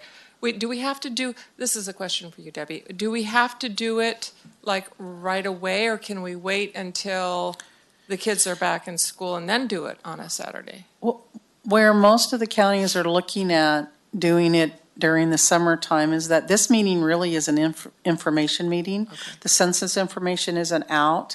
It's to kind of give them dates. It's to kind of show them the web page. It's to show them the mapping tool. It's to show them some demographics that we might have out there that they might want to use. We are reaching out to different pockets of groups of people that we would like to participate if they would. So far, most of them, that day seems to be okay. But, I'll do whatever y'all want to do. If we think we can have 4 meetings after the census is released, it will almost be boom, boom, right. Boom, boom. Right. And again, you're not supposed to look at voters, but I did anyway. The difference between District number 1, which has the least number of registered voters, and District number 5, who has the most registered voters, is only like 240 voters. Now, that's not how we're going to do redistricting. You don't do it on voters, but it usually is a pretty good indication of how the population is spread out. So I don't anticipate that we're going to have lots of swings of moving things around. I think some of it I've met with a couple of you and want to do some cleanup. That when you were walking, it was like, why are these 4 houses in my district on this one street? Why, why can we clean that kind of stuff up? I think we want to do that. We can do that before September. If people give us lists that we can make the list from. Larry Bile told me that he also noticed some of that kind of stuff and he could come up with some lists. I'm sure Madeline has got some lists. She's shaking her head yes. Some cleanup stuff. I'd like to jump on that before. Oh, I definitely have some recommendations for you on that. And I also wanted to know how long you see this introductory meeting being. Would it be an hour or 2 hours? What do you think? It depends on how much participation we have, but I'm thinking it's going to be like 1 to 2 hours, and that's going to be it. Okay. It really is the tools that will be on the webpage, where the webpage is, the email address if they want to send anything to, some of the rules that you want to do if you are going to present a map to us. So that kind of stuff. Thank you. Yeah, and I'll just share, we sat in on a conference through CSAC on this particular issue, and I don't think they had much advice whether weekend is better or afternoon. But what they did say very, very strongly was that we should not wait for the census data to come out. That was overarching. Everything else was that it's an extremely time-consuming process, and that if we wait to the last minute, we're going to run into some trouble. Yeah, we don't want Madeline to work here 24/7. Well, I do, but I don't. Okay. Any other druthers? I'm good, whatever, if we want to do an evening thing versus Saturday, whatever works, I'm open. I don't have any preference. Okay. And we're good for that too. Just kind of give me when you think we want to do it. If we want to do an evening, I'd like Supervisor Campbell saying, I'd like to get something done this summer so that we kick it off. And if we want to do an evening, we can do an evening. And if you want all 4 of them to be board meetings, I'm okay with that. If you want one to be a staff meeting, legally, it could be a staff meeting, especially the introduction. Nothing else can be a staff meeting. Everything else, when we're presenting maps, has to be a board meeting. And it has to be a timed board meeting.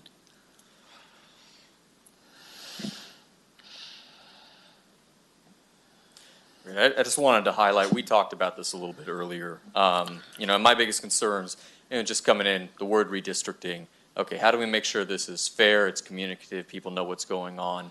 And I wanted to point out for any members of the public listening, some of the highlights to me.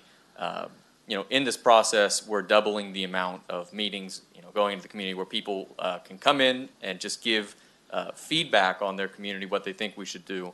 And I think we're also offering for those that want to step forward to present their own maps and own ideas for consideration. And so, in a way, this is really more transparent, more communicative than it's probably ever been by a long shot, which I really appreciate.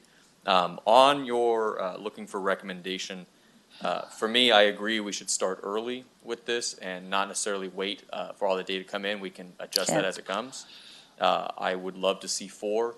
As far as the timing, I think variety is best. There are people that work evenings. There are people that work during the day. There are people that work Saturdays.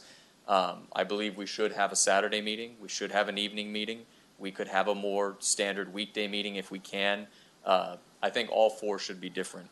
And just to make it a lot harder on you, whether there's any agreement on this, I think this space is really good for a meeting, but if there's any potential to have them in a few areas of the community that would be hooked up, at least minutes taken, if not electronically recorded.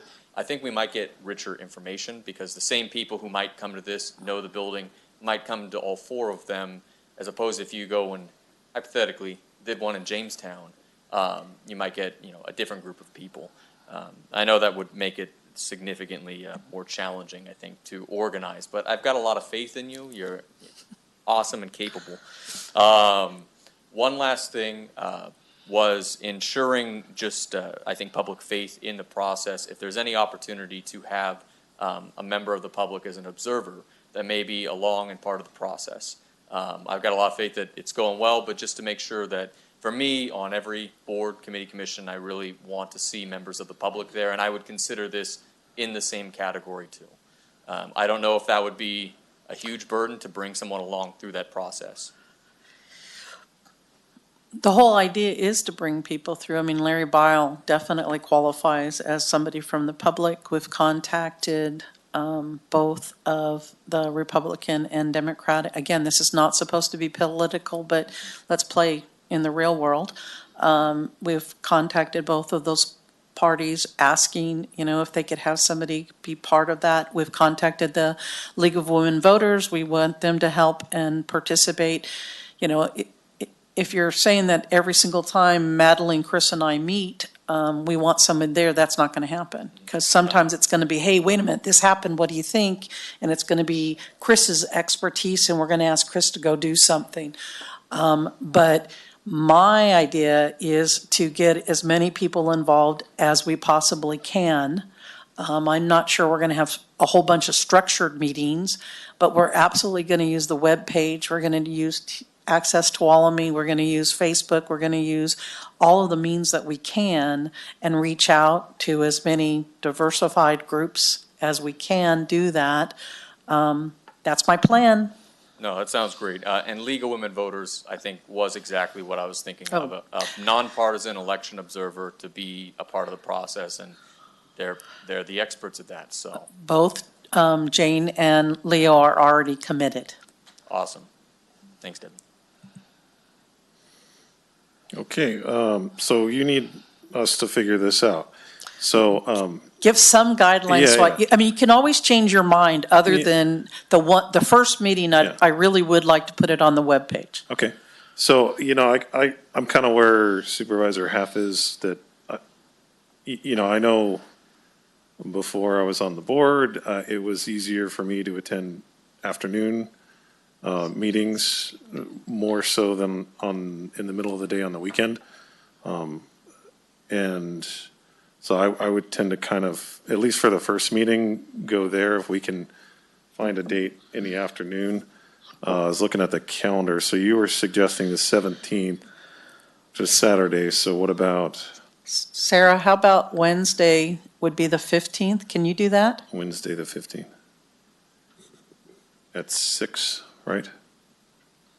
Yeah, Wednesday is the 14th, but Oh. July 14th, but yes, I can do that. So how about you all? How about Wednesday, the 14th at 6 o'clock?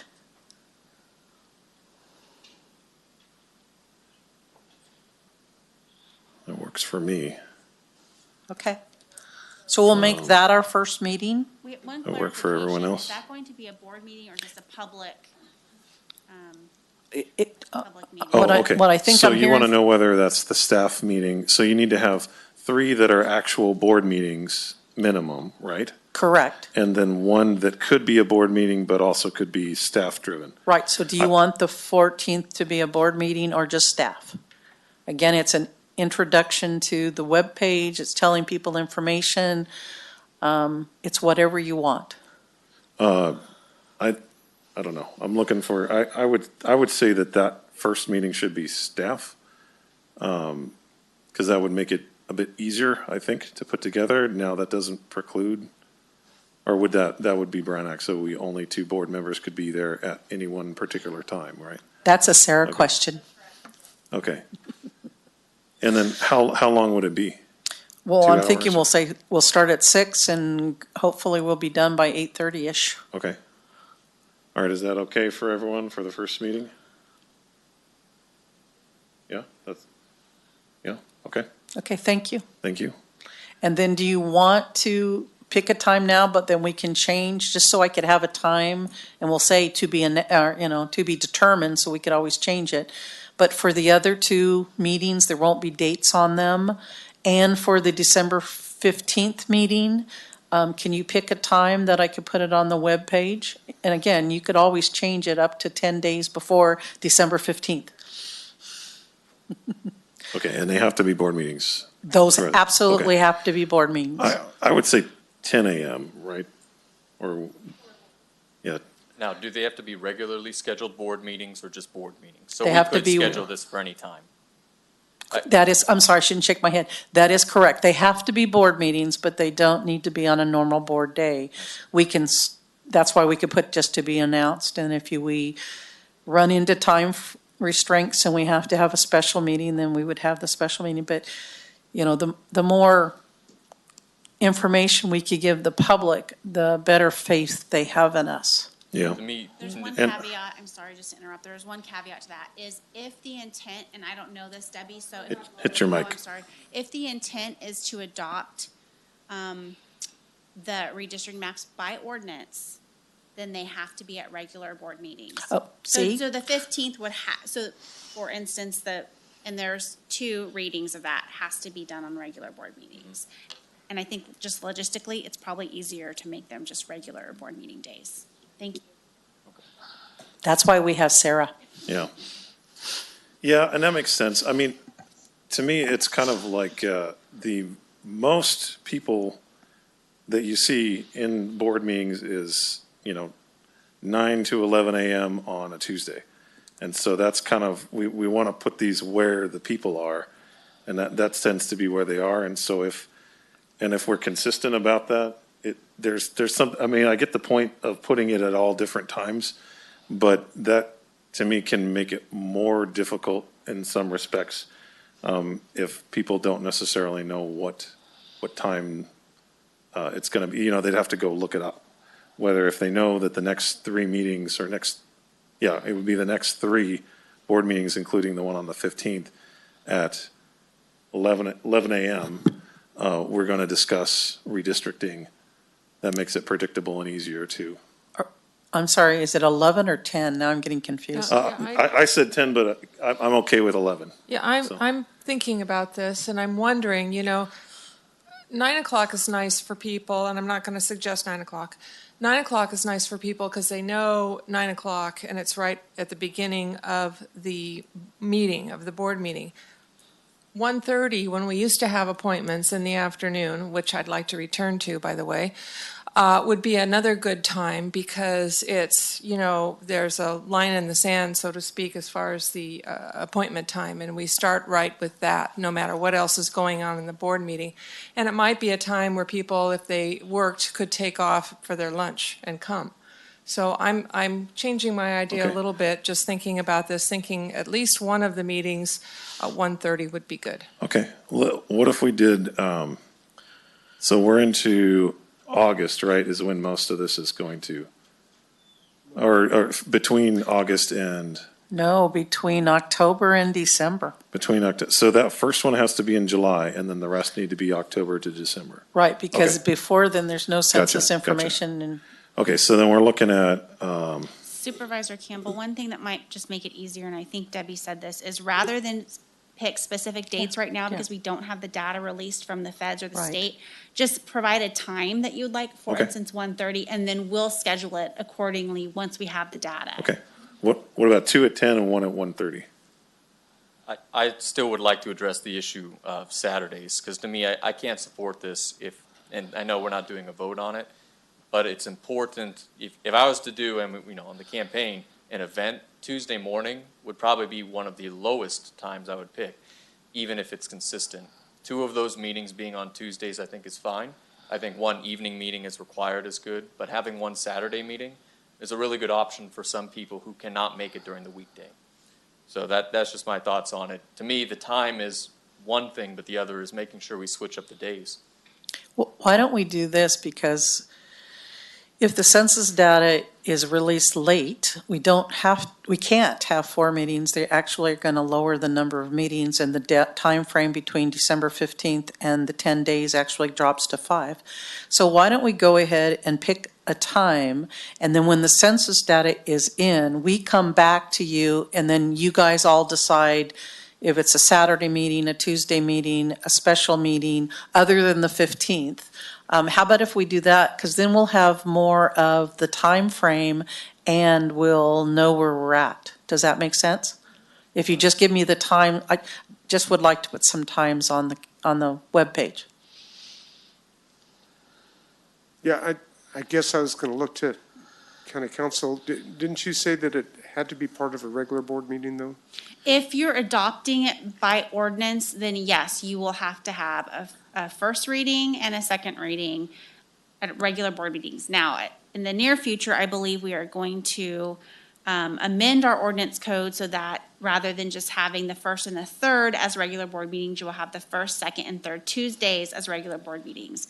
But again, we don't have that yet. And as Debbie said, there's so many unknowns because we don't have the data. We could also end up having all of our timeframes shortened significantly. So I think if we can just focus on a time of the day that you would like, that would really help staff. Okay, so back to 2 10 o'clocks and then 1:30. Okay. I'm not opposed to making one of those 10 o'clocks on a Saturday, but if we did that, sorry, throwing another wrench in the machine. If we did that, I think that the first meeting we had, it should be a Board of Supervisors meeting, and it is going to be now, right? Rather than just staff? The first. 3 meetings, other than the one in July, The has July. to be board meetings. Right, but if we do the one in July as a board meeting, then we've got more flexibility. No. The only way that you could have a staff meeting is pre the census information coming out. Oh, Because once the census information comes out, then we're going to have maps and stuff like that. And the only way that we can present those to the board is that it is a board meeting. Gotcha. I mean, we could Okay. have numerous staff meetings in different areas to share information. But again, the time frame to get this all done is so short that once we get the census information, we need to get on the ball and start putting maps together from the public and from us and from, the information.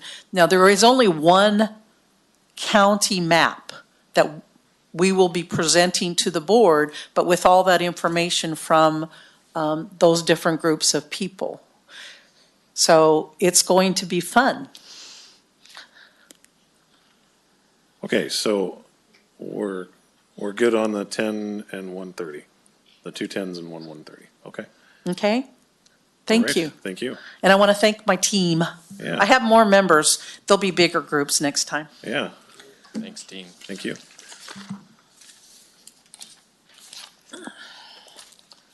Okay, let's go ahead and do item 15, and then we'll move on to the budget.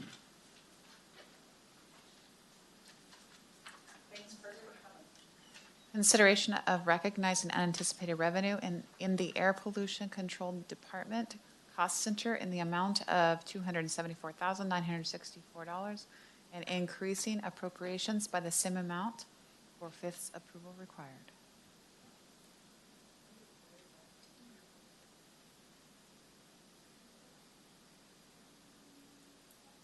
Yeah, I heard. Okay. Okay, I didn't hear her either. Okay, good afternoon, Chair. I am Kelly Schroeder of Tuolumne County. Today, I am I'm always the Air Pollution Control Officer, but that's what I'm representing for this board item. So yes, we had unanticipated revenue from the Carl Moyer grants and the farmers grants than we anticipated. In the state farmers grant program, we had unanticipated revenue of $228,832. In the Carl Moyer program, we had $26,132. In our Carl Moyer admin monies, we had $20,000. So we would like to increase appropriations in those amounts into our accounts. And we would like to have the board approve the unanticipated revenue and increase appropriations by $274,964. Okay. Questions? Okay, is there any public comment? All right. See no public comment. Bring it back to the board for a motion. I'd like to move on staff recommendation. Okay. I'll second that. Okay, motion by Supervisor Brandon, second by Supervisor Half. Call for the vote. All those in favor, please say aye. Aye. Opposed? Okay, motion passes 4-0-1. Thank you. Thank you. Okay, let's go ahead and take a 10-minute break, and when we come back, we'll do the budget. All right. Okay, welcome back to the meeting of the Tuolumne County Board of Supervisors for May 18th. We're going to pull item 16 from the agenda. And then we'll go ahead and move on to our budget discussion, which is item 20. So I'll look to the clerk to read that for us.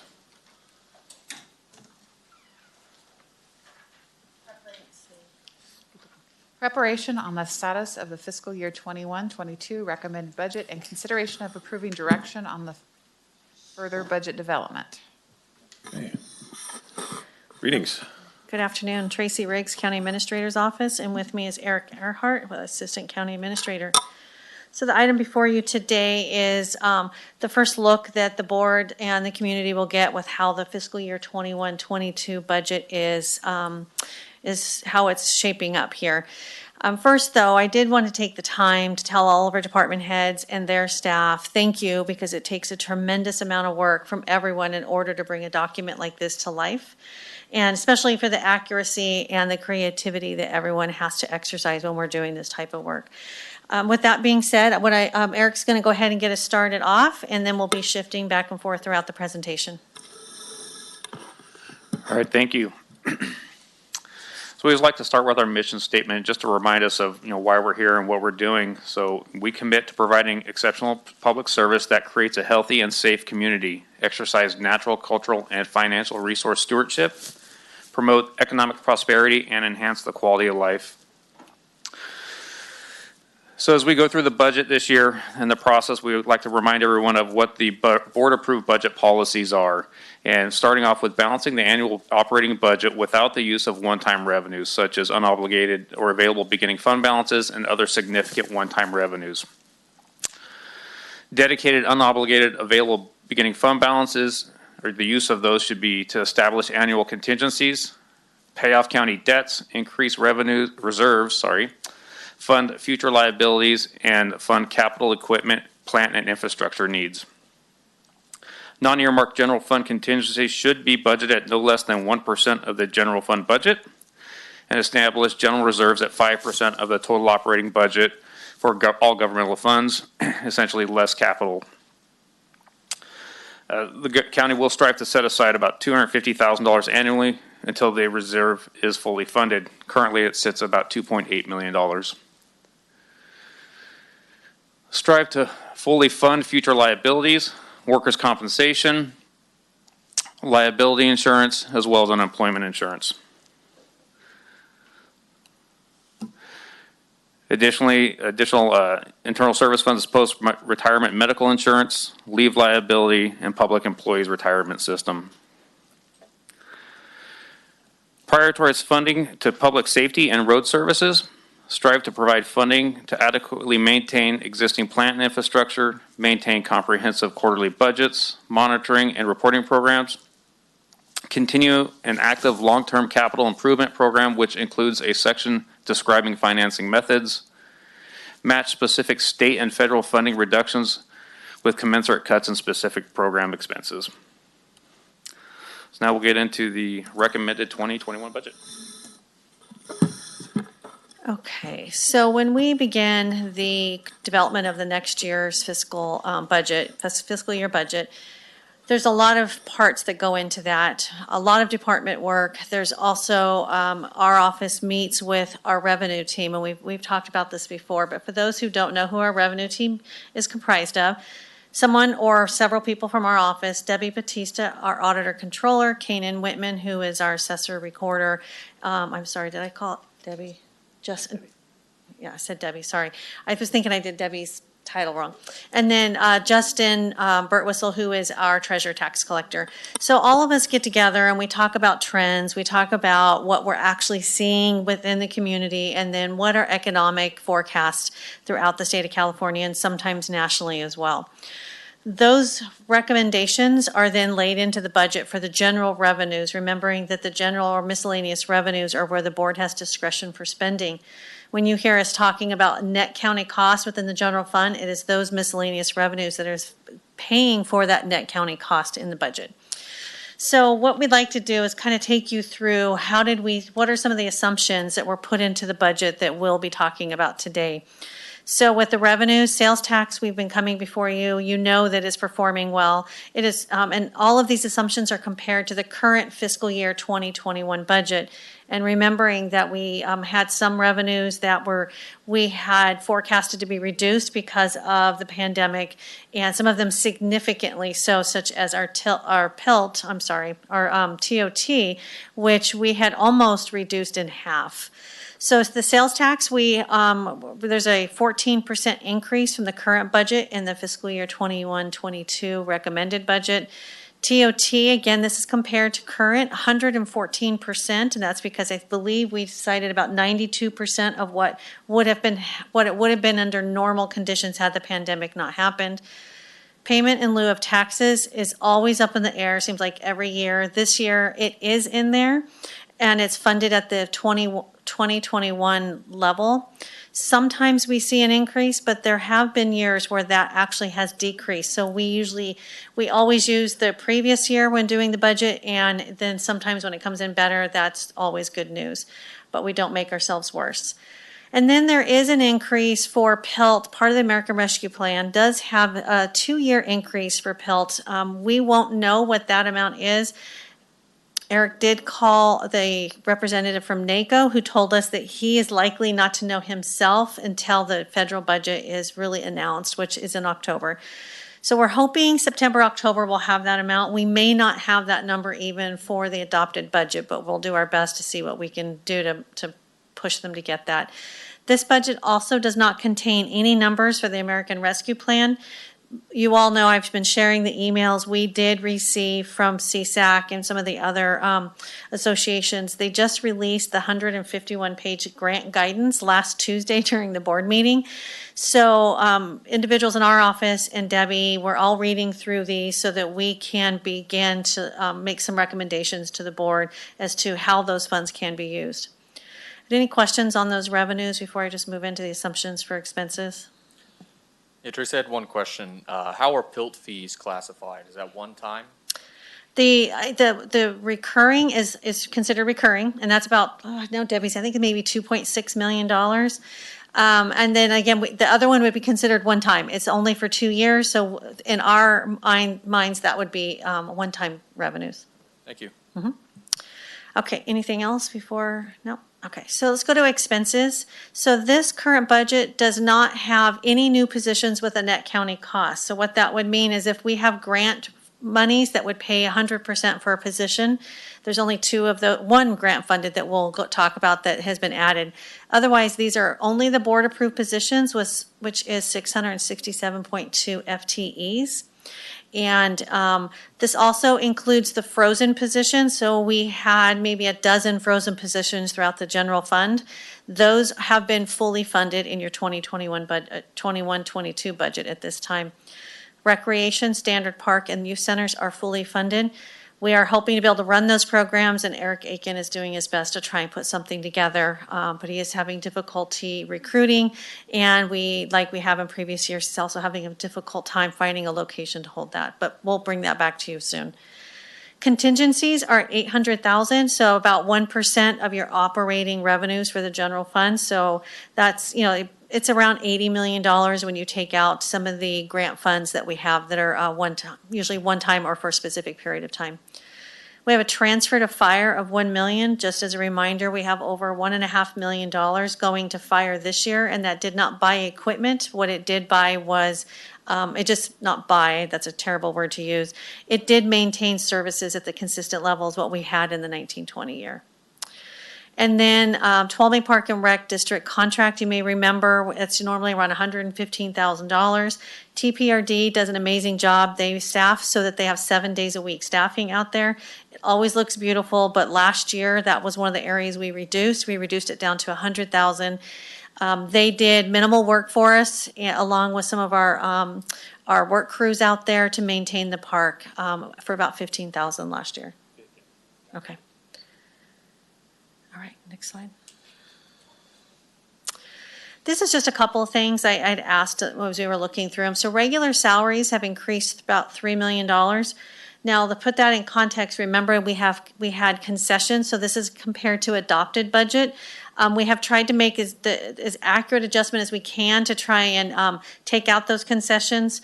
So you're comparing apples to apples, but just to keep that in mind. And we also had over a dozen frozen positions last year, which are fully funded in your 21-22 budget. And then we have also talked about PERS costs that we have for the last few years, we've had a PERS fixed cost. We have been telling the board that we expect that fixed cost to increase $1 million every year. And you can see this year, this is across all funds, we're looking at a $1.3 million increase in PERS. So as you can see, just those two items, we're looking at about $4.3 million increase in costs. Just one really quick follow-up on that. This is, I think, for another time, but I would love to see if we have any type of expected chart, assuming that data based on our liabilities, and just be able to see kind of how that looks over time and paying that off. As I understand, it's still increasing right now, right? You're referring to PERS?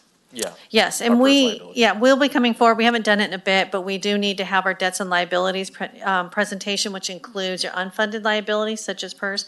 So yes, we'll be putting that together and hoping to get that to you fairly soon. Yes. Okay, so what is included in the fiscal year 21-22 budget? We've already spoke to recreation, standard park, and youth centers are fully restored. There's a purchasing analyst, actually, that will be in the internal services department. This is the way we do our internal services departments is the cost of an internal service department is allocated to all departments based on many different factors. Sometimes it's based on size of payroll. It can be based on the number of employees. It can also be based on the use of it, meaning if it's workers' comp and you've had a lot of claims, you would have a higher allocation than someone who did not. With purchasing, with this analyst, the first year where there's sufficient funds in there for no cost to be allocated out. But what we would do with the purchasing analyst is they would take over all of the purchasing related to contracts and our RFPs. The goal, making those standardized and as consistent as we possibly can so that working with county council and all the departments. So this position would serve departments, but in the second year, the way the cost for this analyst would be allocated would be based on the number of contracts that each one has. So if you're wondering who that might be, Health and Human Services always has a ton of contracts, and probably Public Works would be a close second, and then it would go out from there. But they would be serving all the other departments when there's an RFP and they need it reviewed. When they are looking at purchasing, they want to know what are the rules. They need help doing a contract. We want to make sure what's in the RFP is consistent and flows through to the contract so that what we said we want and is required actually is what goes in the contract to hold each other accountable, that all of that goes in there. Any questions on that before I move on? I'm kind of making eye contact and see David and. On the one-time increase in Prop 172 funds, what's driving that? Do we know? I'll roughly? tell you, let me go down and then, we also have a master stewardship agreement analyst in there. And again, that's fully grant funded. You've heard Liz talk about, she's at $25 million now for running that program. And this year, she's really kicking off a lot of those projects. We are losing capacity out of the office when we talk about her having to run those programs. It's similar to what we did with tree mortality, what we did with drought. We use those administrative costs that we can pull down, which is about 10% for those grants, and we can pull in someone to help do those day-to-day duties. This budget includes elimination of the deputy CAO out of our office, and then in addition of a capital projects manager in the NDRC. So essentially, that is in our office, Maureen Frank, who will oversee the construction of the 2 community resiliency centers. And her position will be eliminated out of our office, and then there will be one added into that fund. We also have the county facilities payment. That is to the state of California for the courthouses. We have been talking to your board about that. The good news is it's not as high as we were worried. We were thinking, based on what we've seen in other counties, it could be as high as $500,000. We're expecting it to be around $190,000. Well, I say that's good news. It's better than 500, but still 190,000 is something we've not been paying so far. So that is included in this budget, and that is an estimate at this time as Eric's been working directly with the state to get those final numbers. Finally, there's a one-time increase in Prop 172, and I can't see behind me, but Debbie, is she up here? No, she's not up here.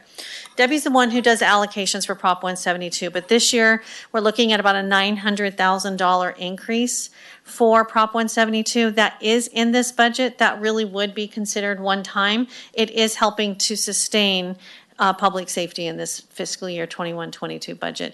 And Supervisor Goldenberg, I don't remember exactly how that money is generated, but I can ask Debbie to follow up with you. She's the one who always does those allocations for us. No, that doesn't answer your question, but we'll get it for you.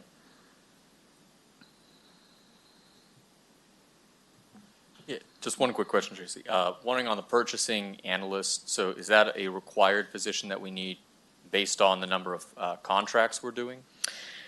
I wouldn't say it's required. It's not like a mandate. It's not something that we are legally required to have. However, our analyst, and I would say analyst and the assistant, spend an incredible amount of time reviewing contracts and RFPs. So by having this, not only does it give one central person for everyone to go to all the time, but that will be specialized in that. It will create capacity in the office, and you just saw we're eliminating the deputy CAO, so getting some space. Mostly, I would say it's Eric and Liz in our office that probably do the majority of those reviews, and of course, Jason has his departments. He reviews those, so it's not legally required. No. Okay, thank you.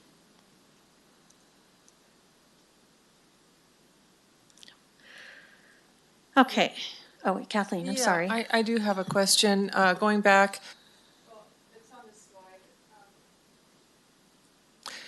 You have recreation, standard park, and youth centers fully restored, and on a prior slide, you had all positions fully restored. I just want to be clear that that includes the library back to... This is it's just what it says, recreation, standard park, and youth centers. Library is still at the reduced number of FTEs that it has right now. For the new fiscal year? Yes. And the reason for that is Eric Aiken, who is now the library recreation manager, had asked for time to run the two programs together to really determine what he needs. He has hired some relief staff to run the Twain Harte and the Tuolumne City branch. And the Twain Harte is fully funded for the rent for the year. So that is in there. We're using relief staff, and he'll bring something back for the adopted budget with recommendations for the correct number of staffing. Well, I'll have something more to say about that later. Okay. All right. Okay, what is not included in this budget? And as we just talked about, library staff, there were reductions, 2 or 3 FTEs were, I think we went from 12 to 9, I believe, in the library, not including the relief staff. Part of that was elimination of some of the hours, the bookmobile. Those are not in this next budget right at this point. There have been various different positions and services that have come about in conversations with the board and with the department head for community development department. As you can see, we've talked about code enforcement. That is incredibly important to your board. She has one code enforcement person, and we know that there's way more out there than what he can handle. Their permits are averaging around 200 new permit or applications every single month. They only have 2 or 3 individuals to review those. Same things with your plans examiners, and it just keeps going. The other thing we've talked about, when we took took CRA from the super agency and separated it into separate agencies, we left our 2 department heads, especially Quincy in the community development department. She not only is department head, but she's working technically on plans and projects herself, which makes it very hard for her to get up there in that department head and strategize as she's looking forward for trends and other needs that might occur. Facilities management, we have talked about getting the supervisor back in there. Years ago, we had a supervisor, which did free up some time for the facilities manager to get projects done, do the RFPs, and again, strategize on how to meet the needs of the county. District attorney has talked to you. She's come up and talked about, we had one investigator that was eliminated in the 2021 budget. Not only does she want to reinstate that one, she is asking for an additional investigator, which could be the cost of that would be offset through a partnership with Health and Human Services. She needs another office assistant as well. Probation, there was a pretrial program with the courts that is grant funded. That program is coming to an end. That funding will go away. That, from what I am being told, it was an incredibly successful program, but unless your board were to continue with those 2 probation techs, that program would no longer operate. The assessor recorder, he's pretty lean down there too. He has come forward saying that he needs some level of assistant. He's asking for an office assistant to help with the front desk. And then we've talked about for the Board of Supervisors that having some level of administrative assistant that's directly for you and not doing some of the other more technical work of board meetings and running the board meetings like you see with Christina right here. Finally, you want to make sure that your board knows and anyone listening that the fiscal year 2021 recommended budget, the status as of today that we're presenting, does not contain any costs related to bargaining. So before moving on, we can revisit the library briefly. My understanding was the only reason the bookmobile was not brought back, well, kind of combo between COVID, which we're moving forward on, and hiring a staff. Right. But I was unaware that we weren't going to fully fund it once we were able to hire those staff. So as with Supervisor Half, that needs to be revisited. Yeah, absolutely. Yeah, and kind of on the same lines, so this budget, if we were to budget money for the library now, when would we look at being able to restore staffing? That would be completely up to your board. We did have layoffs, so anyone who was laid off in this current fiscal year would have first rights to rehire. If you were to add those positions as of July 1st, we would reach out to those individuals who were laid off, and they would get first right of refusal for those positions if they were reinstated. Okay. Otherwise, then we would do a full-scale recruitment. Also utilizing any relief staff who are working, but first you would have to offer that to anyone who was laid off in this current fiscal year.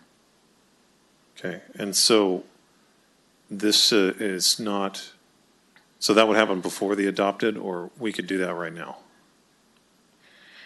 Well, right now, this item is not to do a budget action such as this. Right. This is just direction, so you could direct staff to return with something. That's, okay, that's what I was getting at. Yeah. All right, thank you. Yeah, of course. Okay. I just want to look at some of the things, especially in community development. I think when we're making some of these decisions about what we do want to include, I know to me, very important, we're in a fiscally tight situation and have been for a while. We've cut and cut and cut, and we'll see about voters approving potential new revenue. In lieu of those options kind of, being very difficult, I think we have to look at cost and fee recovery in a lot of these services. And so I hope when we're in a position to make some recommendations on the specifically community development staff, code enforcement, permit techs, those things, which ones would be able to, if we front-loaded it, pay for themselves through the additional work that they're able to do. That's something that I'd be very interested in when we make that decision. Okay. Yeah, if I can just chime in on CDD. I think we all recognize, we recently discussed this, that there had been some cutbacks, there previously, which hurt their efficiency. It hurt, being able to process, all the permits. But if I'm reading this right, we've got about 8 positions there proposed, and that a little bit on the steep side from what we were hoping to, gain some relief there. But that's an awful lot all at once. Yeah. Okay. So these are more personnel considerations that you need to know that are not included in the budget. So the others were to add positions. These are where we talk about conversions and promotions. So for example, we have this last year in the current budget, we had eliminated the deputy ag director, and we'd put in a supervising ag biologist. We have not been able to recruit for that, and Kelly has been actively working with our HR department to do that. People simply don't have the qualifications. So she and I have discussed it. We do think we need to take that position back up to a deputy. That's not included, but she has been operating with several staff less than what she needs, and if you know her department, she doesn't really have the capacity to be doing that. That means that she and others are picking up the slack, and you can only do that for so long. In animal control, we have a registered vet tech, and we've talked in the past of converting that to a shelter supervisor, which gets much greater flexibility for the work that she's doing. There's a few in community development, so we have some position classifications that are considered flexibly staffed, meaning it might be, say, a 1-2, and it's based on experience or certification you have to get. The senior is not part of that flexibly staffed. So when you, for example, have an environmental health specialist 1-2, in order to move them to the senior, which they very well, if they're asking for this, that means that they meet the qualifications to do it, but it does require board action. The other one is our GIS analyst. She's been working and doing an incredible job for many years now. Her department head feels it's time that she should be promoted to the coordinator position. And for anyone who's worked with this individual, you would know her dedication and passion to what she does is tremendous. Again, there's a cost involved with that. In probation, this is actually one that we would recommend that we go ahead and incorporate because it's a net zero impact. As you know, in the 2021 budget, he recommended to freeze his assistant chief probation officer. What he's asking now is that would be converted from an assistant chief to a deputy chief, and that they would essentially operate as the juvenile hall superintendent. And currently, the business manager operates at a 0.9 FTE. We'd like to move that position to a 1.0. So it's downgrading of one, upgrading of the other. The net impact is zero for them, but it does give him some greater flexibility.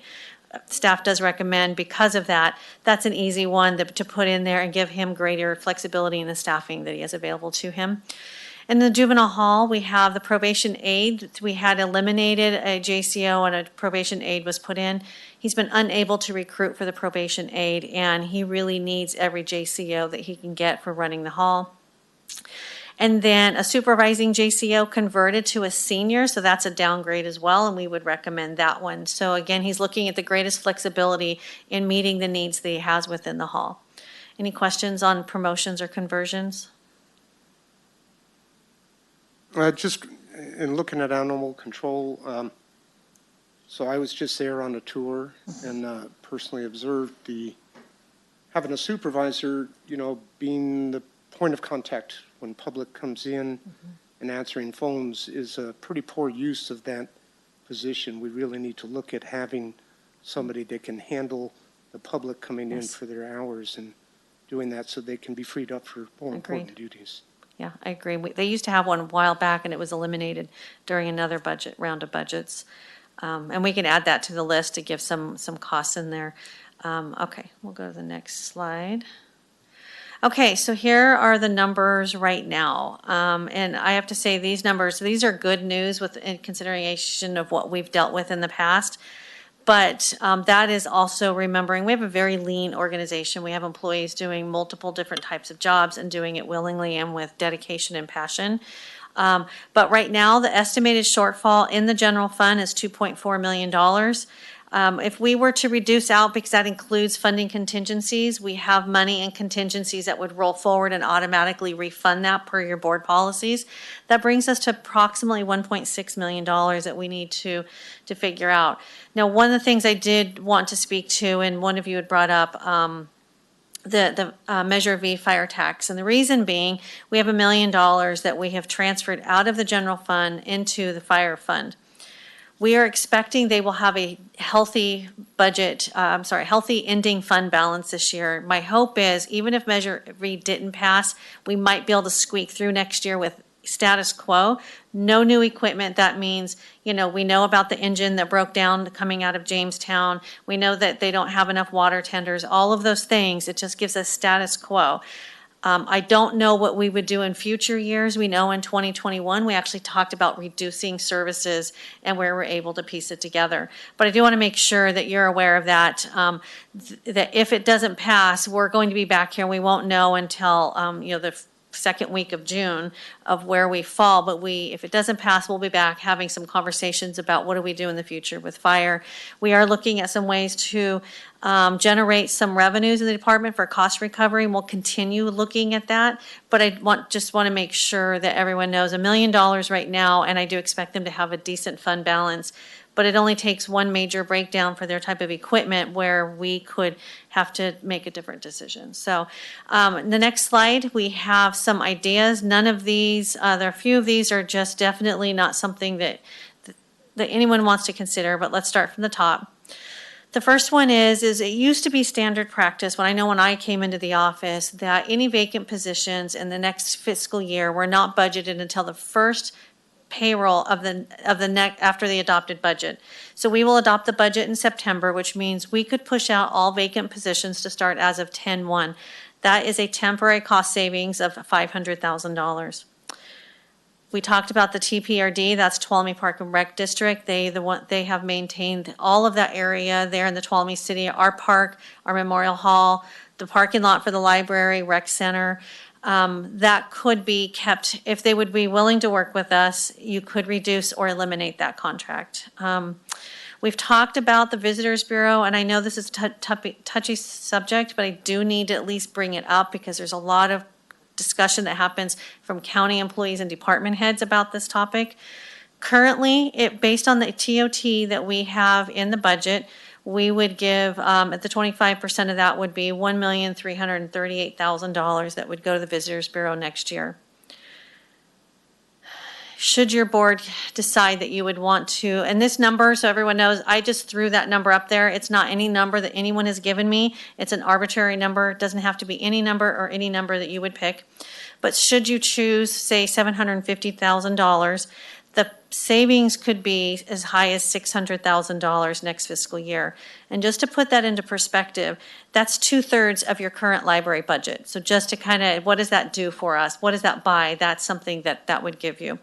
The contract does allow with 90 days notice from either party to amend or terminate the contract. It doesn't expire, though, until next fiscal year. Then we have always looked at when we have fund balance. The good thing is TOT is coming in much better this year than what we had thought because, as you all know, people are traveling.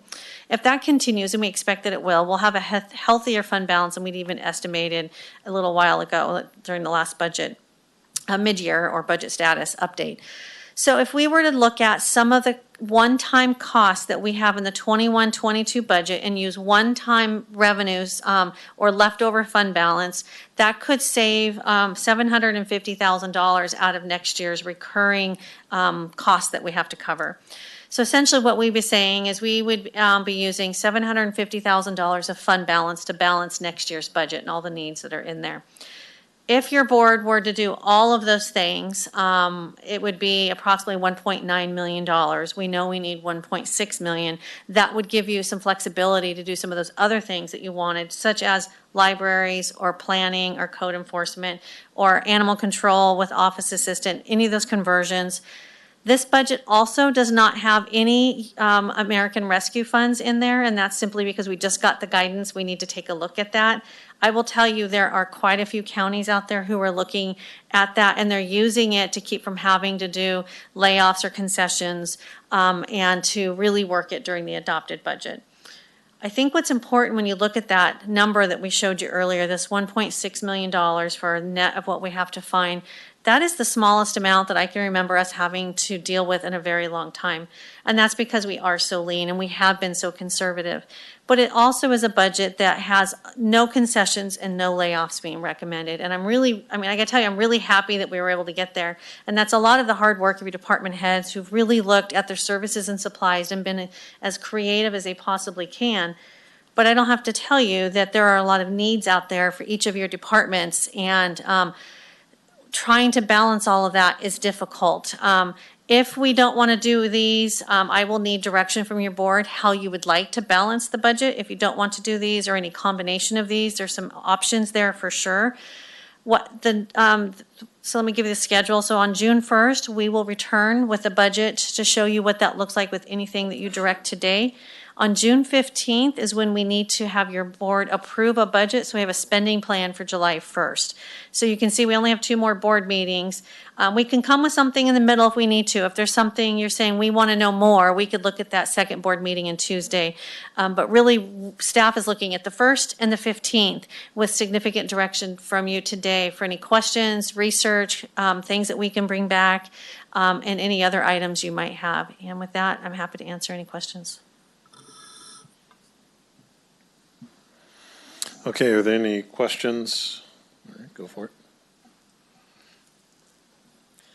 We'll start. This is where it starts really getting heavy, being in a position like this and having to choose, I think, between, incredibly important programs, or whether you're trying to invest to save costs, or whether it's an important community service provided out here, which is, what we're here to do is serve the community. It's an extremely difficult decision. I just want to say in this that, my biggest priority for our budgeting is how can we be disciplined in order to make sure that we are not back into the position of having to cut every single year. And that's my goal going forward with this. And I know that's going to end up being, we're going to have a lot of, I think, differences of opinions up here. We each have programs we visited, things that are very important. In that, there are a lot of things that I care about, but in making sure that we are in a good budget position for the future, that has to be our number one priority. In line with that, I do have one recommendation. This was, I believe, under the board budgeting policies. I think it was second or third slide.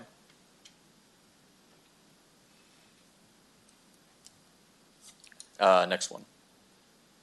Sorry, next one again, next one. There we go. Under the number one, we have prioritized funding for public safety and road maintenance services, which I absolutely would agree with. There are two that I think really should be in there, however, as well. In trying to be fiscally disciplined, one of the things is how do we set ourselves up to minimize and reduce costs, and also to be able to invest in what would be revenue generation. And I would recommend to the board that that would be a change I would like to see there, is adding prioritizing funding for public safety, road maintenance services, cost savings investments, and revenue generating programs. I mean, we're not talking budget policy right now. I don't know, are you looking for direction on budget policy? Right now, we're looking to how we can balance. We can bring Yeah. back the budget policies for your board to review before the adopted budget. Remembering this is a spending plan to get us to your formal adopted budget. But this we can definitely take into as we're starting to put them together, but I can also put it as a separate board item that we maybe do in July for your board to consider, do you want to change and edit any of these policies? But for sure, we can do that. Great, I appreciate that. And Yeah. I think I misunderstood an earlier conversation then, but that'd be a direction for potentially a future meeting there. In looking at it, I would, again, love to see more information, especially if we can get some type of a timeline on fire fee recovery, which is something we've talked about as a plan B, as an option, I think, in any case.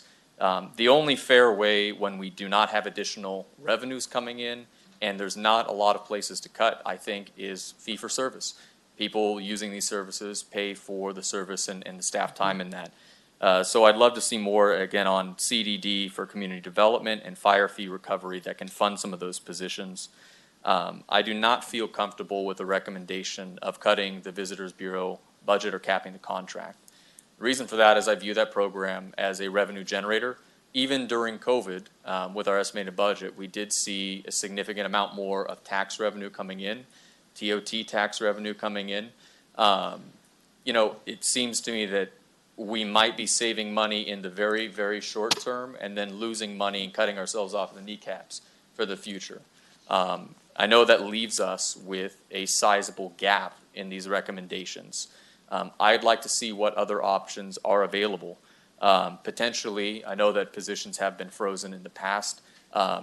We know that I think it's something around 70 positions that are vacant right now. Is that? I'd have to run it again. You probably No have worries. probably between 40 to 60 across these are just general fund, remember, so general Yeah. fund, you might have 30.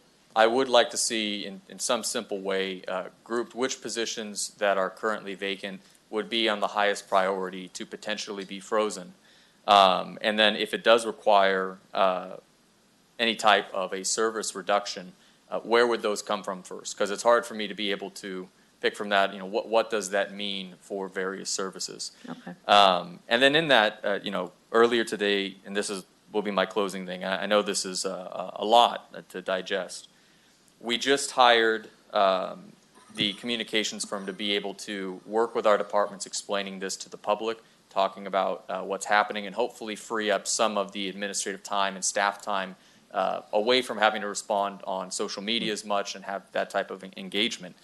I hope that throughout this process, that will be something that they're paying attention to. I think they're in meetings today doing a listening session to explain how we arrive at this and the long-term vision of being in a county government where one day we can actually start talking about where are we making investments with the new revenue that we're getting. That's the vision I hope we can be able to achieve, and I know it's going to be hard to get there, but I'm going to keep pushing for it. Yeah, just to answer, and Eric's actually going to run a vacancy report for us right now, but the majority of the general fund vacancies will be in public safety, so jail, patrol, and your juvenile hall. And of course, juvenile hall has a state required mandate, so it comes off the table. So you'll be looking at reducing deputies on the street or not having deputies in your jail. And I think I had seen our sheriff here. I don't know if he's still here because I can't see behind me. But as we move forward, he can tell you what that would mean for him in operations and what that potential impact could be to our community as a result of that. And one tiny follow-up on that too, and this is I'm less clear on, but changing any classifications or anything like that. I would love to just see all the options on the table that we have to fill. And I know you've chosen the ones that are the highest priority. It's hard for me to make a decision, again, without knowing, here's the 10 things that we could be able to do. You know, it's going to be every decision, and it's going to be very hard. Yeah. But I want to know everything that we can be able to choose from. Yeah, something that we have employed in the past, and I look at Kathleen because I know she had done this as well, is you look at, do we do a 5% reduction across the board? Well, what happens is in those lean departments, the only way they can give is a position. So that's another option that we can bring back to say, what would it look like if everyone did, and I have to calculate, but if everyone did 5%, for example, would that balance the budget? And what would that mean in those departments? When I say lean departments, animal control would be one, your assessor recorder, if he loses any more, he's not gonna be able to deliver our role for property taxes. The treasurer tax collector who's trying to get those property tax bills out, right? So those are the ones where it's really, really difficult because we start taking the wheels off the bus. I would say your larger departments are right there where the wheels start coming off as well. But we can have that, and we've done it before, where we have different scenarios where we say everyone needs to reduce by 3, 5, 8%, whatever it might be. So that would be another option that we could bring back to your board. And we also have a fair number of folks that I think would like to speak. So I was kind of wondering if we could maybe see what questions we have and then hear from the folks from the room and then kind of digest that, have an opportunity for that. So anyway, just a preface. So a couple of things. Visit Tuolumne County has done wonderful things in the county. And I look at our number one board priority on fire protection and, supporting it. I don't think it's a contest. We have to look at where we're going to go long term. The reserve funds, $2.8 million, putting $250,000 a year to try and get to the 5% desired of roughly $160 million. We need to get to $8 million. $250,000 a year is going to take us 21 years. That's not acceptable. That having that low reserve fund is what got us in trouble in other areas because we didn't have money when we needed it. So, when we're looking at these American Rescue Funds, and I know we're talking about balancing now, but when we're looking at these one-time funds, if we can put some towards increasing reserves and paying down debt, it's going to pay dividends, to us. So the only other thing, we had talked previously about the amount of funds generated in the CDD department and how can they be utilized to fund those positions that are needed in that department. So if they're generating more income, then, and I know sometimes we like to use that for the big picture. I understand that, but that's a department that needs the personnel. So thanks.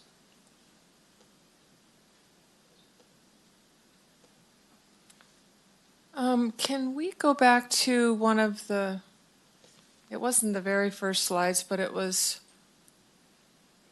okay, go forward here. I keep going. Okay, there. Okay, this is where I got confused. You say regular salaries increased by $3 million. All positions are fully funded with no concessions. That's why I brought up the library, because I thought the library was included, and I'm really, really not happy that at first blush the full library is not in there. They really should be. And then we can decide if that's going to work or not. So just real quick, it's fully funded at the board allocated positions. That's what that means. Okay, well, Yeah. that's confusing even to Yeah. me. So whatever the board has allocated, those are fully funded and nothing is frozen. There are no concessions. Yeah. Okay. Well, if it's confusing to me, I'm sure it's confusing to the public too. Now, can we go forward to those 4 items that you had chosen towards the end? Yes. Okay. So I wanted to weigh in on these. I am all for vacant positions to start 10-1 with maybe some exceptions. There may be some issues with law enforcement where we just can't wait. I'm not in favor of eliminating the TPRD contract. They do a lot more than we would ever do, and we're not having to pay PERS. I think we should keep that. I think it's actually a savings that they're doing that contract. I'm not in favor of going backwards with the Visitors Bureau. I think we should finish our contract with them and give them the 25% of the 10%. Before it got increased until the end of their contract and then renegotiate. I also do think that it might be a benefit. We're looking at this PR company, and I mentioned it earlier today in the meeting. I think there's a good nexus between working with the PR company, with the county, and with the Visitors Bureau, so we get our messaging straight, and we didn't do that well with COVID, and they could have a cost of share. But I wouldn't ask them for a cost of share if I'm going to cap them off. So anyway, I think there's an opportunity there. I like what Supervisor Brandon did about looking at fees for service. And, you know, the Visitors Bureau was one of those, along with CDD, that, you know, they bring in fees. Now, sometimes it covers part of our, well, in the case of the community development, they're covering part of their costs. I'd like to see how we can move that up. I don't know if we can ever cover all of our costs, but I'd like to be able to get an assessment of that and cover more of our costs, so we're not handing out what we do for a discount. The other thing I would like to say is that we've been running so lean for so many years on this budget, with budgeting with our staff. We've been running pretty much, in some departments, close to skeleton crews. And it is showing in our community. It is absolutely showing. We're looking at quality of life issues. Just for example, code compliance with all the dumping that's going on in our community. And I'm not talking about homeless people. I'm talking about citizens in our community that are dumping their trash. That's a problem. Or the pot groves that we've got everywhere, especially in District 4 in the Groveland area and the Don Pedro area. And we have no way of regulating this because we don't have the code compliance officers. That's, you know, and we're going to continue going downhill from here if we don't nip it. And we've got to do something. So I just want the public to know that we're starting to see, people are starting to see in the community the cracks. And this is a direct result of our staffing shortages that we've had to endure through the years. And it's going to continue. If we continue having to cut in all these other areas, we're going to continue seeing more of this. So we're going to have to figure it out, or the public's going to have to be satisfied with a lot less than what I just painted the picture of here. And that's all I have to say right now. Okay, any public comment? Anyone like to speak on this item? Come on down.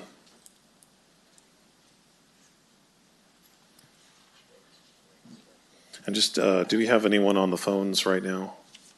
Okay, thank you. Come on up. Greetings, Sheriff. Afternoon, Board, Chairman. I just wanted to clarify something that Supervisor Half said. With the vacant positions to start after 10-1, typically our academy starts a month prior.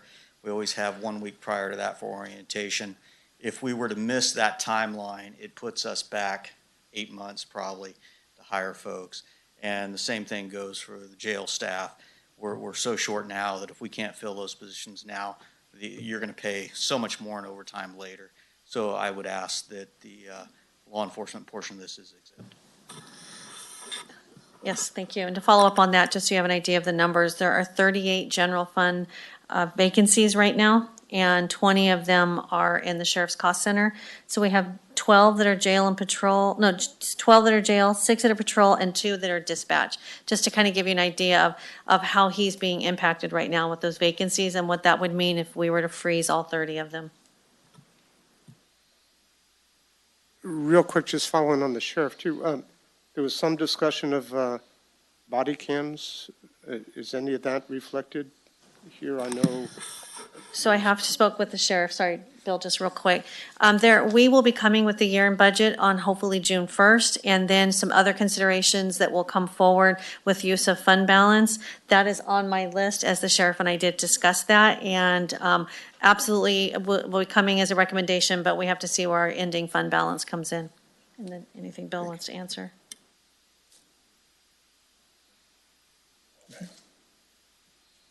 All right, thank you. Anyone else like to speak? Good afternoon, Supervisors. Sorry for coming in late. I was in court taking a plea. I fully support our sheriff's office getting body cams. I think that should be a priority for the board. It's a priority that we see across the United States when it comes to criminal justice reform. We have really great cops in this town, and I think everybody should know that through the use of body cam footage, so I do support that fully. I wanted to just discuss with you a little bit the staffing requests that I made this year.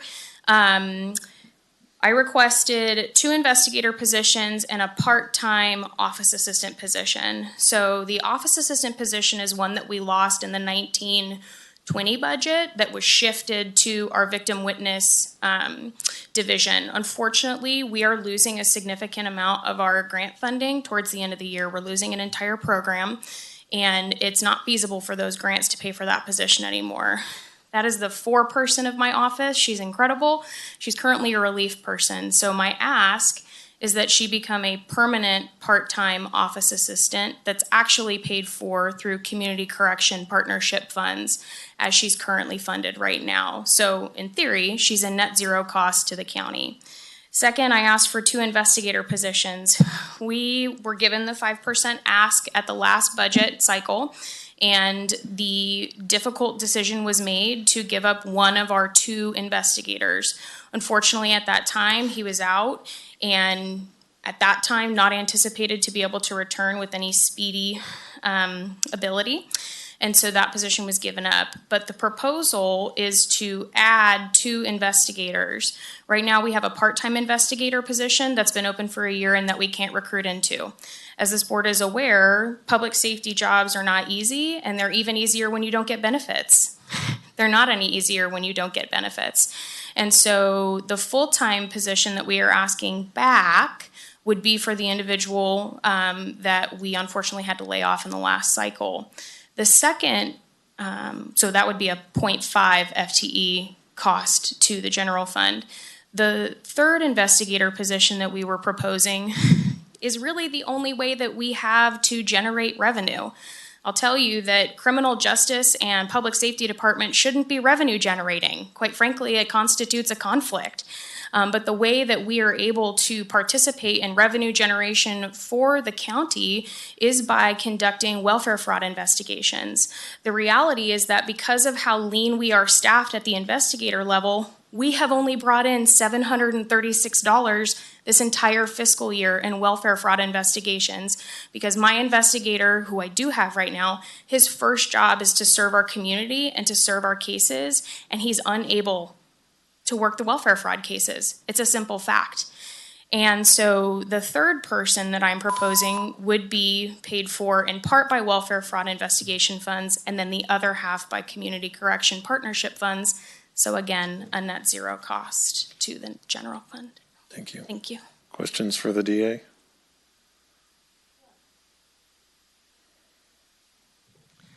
Yeah, hi. Why wouldn't you have the second position be a welfare fraud investigator? Why have you made it the third? Yes. So the reality is that with how COVID-19 has affected public safety departments, it used to be that I had out-of-county law enforcement agencies that would serve our out-of-county subpoenas, conduct out-of-county follow-up investigation. That is simply not happening right now, and in speaking to other departments, is not anticipated to resume even when the state reopens June 15. I think this board is aware that all of us across the state really have been in a position to do things in a leaner way to try to be more economical in how we utilize our funds. And so that outside assistance is gone. And so, for example, if I have to send an investigator to try to serve somebody in Stanislaus County on a case, that's a whole day. That's a whole day that that person's not in my office, not able to look at a welfare fraud case. And the reality is that I need two of those people, because as we talk about tourism in Tuolumne County, our crime is heavily associated with our tourism trade. We oftentimes see people coming from out of county who are at, and Bill is probably familiar with this, at camping sites and hotels and in a variety of different places, not from here, committing crime. And just because they live out of county, just because their victims are from out of county, doesn't mean that we don't prosecute it, because that's a crime against the people of Tuolumne County as well. And so that's why, realistically, in order for us to do the welfare fraud job right and to do it completely, we need that third person. And so perspective-wise, when we looked at what our welfare fraud revenue was when we had just two investigators, it was about $36,000 at its height, when the availability under that contract is $100,000. And it's simply a reality that those two investigators do not have the time, resources, or availability to dedicate to welfare fraud what we should be.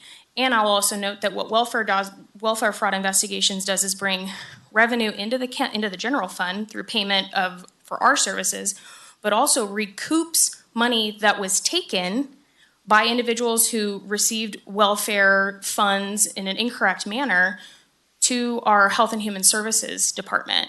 And so it's a recoup in a lot of different ways, and it's frankly a way that's not being served right now, simply because of how lean staffing is. I have another question. I'm not quite sure how to ask it because it was a long time ago. We used to have an investigator out of Human Services, and why do we not have that now? So the shift of that contract occurred, I think, in the 2017-2018 budget cycle. And because that welfare fraud investigator position is also a safety position, it was believed, and I think that it's still true to this day, that shifting those investigative responsibilities to our agency, where we already had safety employees, would be a cost-saving measure for the investigations that needed to take place. Moreover, my understanding is that once the senior investigator retired, they were left with one investigator who then left and went to work for the probation department, and they were not able to fill that position. And so that position remained vacant, and those cases weren't being investigated, and so it was shifted to our office where investigations started, and we're doing pretty well when we were staffed adequately. Okay, thank you. Yeah. All right, thank you. Any other questions? Thanks. Okay, anyone else would like to speak? Thank you. Good afternoon, Chair Campbell and members of the board. I always feel a little awkward during budget time because I'm not a department in the county. I'm a separate nonprofit association of Tuolumne County Visitors Bureau. I just wanted to come here today. This is the first time hearing of the proposed cap to the Tuolumne County budget. And so I've written down some notes just to hopefully get some points across. But we've had nearly 40 years of working in partnership with the county, and the 25%, 75% formula has worked. It has always worked. Visit Tuolumne County receives 25% of the transient occupancy tax collected by the hotels to reinvest into tourism marketing, and now we are also dipping our toes into destination development. And the county receives 75% to use as they see fit. There's many needs, obviously, we're hearing those today. But it's a win-win. And as Supervisor Brandon said, investment in TCVB is a revenue generator. The tourism and hospitality industry was hit hard and quick when the pandemic hit, unlike anything we've seen before. We are now in the recovery phase of bringing back Tuolumne County's vibrant, robust visitor economy. And it's not really time to talk about capping our funding, but rather how we can all work together and support each other to bring back that vibrancy and prosperity that tourism brings to our entire community. TOT is one of the key ways that we measure success. And until 2020, we were on a very good trajectory. In fact, we consistently outpaced the state of California in travel spending. If TOT is growing, then so is travel spending, and so is sales tax revenues. The 25% of the TOT investment that you make into marketing has proven positive returns year over year. I'm trying to understand why a cap would be put on this type of successful investment. I don't think we would do that if it was our personal dollars. The greater the investment, the greater ROI. And this is good for everyone. And I would just like to restate that investment in Visit Tuolumne County is a revenue generator. Thank you. Thank you. Any questions? Questions? I just had one question. So how many employees, and I'm putting you on the spot with some of this stuff, so I'm just seeing where we're at. Okay, so how many employees are at Visit Tuolumne? We have 3 full-time right now, and we have like 3 people that work very, very part-time, like I'm talking 1 day a week. We're trying to build some of that back up because we are open 7 days a week. Okay. And then what does the majority of, would you say, your budget spending go to? Marketing. Marketing. It goes to promoting and marketing. Is that like ad purchases and that type of thing? Absolutely. Okay. Ad purchases, television commercials. I was just part of a live TV show today because of the purchases that we make. Yeah, there's a lot of that. And one of the things that we just are investing in is some research right now too, to have a very good understanding that we are marketing in the proper places to the proper people that we want to come here. We don't want to invite people to come here to be criminals here. That's not what we're going for. So, please don't. If we don't, we don't think we do. But yeah, marketing is that's what we do. That's what we're supposed to be doing, and that is what we do. Great. Thank you. That was it. Thanks very much. Thank you very much.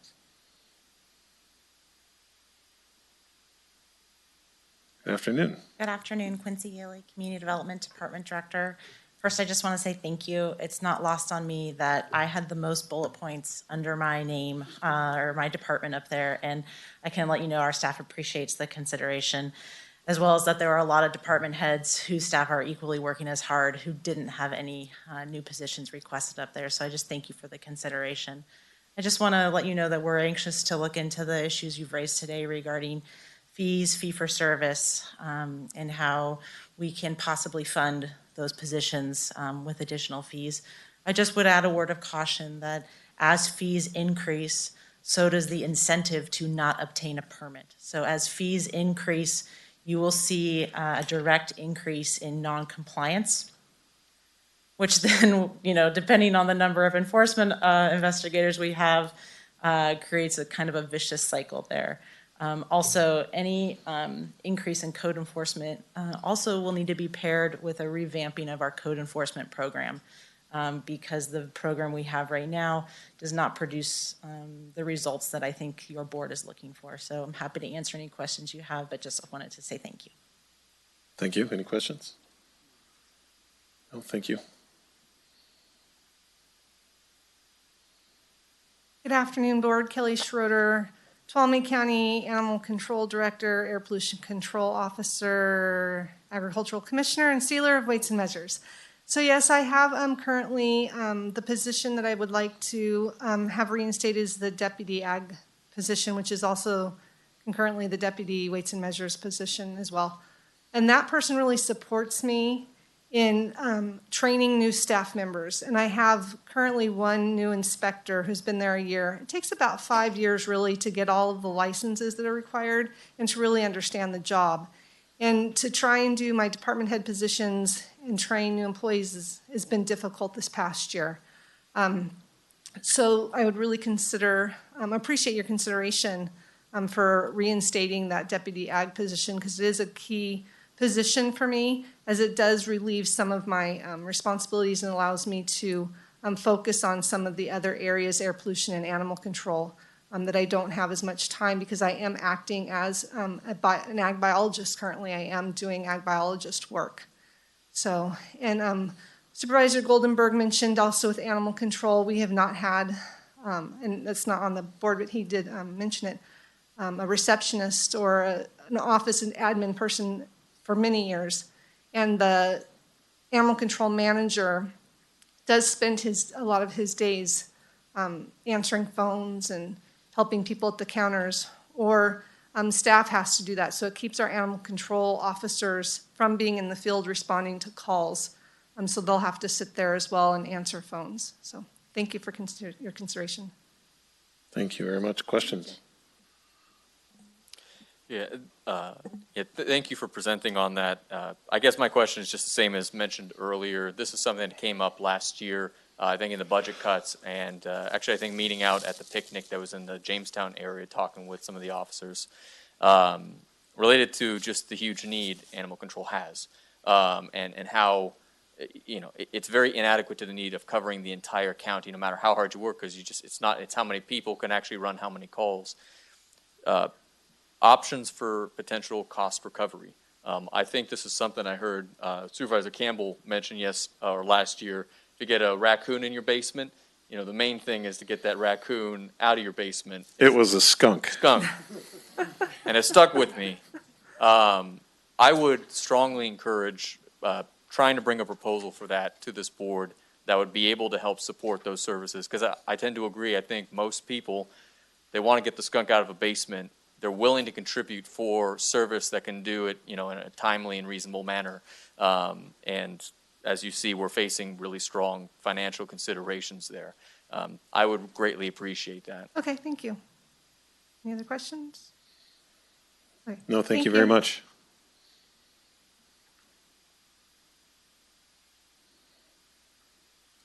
Good afternoon, Chair, members of the board, Kanan Whitman, Assessor Recorder. So just wanted to kind of start just to say, I know budget season's always fun. We've always done our best to contribute as much as we can. We fully understand that every dollar spent in our department is one less dollar spent on roads, public safety, parks and recs. So we've always been very conservative to start with. Since I first started, we let go of 2 grant positions that were 50-50 and then also let go of another position. And so we've really kind of bring it down to just the bare bottom bones in both the assessor and recorder. And so at this time, we are asking for another office assistant. Our workload has been increasing pretty dramatically, and we are now as far behind as we've ever been before during my entire time here. And just as like a comparison, last I checked, Calaveras on the assessor side had about 19 positions. And right now we're down to 10. And on the recorder side, they were at 4 and we're down to 3. And we've always done whatever we can, but we really are kind of starting to hit that spot where we really do need somebody else to just help answer the phones, do some filing and indexing. And I just kind of went over some stats this morning. And like our number of recordings for calendar year 2019 was 14,606. For 2020, it was 17,908. It's a 22% increase. And we've already been at low levels. That office is now closed at 2 o'clock, just to kind of help with that workload. We try and condense it so that way we can do all the accounting afterward. And then I was just looking from January 1st to May 17th of 2021 compared to that same year of 2020, we're 45.9% higher on recorded documents. And if that pace continues, the recorder's office is just really going to be swamped. Then when I go to the assessor side, we have the same kind of statistics. Since July of 2020, we've been averaging, with the exception of 1 month, which was 198 transfers, but every single month since July of 2020, we've been averaging over 200 reappraisals per month. The last time we were doing that numbers was in August of 2005. And so far, we haven't even started on the 2021 transfers, only because we're looking to get the roll ready to deliver to the auditor's office by July 1st. But just wanted to bring all these to your attention. We really do understand that every dollar spent here doesn't go somewhere else, but the revenue we do generate doesn't go directly to our fund. It goes to the general fund, such as documentary transfer tax, property taxes, and all the other funds and fees we collect. And we would be really appreciative in your support of an office assistant. Any questions? Questions? I have a comment. Yep. Yeah. Kanan, I know that you have given a lot in the last couple of budget cycles. Your department was cut quite heavily, and you've been outperforming all the other counties, you know, if you look at the numbers, comparatively speaking, time and time again, year over year. And, you know, that only lasts so long, and if the pace is picking up, we, as the board, are responsible to do something about that. Thank you. Thank you. Hello again. I'll try to be brief. Andy Murphy, Assistant Fire Chief. I want to, obviously thank the CAO's office and the board's consideration for the not additional, but funds to balance the budget for next year. One thing we talked about at our strategic plan delivery last couple of weeks ago, I believe it was we're not looking for a level of funding, but a level of service that we're all working towards. And so it's been mentioned and discussed by several of the board and Ms. Riggs, is we're looking at every angle to do that. One of the things going back to when a few years ago, we can't keep doing business the way we've been doing it. It's proven to be wholly unsuccessful. And so that got us looking at fee recovery, fee for service, we're looking at impact fees, we're looking at false alarm fees, all of those things where there is a service that the fire department provides outside of the emergency response that could be avoided, like false alarm fees due to maintenance or lack thereof. This includes, like I mentioned, so one of the things is the parcel tax for the property owners is one of the avenues. We're looking at users, right? Business owners, we're looking at impact fees and inspection fees. Tourists, a recent TOT increase, and the previous last March attempted increase up to 14% of the TOT. And we'll continue to bring these ideas forward and these plans over the next few months to share the burden across the board for funding the fire department properly. And again, any dollars that are given, as you all know, from the general fund are dollars that aren't going to these other departments. And so we're doing our best to properly fund the fire department. And again, we're thinking level of service, not dollar amount. So we appreciate all of the work that's going on by staff in providing that. Thank you. Thank you. Any questions? Sorry. No? Okay. Thanks very much. Any other public comment? Any folks in the room? Okay. Anyone on the phones? All right. So we'll go ahead and close public comment and bring it back to the board. I just kind of wanted to kick off real quick that this is the hard part. This is for those watching at home and those in the room. This is why we make the big bucks here, or not so much. These are never easy decisions, and there's never an answer that's going to make everyone happy. Every decision we make is going to involve either a cut or an addition at the expense of something else, because if you go back to the previous slide, nothing else that we talk about matters except that we got to fill that $1.6 million hole. So in some ways, the job we have right now is pretty clear. And it's going to take looking at some of these things that we may not want to cut, looking at some of these suggested positions that our staff have. I'm so grateful for the feedback that you've received. some of those things that are I'm totally convinced every single ask that has just come before the board is necessary, and they're not going to get all of them. And if you go to the next slide, we have to look at some of these things, and we have to look at them hard, even if we don't want to. And if there are other ideas, by all means, now is the time to talk about places to cut or other revenues to add, but we really got to be realistic that we're not going to make everybody happy. And starting from that point, doing the best that we can to balance that budget, because ultimately we're working for the taxpayers of Tuolumne County and the people that elected us, and our job is to balance the budget, whether it means cutting services or not adding positions that we might want to, and that's just the hard truth. So just keeping that in mind, that's kind of where I'm at with it. I may not want to do some of these things. I know I've been a part of budgets in the past that, frankly, we're in a much worse position at this time.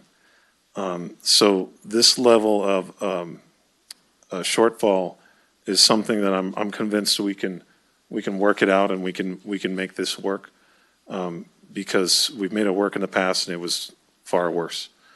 So just looking at these recommended ways that the CAO has brought before us to close that shortfall, I'm in favor of all of them, at least in part.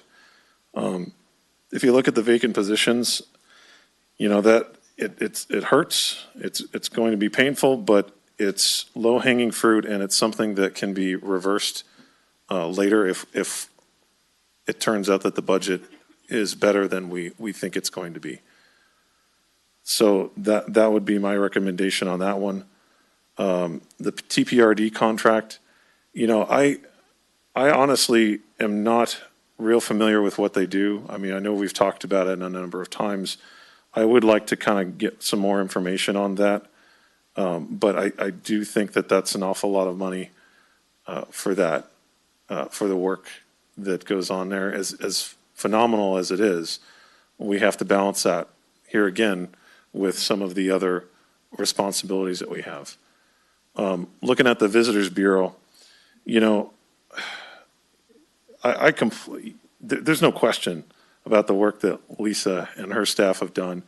Visitors Bureau has gone from, this little podunk county with our little podunk tourism industry into this huge, real local industry that provides a lot of jobs, a lot of investment. But I just look at the numbers. $1.3 million is an awful lot of money. And for one purpose, I just have a hard time justifying that when we've heard from our fire chief, from our sheriff, from our district attorney about these needs that, to me, it may be shooting us in the foot years down the road. Yes, it may be. But those are some of the hard decisions that we have to make sometimes. If you're asking me if we fund a deputy or a firefighter, or we put funding here, I'm sorry. Public safety is going to win every time in that kind of a contest. And we're kind of at that point right now. Now, you mentioned that $750 as a cap is kind of, what you've come up with, and that's fine. I think that we could probably talk about making that cap higher, but I think it's probably time to start looking at that. I don't necessarily know that that's the number, 750, but it's just very hard to justify $1.3 million for this one area. And it pains me to say it, but I have to be honest about where we are with our budget. And then I think the use of fund balance, that's a pretty, to me, that's another item where we can use that money, and if the budget is better than we expect, it's easy to add or, we'll just carry over whatever fund balance there is for the next year. So to me, that's fairly low-hanging fruit as well. Because if you go back to the other slides, one more. So, looking at this, we need these things. These positions, we did not arrive at this slide here easily. Every single department could make recommendations about what they need and how they're understaffed, but it's boiled down to this, and I think this is a good spot where we are improving the services to the public, but we're not overburdening the budget to where we have to cut even more. So that's where I'm at. We have, so and it's been mentioned by other board members, but which was kind of heartening too, because I'm used to being the one ringing the library bell, but most of everything that I would say about it has already been said. I think it's something we need in this community. So I don't know if you have, there's probably other comments on that, because we need to get some kind of staff direction here. Do you feel like you have enough? Or I think there are a couple items that you're probably going to want to have us go at you again with. Yes, a majority, what I'm hearing is no on Visitors Bureau, no on what I heard, I was going through and rewriting down, summarizing. I didn't hear majority for elimination or reducing TPRD. The only thing I really did, that I've really heard, yes, go forward with is really use of fund balance for one time. So, I'm still looking for $1.2 million. We haven't talked about, what I did hear is more ads than take away, which means we need, $2.4 million or whatever.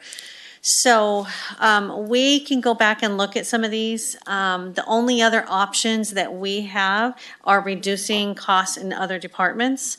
You guys, some of you have been down this road before. In order to balance, we have to reduce. The other option is, you have it up on that slide. Other counties are doing it. We talk about use of the American Rescue Plan to balance it, and we continue working it so we get to adopt it. The one thing to keep in mind is when we put off making reductions and we go down a quarter of the year, if we still need to make those reductions are steeper at that point. So that's something we just need to be thinking about. The other one is we have talked about using American Rescue Funds to do some things like pre-funding, like code enforcement, for example, to see if we ran it for a year or two, would it fund itself as we start looking at some of the littering and the dumping and operating illegally in different areas. Is that something your board feels that you would like to see built in, so that gives Quincy the ability to begin recruiting and maybe getting those filled in July and not waiting till November or December, because that's the difference between the timeline here. Of the vacant positions, what we say we had 30, looking for 38 in the general fund. 20 of those are just the sheriff. That doesn't include the JCOs, which are 3 or 4, which is juvenile corrections. We haven't talked about upgrading or demoting or some of those positions when we talk about conversions. What I'm thinking is coming back with a few different scenarios, of which some will cause a lot of heartburn, some maybe a little bit less, but I kind of need some direction on where is your board at and do you want to look at reductions in order to balance? Do you want to use American Rescue Plan funds for right now to balance? I kind of need to hear that, because what I'm hearing overall is you don't want to do most of those things on that list. I understand it. I don't like any of those things on that list either. I also have told you, I've always thought that if you go out to TPRD, which Eric and I did walk along with James Woods all through the entire area, I have to tell you, this is not about quality of work. They're amazing. They do great work out there. They're there 7 days a week. It's the same thing with Visitors Bureau. I've told Lisa this, and I've said it in public at least a dozen times. I have watched the work that they've done. For example, when we had the federal shutdown, previous years we would have seen a decrease, and that last time we saw an increase because of the work that her and her staff did. But when I'm looking at reducing services to the community, these are the types of things that we immediately look at, because the only other place we go from here are, layoffs, concessions, that type of stuff, which further reduce services to the community. So I'm kind of looking more for you. Where are you leaning? We will continue working this. We'll have a better idea of fund balance. Debbie usually gets that to us in the first or second week of August. So that's the final once she's reconciled everything. And that takes a whole lot of work on behalf of departments and herself and her staff to get there. We'll know more then. There'll be some more options about using fund balance even to do more. But remember, we have $1 million in here one time that's already balancing this budget, or you would see a $2.6 million issue. And I'm not saying that to be chicken little at all, just that there's some realities that are here that are kind of masking it. Like we said with the CARES Act, we had some of that CARES Act because we directed staff to do different types of work. What we saw was it was masking the true cost of what it was to operate those services. And now we're kind of experiencing all this, but overall, I feel like it's good news. I don't know that it's really feasible to freeze all of those positions. We would need to really look at them like, are we really going to freeze 12 jail deputies and 6 patrol deputies? That's 18, just right there in direct public service, public safety, I mean. So it's really tight. That's where Kathleen's going, and you've all said everyone is on a skeleton crew. But if these things are distasteful, think about then how distasteful it is when you're looking at classifications that you're eliminating in order to balance as well. And that's where I feel like we have to go if we don't do these types of things, which is why these are here and classifications are not. So I guess. And I'm going to interrupt you because that's actually a point I wanted to make, is that what is not on this list is layoffs, losing bodies, closing departments, reorganizing departments so that we can cut staff. We're not closing firehouses. We're not reducing patrols. That's what's not on this list. And that's the important thing to consider, is that we're looking at painful. We're talking about cuts that are very painful, but we've done much more painful things in the past, just to give a context. And those painful cuts that we've gone through in the past are part of the reason why we have nothing but skeleton staffs in our different departments. And so if we have a chance to move the dial a little bit toward getting staff the help that they need, getting the services up to the level that I think our community expects, while at the same time balancing our budget and being responsible with taxpayer money, I think we got to take that opportunity. Anyway, I interrupted you. No, you're fine. That's where I was going as well. So direction on any of those, can you go up to the conversions? There are some very important things here. Kelly really needs that conversion right there. She is 2 people short, and she has an ag biologist and the supervising. I think it's a senior ag biologist and the supervising. That's 2 people in a very small department that she's trying to cover, and we're going into a very busy time of year. All of these are needed. The ones on the right we talked about are really cost neutral. The ones on the left, there is a cost to those. So a couple of things. I think we can come back, we, because this will take all of us to do it. We can come back with what is the cost to do these items? What is the cost related to those other classifications? We may have a better idea of the estimated year-end fund balance. We may have a better idea of that. We'll relook at revenues in the departments, but ultimately, I'm getting a feeling from the board, you don't like that list. What you'd like to do is add. Could you go to the next slide? The one up? To the positions. List of cuts at the very end.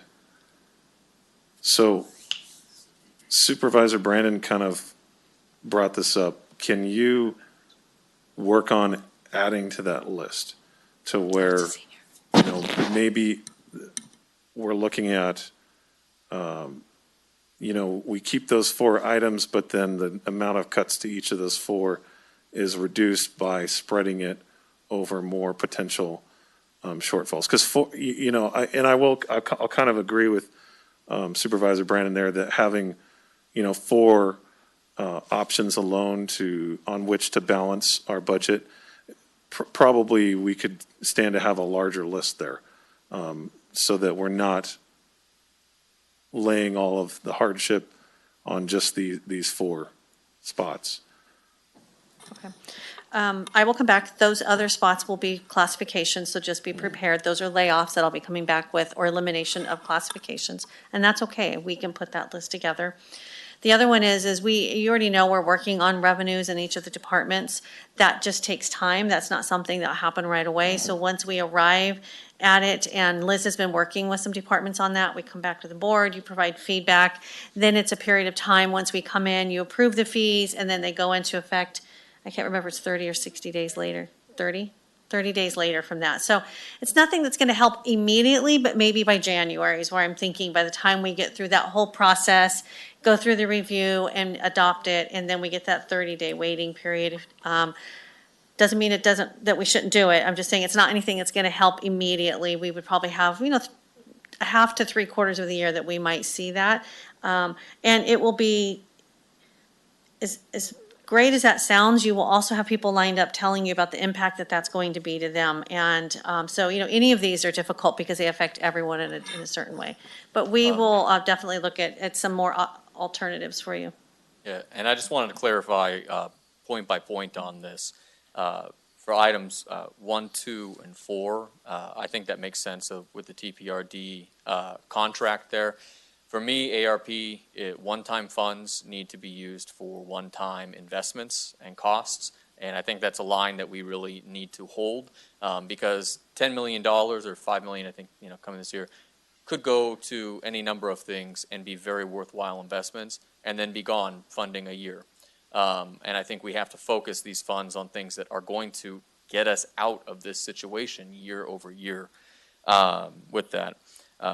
And I appreciate Chairman Campbell mentioning that, I imagine it's a giant idea list. I mean, this is really, especially for myself as a new board member, to understand every option on the table, whether that is related to staffing or programs that would be potential that could be eliminated or not mandated, ones that we have to do. If it is looking at, either a freezing positions or moving back vacant positions, I need to see all of those things. And I think it's not only valuable for us up here, it's valuable for the public because the public doesn't want to see it. Maybe they do. But to see us making these hard decisions and not supporting a program they appreciate, I think what will be helpful in that is seeing all of the alternatives. It's impossible to communicate that without really knowing everything about it. And my last little, and I know I keep harping on it, I hope that one of the top priorities of many of our departments is if you have the opportunity for cost and fee recovery, please start drafting and exploring that.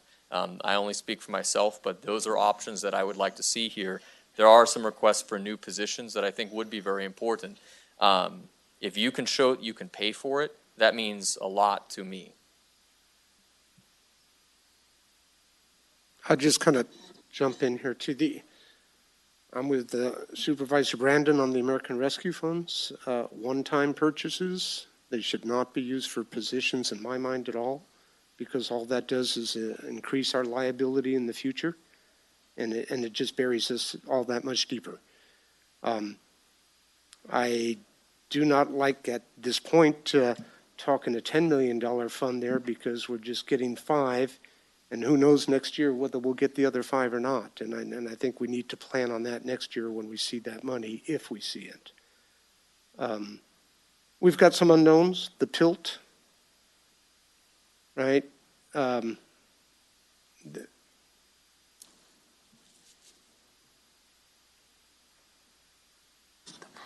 I'm so sorry. I was just asking Debbie if we actually received it so she could tell us, but we have not actually received it yet. Okay. I apologize. And I knew she said she was behind me, but I didn't know which way. Yeah.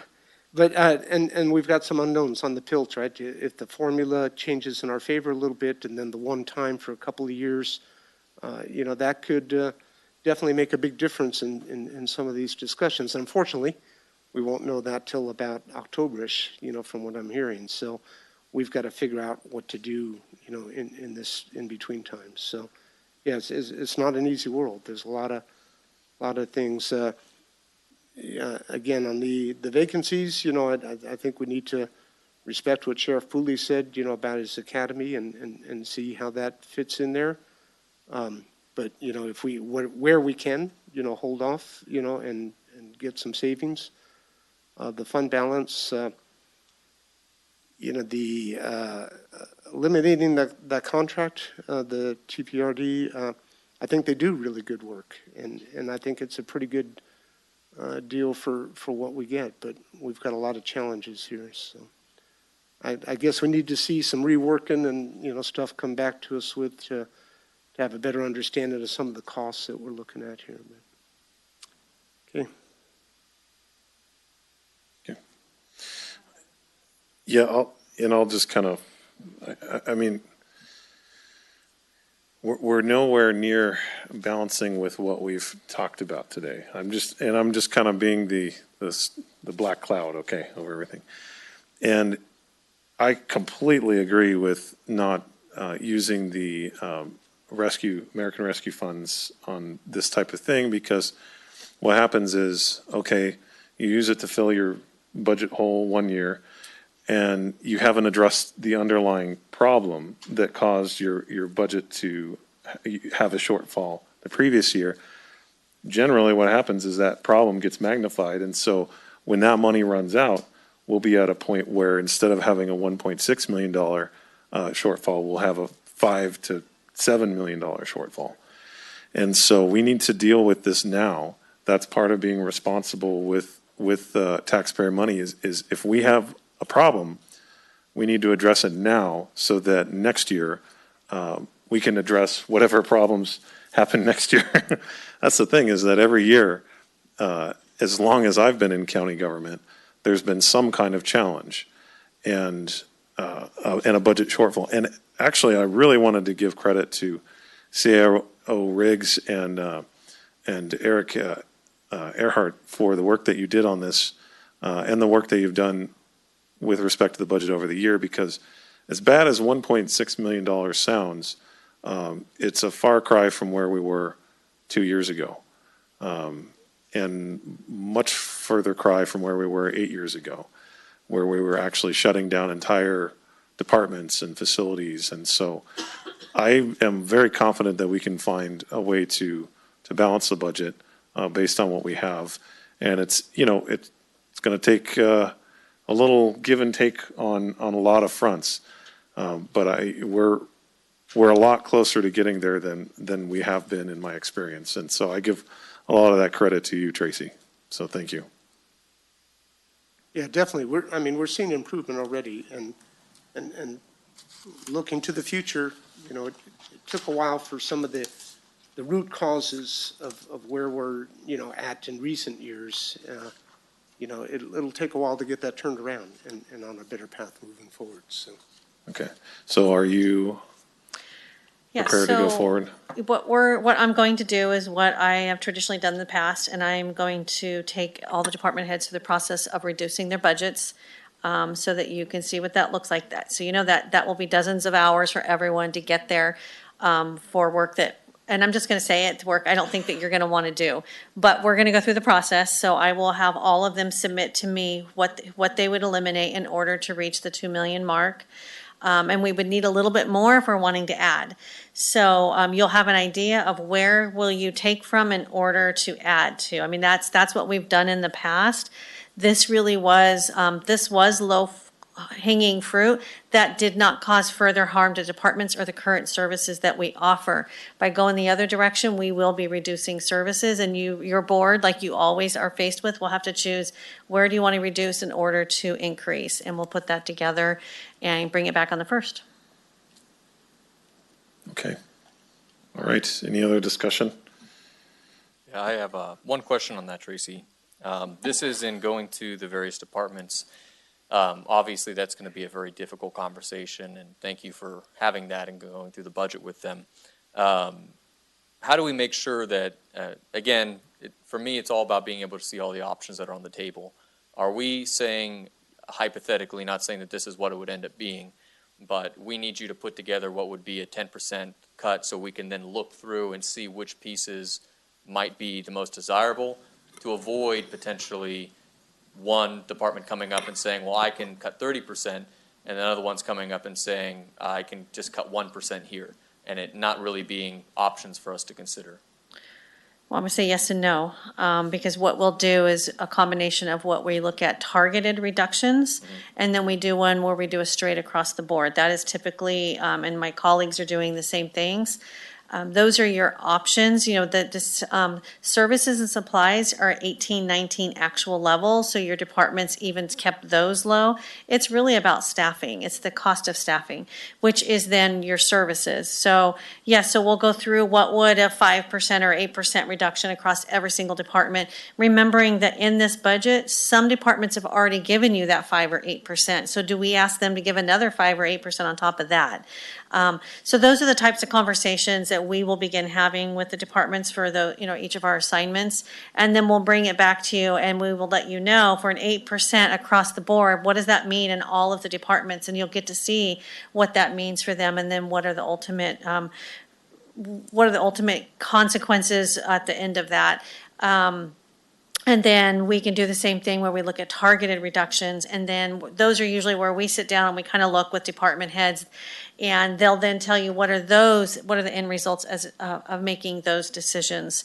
Unfortunately, there's not like all these contracts and extra things we're doing because we're 18-19 actuals. So the only place to go outside of revenues and looking to make sure, and we'll fine tune our revenues, but outside of that is really looking at layoffs. There's nowhere else because that's the majority of our costs. I do have a question. Tracy, I do have a question. Looking at this use of fund balance to pay for one-time costs, the $750,000 is an arbitrary number. It's probably based on some kind of past history. No, so we actually have, for PeopleSoft, we will have to repay that program. That's $470,000 next year. As soon as we get the new software up and running, we can let that go. And then there are some others where actually, when we met off-site, we divided ourselves up and they looked at one time and then we worked on personnel. So those are actual, it could be a little bit higher, but that's what we felt comfortable that we could recommend. Okay. So it's not we didn't just pick the number out, Okay. like I did with the Visitors Bureau, was 750, but that was nothing that anyone brought up to me. It was just really kind of cutting the number in half.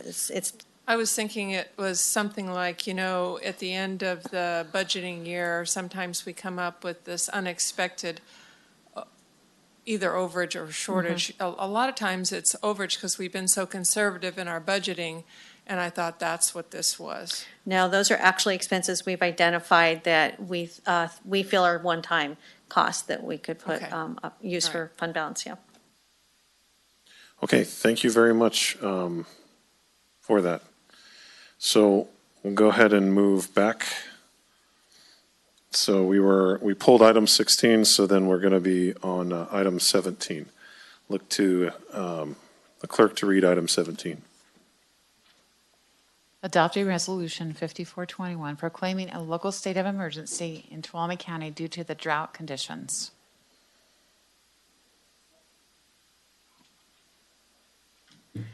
Hello again. Good It's afternoon. me, Dory Beats, Tuolumne County Office of Emergency Services. Yes, I have Kelly and Rob is here. Thank you. A little background real quick. Tuolumne County Board of Supervisors first declared a state of emergency due to drought conditions in February 2014 and continued the local state of emergency until 2018. Can they? Good? Oh, sorry. Okay. In the beginning of the drought emergency, our primary focus was to ensure our larger water systems had ample supply of water and resources to make it through the year. Once these systems were stabilized, we then focused on private homes that depended upon wells as their only source of water. There were many individual wells that ran dry during those years, which left residents without a potable source of water. Working with our state partners, the County of Tuolumne became the first in the state of California to develop a program that tracked failed wells and distributed resources that provided potable water in our vulnerable communities and our constituents. On March 5th, 2021, the United States Department of Agriculture issued a letter to the governor designating 15 California counties as primary natural disaster areas due to recent drought. According to the U.S. Drought Monitor, these counties, Tuolumne is named, suffered from a drought intensity value during the growing season of 1 D2 drought, which is severe for 8 or more consecutive weeks, or 2, which is D3 drought extreme, or 3, which is D4 drought exceptional drought. A secretarial disaster designation makes farm operators in primary counties eligible to be considered for certain assistance from the Farm Services Agency, or FSA, provided eligibility requirements are met.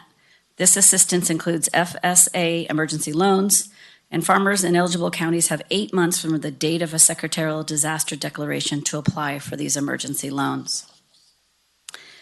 On Monday, May 10th of this year, the governor of California issued a proclamation of a state of emergency, stating extreme drought conditions through much of the state, presenting urgent challenges, including risk of water shortages in communities, greatly increased wildfire activity, diminished water for agricultural production, degraded habitat for many fish and wildlife species, and additional water scarcity if drought conditions continue into next year. This state of emergency included Tuolumne County. The governor's proclamation directs the State Water Board to consider modifying requirements for reservoir releases and diversion limitations to conserve water upstream later in the year to maintain water supply, improve water quality, and protect cold water pools for salmon and steelhead. The state of emergency also enables flexibilities in regulatory requirements and procurement process to mitigate drought impacts and directs state water officials to expedite the review and processing of voluntary transfers of water from one water right holder to another, enabling water to flow where it is needed most. While we do not know the exact ramifications, staff is reaching out to other county departments, agricultural commissioner, environmental health, fire, other folks we have met and started to talk also with our partners in the water districts within the county. Tribes and other governmental agencies such as BLM and the U.S. Forest Service. The U.S. Forest Service had shared some results from their April 1 survey that states the Central Sierra Nevada is at 63% of average. The Northern Sierra is at 60% of average. The Southern Sierra is at 41%, and statewide we are at 59%. A couple local examples of snow death, Bell Meadow at 6,500 feet, averaged 24 inches with a low of 1. Aspen Pack Station at 7,000, averaged 54 inches, and Bond Pass at 9,300 feet elevation, averaged 76. And it is melting very fast. As a precaution for conditions that would warrant countywide action, staff are recommending your board proclaim a local state of emergency due to drought conditions in concert with the governor's state of emergency. The adverse environmental, economic, and social impacts of a drought could pose an imminent threat to people, businesses, agricultural, property, communities, wildlife, and recreation here in Tuolumne County. It is recommended your board proclaim a local state of emergency in Tuolumne County due to drought conditions. And we do have a resolution. I also have with me both Kelly and Rob if there's any specific questions, both of which have reached out to our agricultural community that already have been noticing a few things, including moving cattle already up to the higher country. And we've had 2 individuals within our county call about dry wells already. So we are currently monitoring this. And where were those? Not specifically, but yeah, where were the dry wells located, roughly speaking? Highway 120 and so if you so you said Highway 120 and Highway 108. Okay. In the high country? Yeah. Okay. All right, thank you. Questions for either Dory or Rob? Okay. Is there any public comment? Okay, no public comment. All right, so we have a recommendation for proclamation of a local state of emergency in Tuolumne County due to drought conditions. Do I have a motion to that effect? I move to adopt Resolution 54-21 proclaiming a local state of emergency, Tuolumne County due to drought conditions. I'll second that. Okay, I have a motion by Supervisor Goldenberg, second by Supervisor Brandon. All those in favor, please say aye. Aye. Opposed?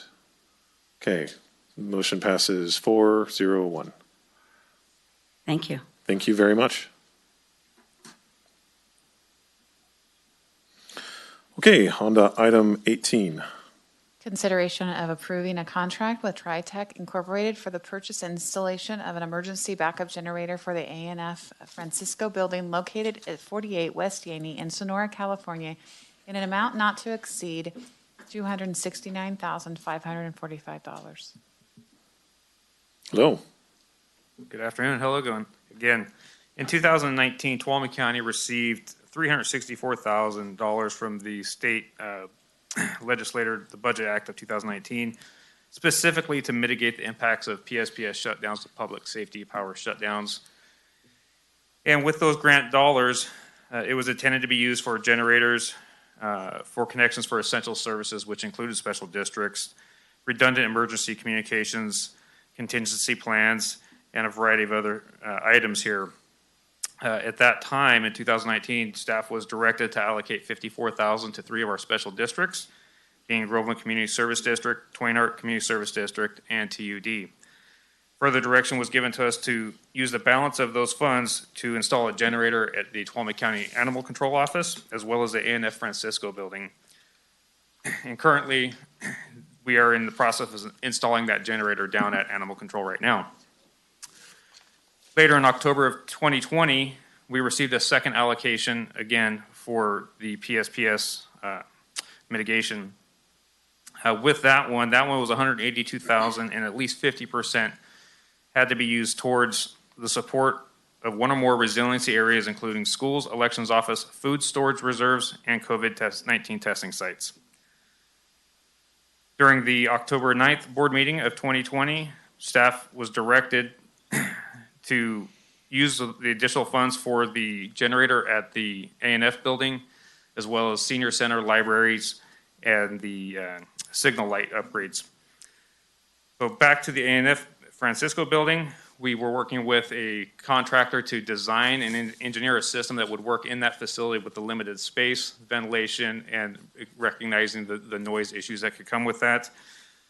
With that, we have we did an RFP, went out. TriTech was the only bidder on the RFP, and before you today is a contract for an emergency backup generation system that would completely power that building during planned and non-planned power outages.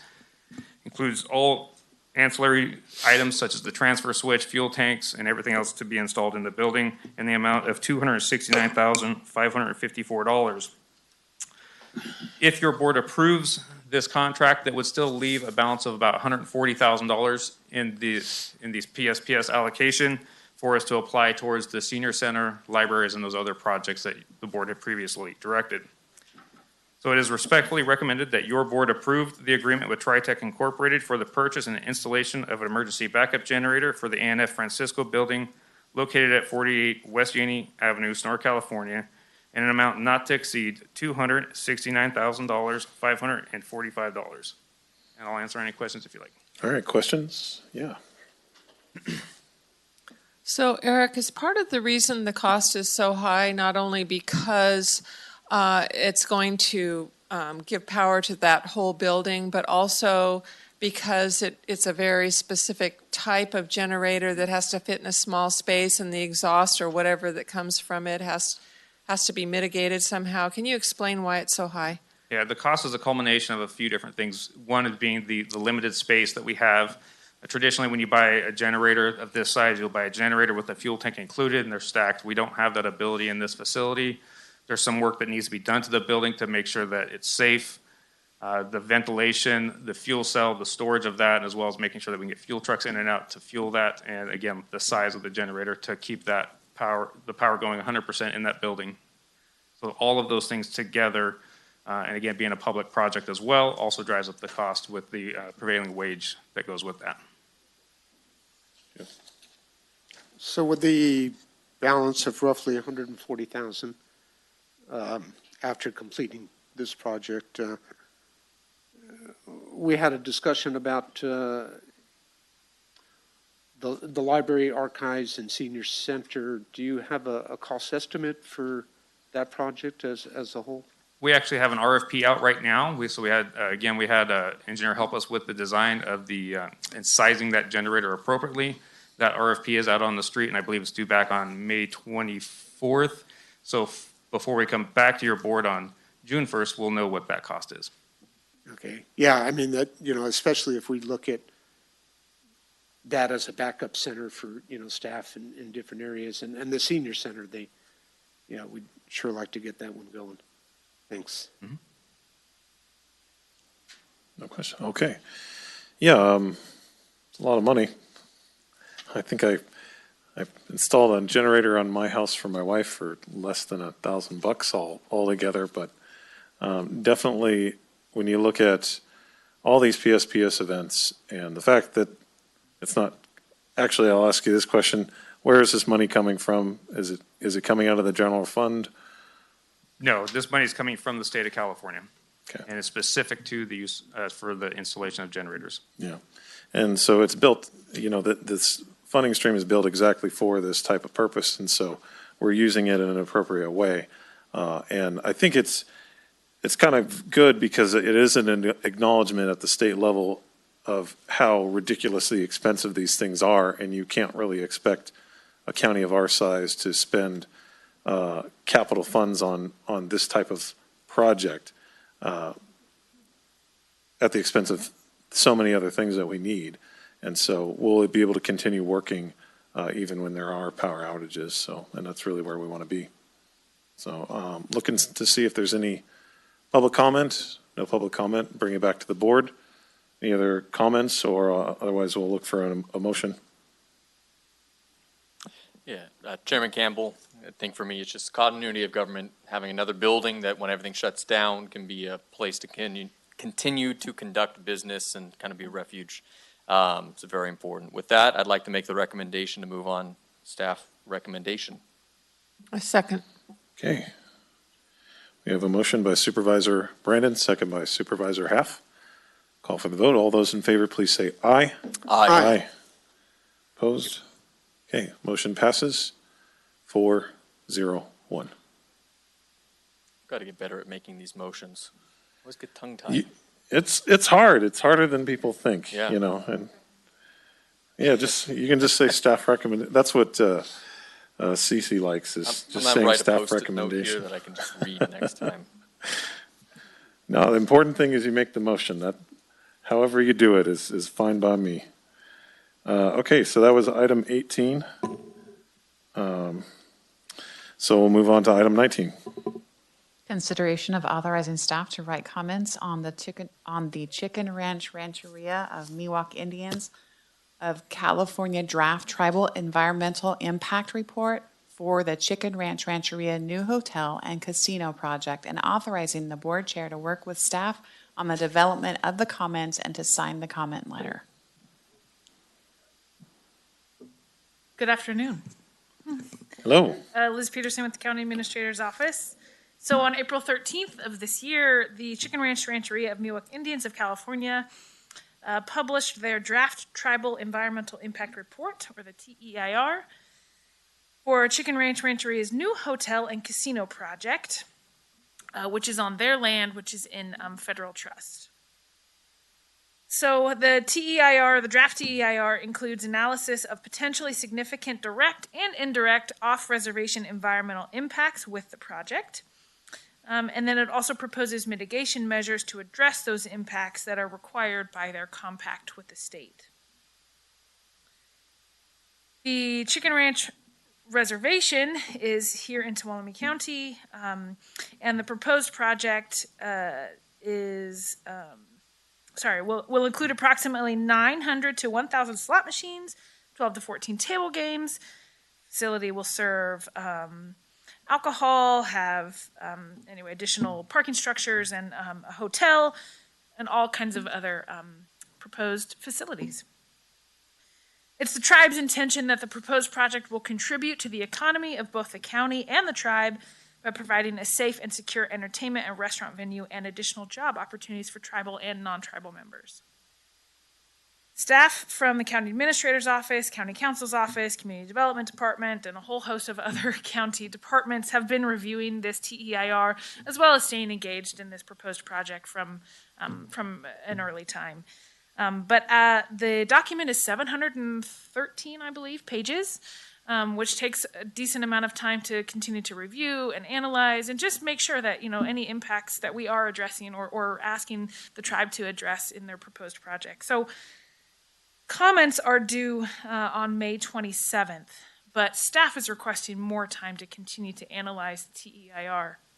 And so what we are requesting is that your board appoint Chair Campbell to work with staff on the development of those detailed comments on the draft TEIR, and then authorize the chair to sign the comment letter on behalf of the board before this May 27th deadline. We won't have, or your board won't meet again before the deadline. And so that's what we're asking for. I know it's a little unusual, but with the length of the document, we're just requesting a bit more time to analyze.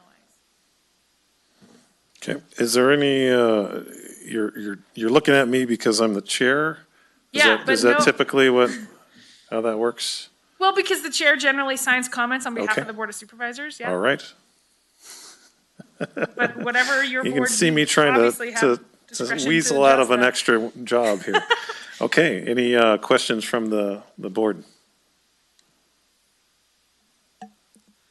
Great, thank you. Just for anybody watching, so this is on trust land, correct? Right, that's right. And so for anybody kind of understanding how county governments work with tribal governments, it's on equal footing. There are sovereign nations. And so there's a lot of autonomy in being able to build on trust land and put something like this in. This is a tribal EIR process, right, which is a special form of that through federal government. It's NEPA, right? Or not NEPA. Well, NEPA, it's not quite the NEPA process, but yes. Okay. And so we would be considered a stakeholder in that process, that we're getting requested for comment, or are we doing this kind of on our own? So, yeah, I'm sorry. So the draft TEIR is out for anyone to write comments. And so the county is writing comments just as a general commenter. There are some requirements in the state compact that any tribe work with the county in which it resides to mitigate any kind of impacts to the environment for any kind of development projects, larger, improving or expanding or adding facilities. So that's sort of separate from this process, the compact requirements with the state. So yes, the county is commenting with other commenters. And in addition to environmental considerations, will this also be a place for comment on any community considerations, for example, related to traffic or something like that? So the comments will be primarily focused on the items that are issued or that are mentioned in the TEIR, which are generally related to environment. There are some things like noise, traffic, a whole host of other things, but they're generally, EIRs contain a whole host of other things, generally around environment. Well, not to be biased, but it is in my district there, and I want to say that this seems like a really great, as far as economic development, opportunity for a lot of jobs coming into the area. That's going to be good for Jamestown. If you or want to focus the time on some other things, I'd be happy to serve on that as a supervisor for the surrounding area around the trust, and just let me know. The board. Could it be he works and I just sign a letter, or is that what you need? Whatever you want. Yeah, I mean, Supervisor Brandon can sign on behalf of the Board of Supervisors if you would prefer. I mean, I'm fine with that. We don't often do that, but yeah. Mm-hmm. Any comments? Looking for other comments from the board? No? Okay. No, just otherwise, it is within Supervisor Brandon's district, so obviously he's got a strong interest in it. Okay. Any public comment? Okay. So bring it back for a motion.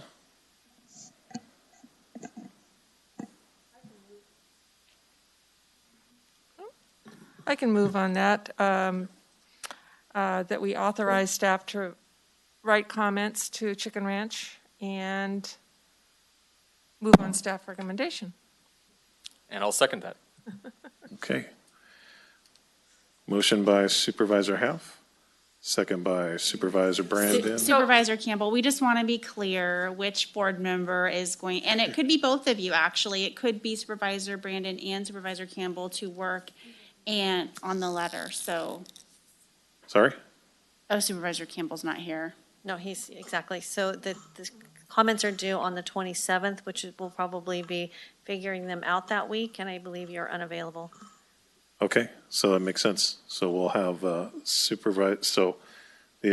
guess if you wouldn't mind amending your motion to say that Supervisor Brandon will be, you'll authorize Supervisor Brandon to work with staff to write comments on Chicken Rancheria and sign on behalf of the board. ...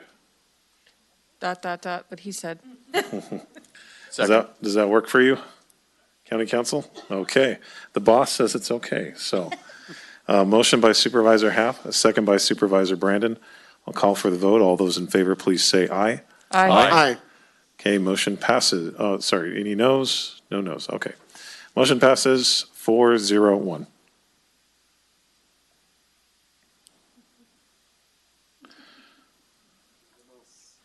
Okay, so we completed item 20, so we'll move on to item 21. Consideration of approving a letter of support for the Golden State Finance Authority's Rural California Broadband Strategic Planning application to the U.S. Department of Commerce Economic Development Administration under funding made possible by the American Rescue Plan Act. And I'll take this one because I had requested it.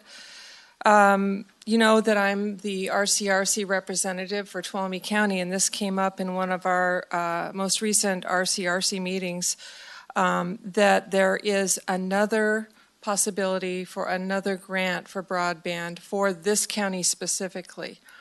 And it is an opt-in program. What's going to happen is, most of us know here, but for the public, RCRC represents 37 of the rural counties in California.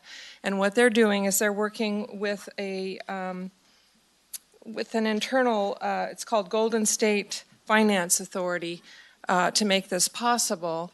They are going to be asking the U.S.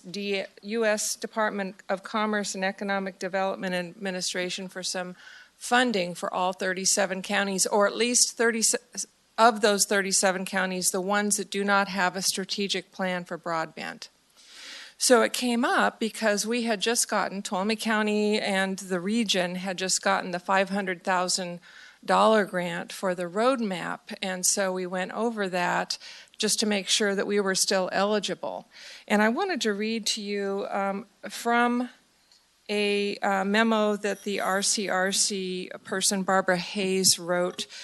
She sent it specifically to Cole just to make sure that we were on the up and up, that we could opt in for this strategic plan. So, yeah, you know we have the $500,000 to create the roadmap. So these are two separate but complementary grants. They will work together to serve the Central Sierra region well in the coming years, as the demand for broadband access will do nothing but increase. So the roadmap project, the one that we got for $500,000 for the whole region, will lay the groundwork for the evaluation, recommendation, and ultimately adoption of local policies and practices that will make investment in broadband by current internet service providers. And it's not going to be a book or a manual or anything. It's going to be an online presentation so that the interested internet service providers, they can go onto a website and see, oh, here is where there are unserved needs. And, oh, here's where we can build our infrastructure through the various counties. And, oh, their policies are all seamless. We can do it whether it's starting in Alpine County or starting in Mariposa County. It's pretty much the same across the board. That's what the roadmap will do. It'll provide that, and it'll make it very easy for the internet service providers to say, yes, we're going to build our structures here. Whereas the broadband strategic plan will delineate where the existing infrastructure and capacity exists within the county, just our county, and where it is needed, and highlight the development path and provide associated cost estimates. So together, these projects will provide resources, data, and policies that will clarify and make seamless the path for broadband investment. And so I just wanted to make sure you understood. So this is an opt-in program.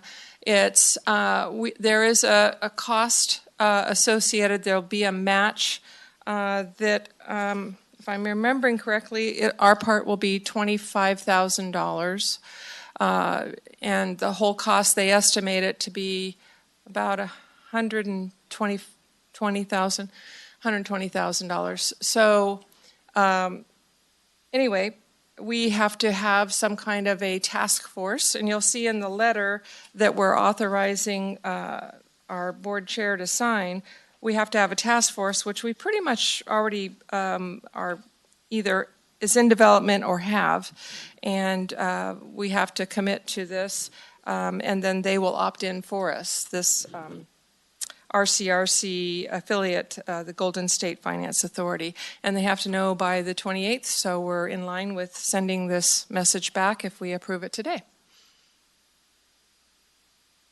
Okay. Questions or anything for staff to add? Not just thanks, Kathleen, for your work on this very much. Yeah, and I agree totally with Supervisor Goldenberg. Thank you. Supervisor Haff, you have been really the leader that this county needs with respect to broadband, well, many other things, but broadband in particular. I've just about every time I see you, you have something new when it comes to broadband. So you're kind of you are a very valuable expert in this area, and I'm not surprised at all that you're finding these types of resources, and I'm really eager to support you in that. One question I had was looking for, so it's 120, it's 120,000, right? Mm-hmm. Does that go to, is it divided up by how that money should be spent, or does it pay for the administration of the grant itself? What I'm getting at is any of that money available to help get more grants of a similar type? You know, we don't have all of the information yet. What's in that letter is basically the outline of what we know at this point. I don't think we have any more information than that at this point. No problem. All right. Any other comments from staff? Any public comment? All right, bring it back to the board for a motion. I'll motion on Supervisor Haff's recommendation, staff recommendation for item 21. Okay, we have a motion. I'll second. So we have a motion from Supervisor Brandon, second from Supervisor Goldenberg. All those in favor, please say aye. Aye. Aye. Opposed? Motion passes 4-0-1. Okie dokie. So, if I'm correct with my chicken scratch on my agenda here, we're through our regular appointments and we're on to reports. Is that correct? Reports. Okay. You always say things so much better than me. Okay, start with CAO Riggs. Okay, very, very lackadaisical shake of the head. Okay. County Council? Okay. Did I start with you last time? I can't remember. Are you willing to go first? Okay. Yeah, I'll keep it short. Beyond normal meetings, went out, visited a potential housing project that's in concept. Looking at something out there, which I think would be really good in my district. You know, that's been a huge concern. Have a few different side projects going, some of which have wrapped up and made some progress. One of them is with the Behavioral Health Advisory Board, which is continuing to do really well. We're revising our bylaws. We've done an in-depth MHSA Innovation Grant review with several members and also Director Michael Wilson. We have completed the first draft of the bylaws for the Homelessness Committee to then hopefully present soon at our next meeting, and with approval there, bring to the board here with Supervisor Half.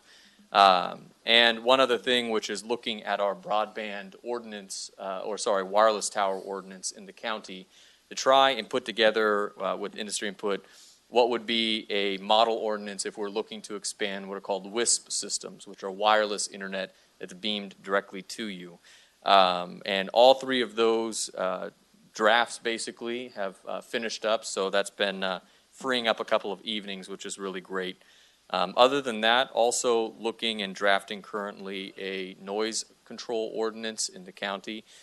This is based on the 2008-2014 work done by staff and presented here. And so this is looking at addressing some of, I think, the really egregious things that we all end up hearing about. Not the normal, necessarily just running a weed eater, but something that really impacts the quality of life and even safety of people in some communities. So working on that again with Supervisor Half.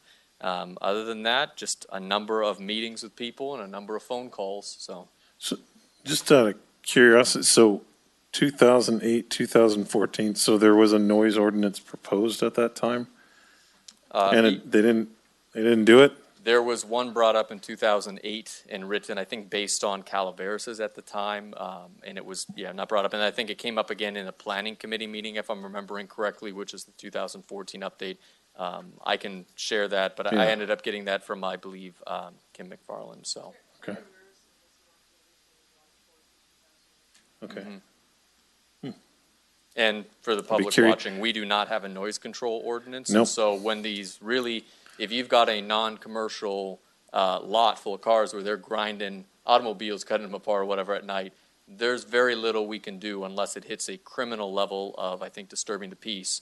And where that line is, I think we're going to have to talk about too. But we have limited tools, and really it's about addressing the most egregious cases of this in these communities and neighborhoods. Yeah, I was just curious. I'll be looking forward to finding out what happened in the past to where it didn't make it. So I'm trying to address those problems. So thanks. Well, we haven't done reports in a while, so Yeah. I have a couple items. Normal committee meetings, of note, we had our first Fire Safety Advisory Committee meeting, went very well.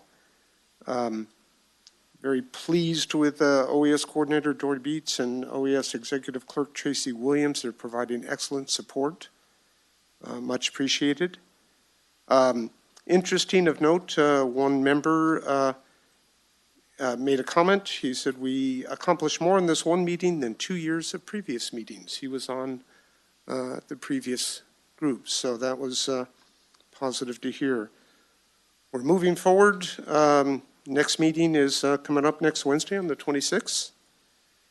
Other than that, Commission on Aging, still always, they just do excellent work.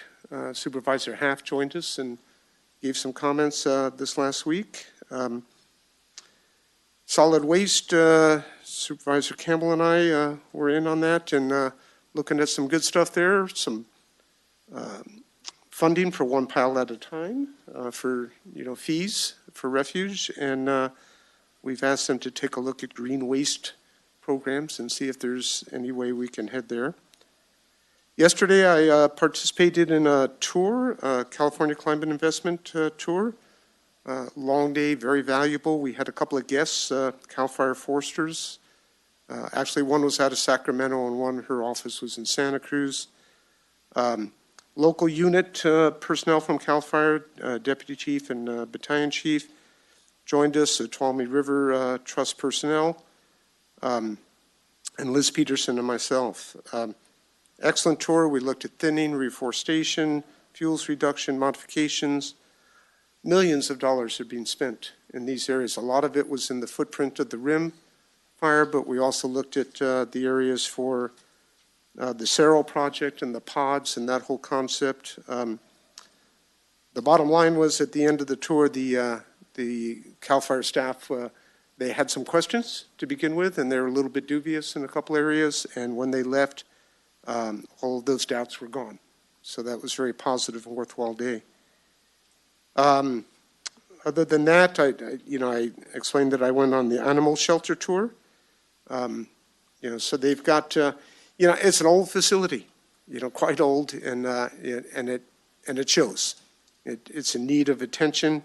Their floors desperately need to be recoated. Their morgue was kind of band-aided. They had some new stuff to, keep it cool, but it had failed in previous last year. Commercial washer and dryer is really needed.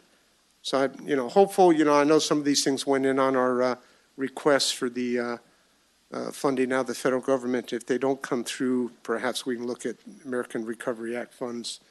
They're not that high dollar items. Also, Sheriff Pooley was kind enough to give me a tour of the 911 dispatch center, the old jail, and the new jail. And that was real good. I came out of it, the old jail, with a little different impression than I had before. I thought it could be reutilized. And in looking at it, I don't see that, not very easily.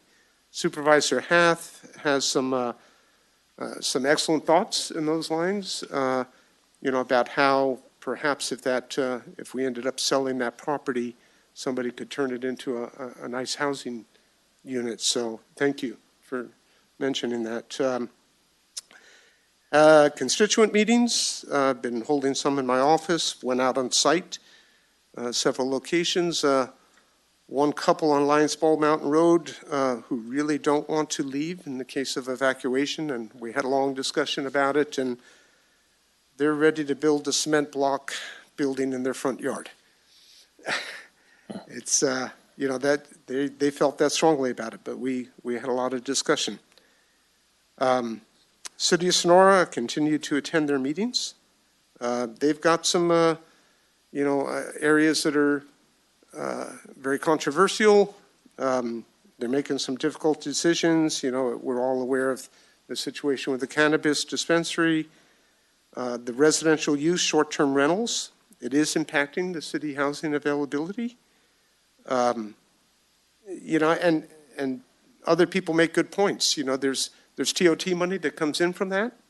But if it takes away housing from people that really need it, and we've got people that are waiting 4, 5, 6 months trying to find a home. So, that may be an issue that we're faced with, within the county at some point too, because we've got a lot more of these types of rentals than the city does. And they also were pushing for, and by their city council action, for the Greenlee Road extension. And so they're officially asking that be looked at.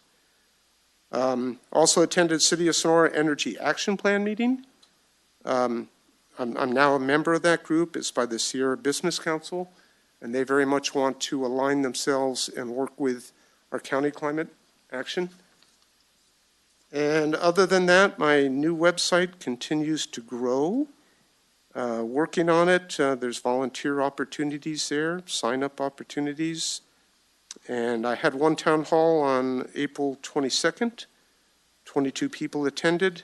We had, for Firewise community discussions, Karen Caldwell from the Fire Safe Council and Julie Johnson locally, and they both were guest speakers. And my next town hall is next Thursday on the 27th, and my guest speaker will be Dory Beats from our OES. So there'll be details coming on that shortly. That's it. Yeah, thank you. Supervisor Haff. Yeah, I'm going to apologize in advance. I've got a whole month's worth of stuff. Sorry. Yeah, I was looking through my calendar and I was kind of like, oh, wait, everything that was still on there that I hadn't talked about at reports. So as you know, I talk about constituent issues first, and I continue to invite the rest of you, even though it makes your reports longer, to tell us about what you're hearing from your constituents. So over the past several weeks, I've heard From a Don Pedro resident worried about fires and wants a warning siren installed when funding is available. I've heard from a Yosemite Springs resident worried about fire season and the NDRC fire break grant for the Wagner Ridge area that was awarded years ago. But it's had issues due to the U.S. Forest Service's inability to work on private property, and I guess that's the way it was written to begin with, and so they're having to do a workaround about that. I met with a Chinese camp ranching constituent regarding ag concerns, business licenses for ag, and facts about Measure V. Also have had numerous road paving requests, not just for pothole repairs. And another complaint from a Groveland resident that there's no dial-a-ride service for Groveland, even in this case where his wheelchair-bound mother-in-law needed to get to a doctor's appointment. And actually some workaround was done with the new Wave bus that is not even in service yet, but they're making accommodations. But it's an issue. And then last but not least, definitely not least, issues with large illegal pot farms and people from foreign countries running these grows. And that's all I'll say about that for right now. So the activities that I have been involved in, and you guys were all involved in it too, but I had two really good takeaways that I would like us to remember. And hopefully you heard it and it made a little ding go off. One was, these are two great phrases kind of to live by.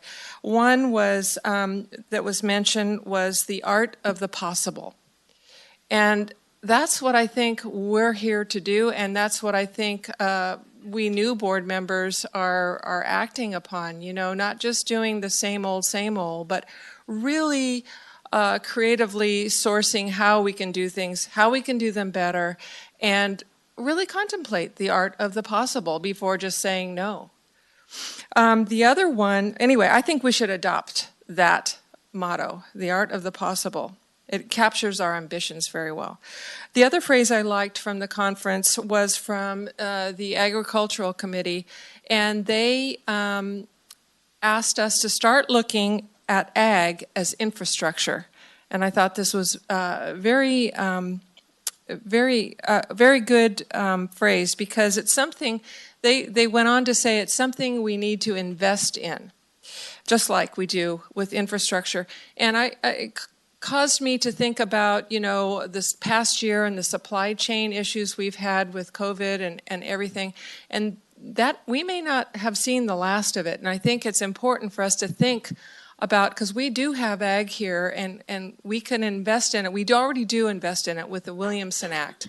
We don't get subvention money for that anymore from the state, so we as a county do invest in agriculture. But I invite you to think about how, looking long term at ag and the needs that we will probably have, and supplying local needs, how we can think of ag as infrastructure. So those two phrases really caught my attention, and I just wanted to bring it to ours.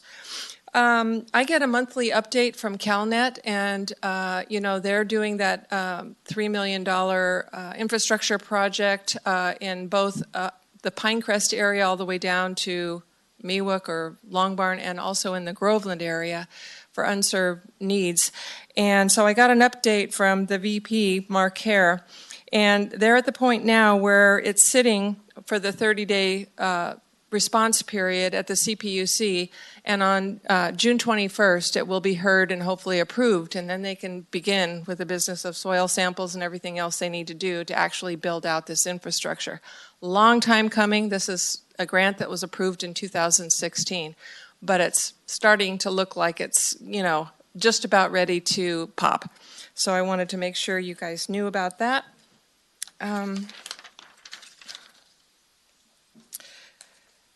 We had a YARTS meeting and then a subsequent meeting with the TCTC and the Visitors Bureau, and then again with the Merced County of Governments, because we were trying to troubleshoot how we can do something now to improve our position. But when all was said and done, we're just keeping the same schedule. We didn't make any changes to this year's route, and any changes will be to next year's route because they'd already been in the planning stages. But the plan still is in the Sonora area to pack the bus as much as possible because that'll make the bottom line look better. So there's an all-out effort. And I think Lisa Mayo is doing a good job of getting the message out to lodging providers especially. And we can do our part for the locals to get the message out that, you know, take the bus. You don't need a reservation. In fact, you need a reservation to get into Yosemite. So if you're thinking about going and don't have any other way, take Yards. Took a field trip with Supervisor Brandon and Homeless Coordinator Calais Brown to Merced to tour their navigation center. And we were met by two of the supervisors there, Lloyd Pereira and Darren McDaniel, and all their coordinators and a person from the CAO's office who made it happen. And it was just a really good tour. It gave us lots of ideas, especially Calais, for what we can do and how we can do it here. And they are offering their support on whatever we need as far as, you know, questions or if things come up, roadblocks come up along the way, to be able to consult with them. I think they consulted with San Francisco. They had somebody holding their hand, so they're willing to hold our hand through this. And that was really encouraging. I took another trip with the sheriff to go, and some of his jail staff, to go tour a chicken farm down in the valley, because the sheriff is hoping to be able to have a chicken farm for the inmates to learn a trade, but also to supply eggs for not only the jail, but the schools that want it and the juvenile hall. So with us on the tour was Jason Diestel, and he is offering his help as well. He was offering his help originally to this chicken farm to get them started, and he is offering his support in this whole endeavor that the sheriff wants to undertake. So it's really interesting. It was fun to talk about. I wanted to alert your board that Access Tuolumne, our local public TV station, is moving ahead with plans to increase awareness that we have a public TV station, and they're going to be situating a big monitor down in the Sonora Inn where the public walks by, whether they're tourists or locals, and I think it will have some kind of outside sound so that you can hear what's going on. And Jerry Day will be producing a loop. I don't know how many hours. It'll be a couple hours anyway, that will be filled with Tuolumne County things that maybe even our locals don't know that they can go do, and for the tourist trade as well. And to just get the word out there that we have a public TV station, and here are the different ways that you can plug into it. I've been involved with the community choice aggregation meetings with Cole, and we had our kickoff meeting on the 7th of this month. I had a town hall meeting on the 13th. We didn't get as large of a turnout as I would hope, but I think we may get as many as 3 new Firewise communities if everybody acts upon what they said at the meeting. So that's encouraging. I attended, like Supervisor Goldenberg said, the Commission on Aging meeting this time, and I had a tour of the library. Now, I've been saving this, and I've had my lips buttoned the whole time, and I've only told one person, and that person is not in the county. We have some exciting news. The Christmas tree for the White House will come from the forest in Humboldt County this year, but on its way to Washington, D.C., it's going to make a stop here for a reception. So I have I've commented and told Jason Kuiken that will be happening. He's very excited. And so I don't know who and all we want to get involved in this, but it's an honor. And so we'll have some sort of reception, and the date is November 3rd. And so I had Stacy Heaton from RCRC call and tell me about that. So it's kind of a fun thing to end on. Yeah. All right, great. Okay, so let me, and I tend to kind of follow the similar path where I like to talk about some of the things that I've been hearing from constituents, and honestly, the big news there is I'm actually able to meet with constituents now. And so that's been a breath of fresh air, actually, hearing directly from folks. It's one thing to do virtual town hall meetings, but it's really, having been able to be in a lot of in-person meetings over the past week or two, it's not the same. It's much better to be face-to-face with people. So I'll kind of start at I'll go in reverse order. I met with some really nice folks up on Yankee Hill just on Saturday. So I spent part of Saturday on a big, beautiful porch overlooking the Middle Fork of the Stanislaus. And one of the concerns that was brought up there is about Scotch broom. It's an invasive species. It tends to grow along roadways. And if you look at Yankee Hill, it's pretty typical every year. It tends to kind of encroach more and more. And this year's a really bad one. So coming up with some kind of roadside vegetation management plan that isn't necessarily dependent on whether or not we get one grant or another, I think is something that we should look at, because we if we have extra money in the roads department, we usually want to spend that on paving the roads. But there are other considerations that we need to look at, and vegetation management is one of them.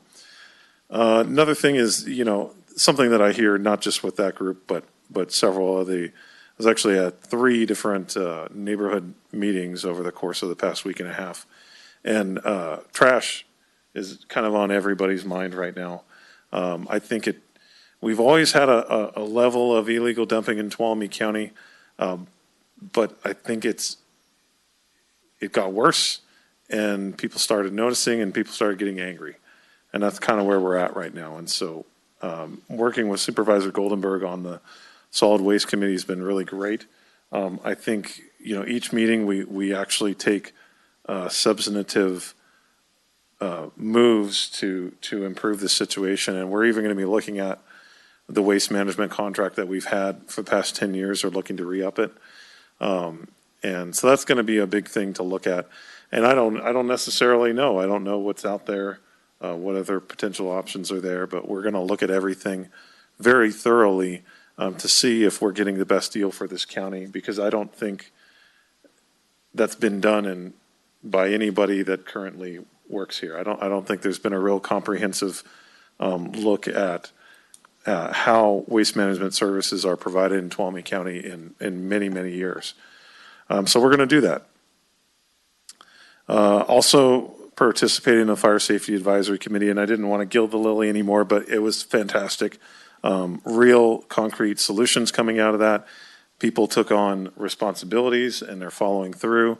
And we're going to bring back specific recommendations on things like a vegetation management ordinance in Tuolumne County. And what were some? It was like four or 5 things. We tried to keep it as narrow as possible so that we don't go off on too many tangents. But that was one. Let's see. Oh yeah, and solid waste. Addition to, it wasn't just funding for one pile. We're actually looking at funding for vouchers for other people that do that. So that's fantastic. So, but obviously they're the main one that's doing that kind of work. Silver project is moving ahead. Had a number of discussions with folks up in Cedar Ridge about that. Very excited to see some motion. Also, just in the past week, I attended Rotary, Kiwanis, Association of Realtors, Government Affairs Committee, and Chamber of Commerce, to name a few, to discuss many items of importance to them. Fire coming up as kind of a central theme on all of those meetings. So as we get into the hotter seasons, fire is at the forefront of people's minds, as I'm sure it is for us.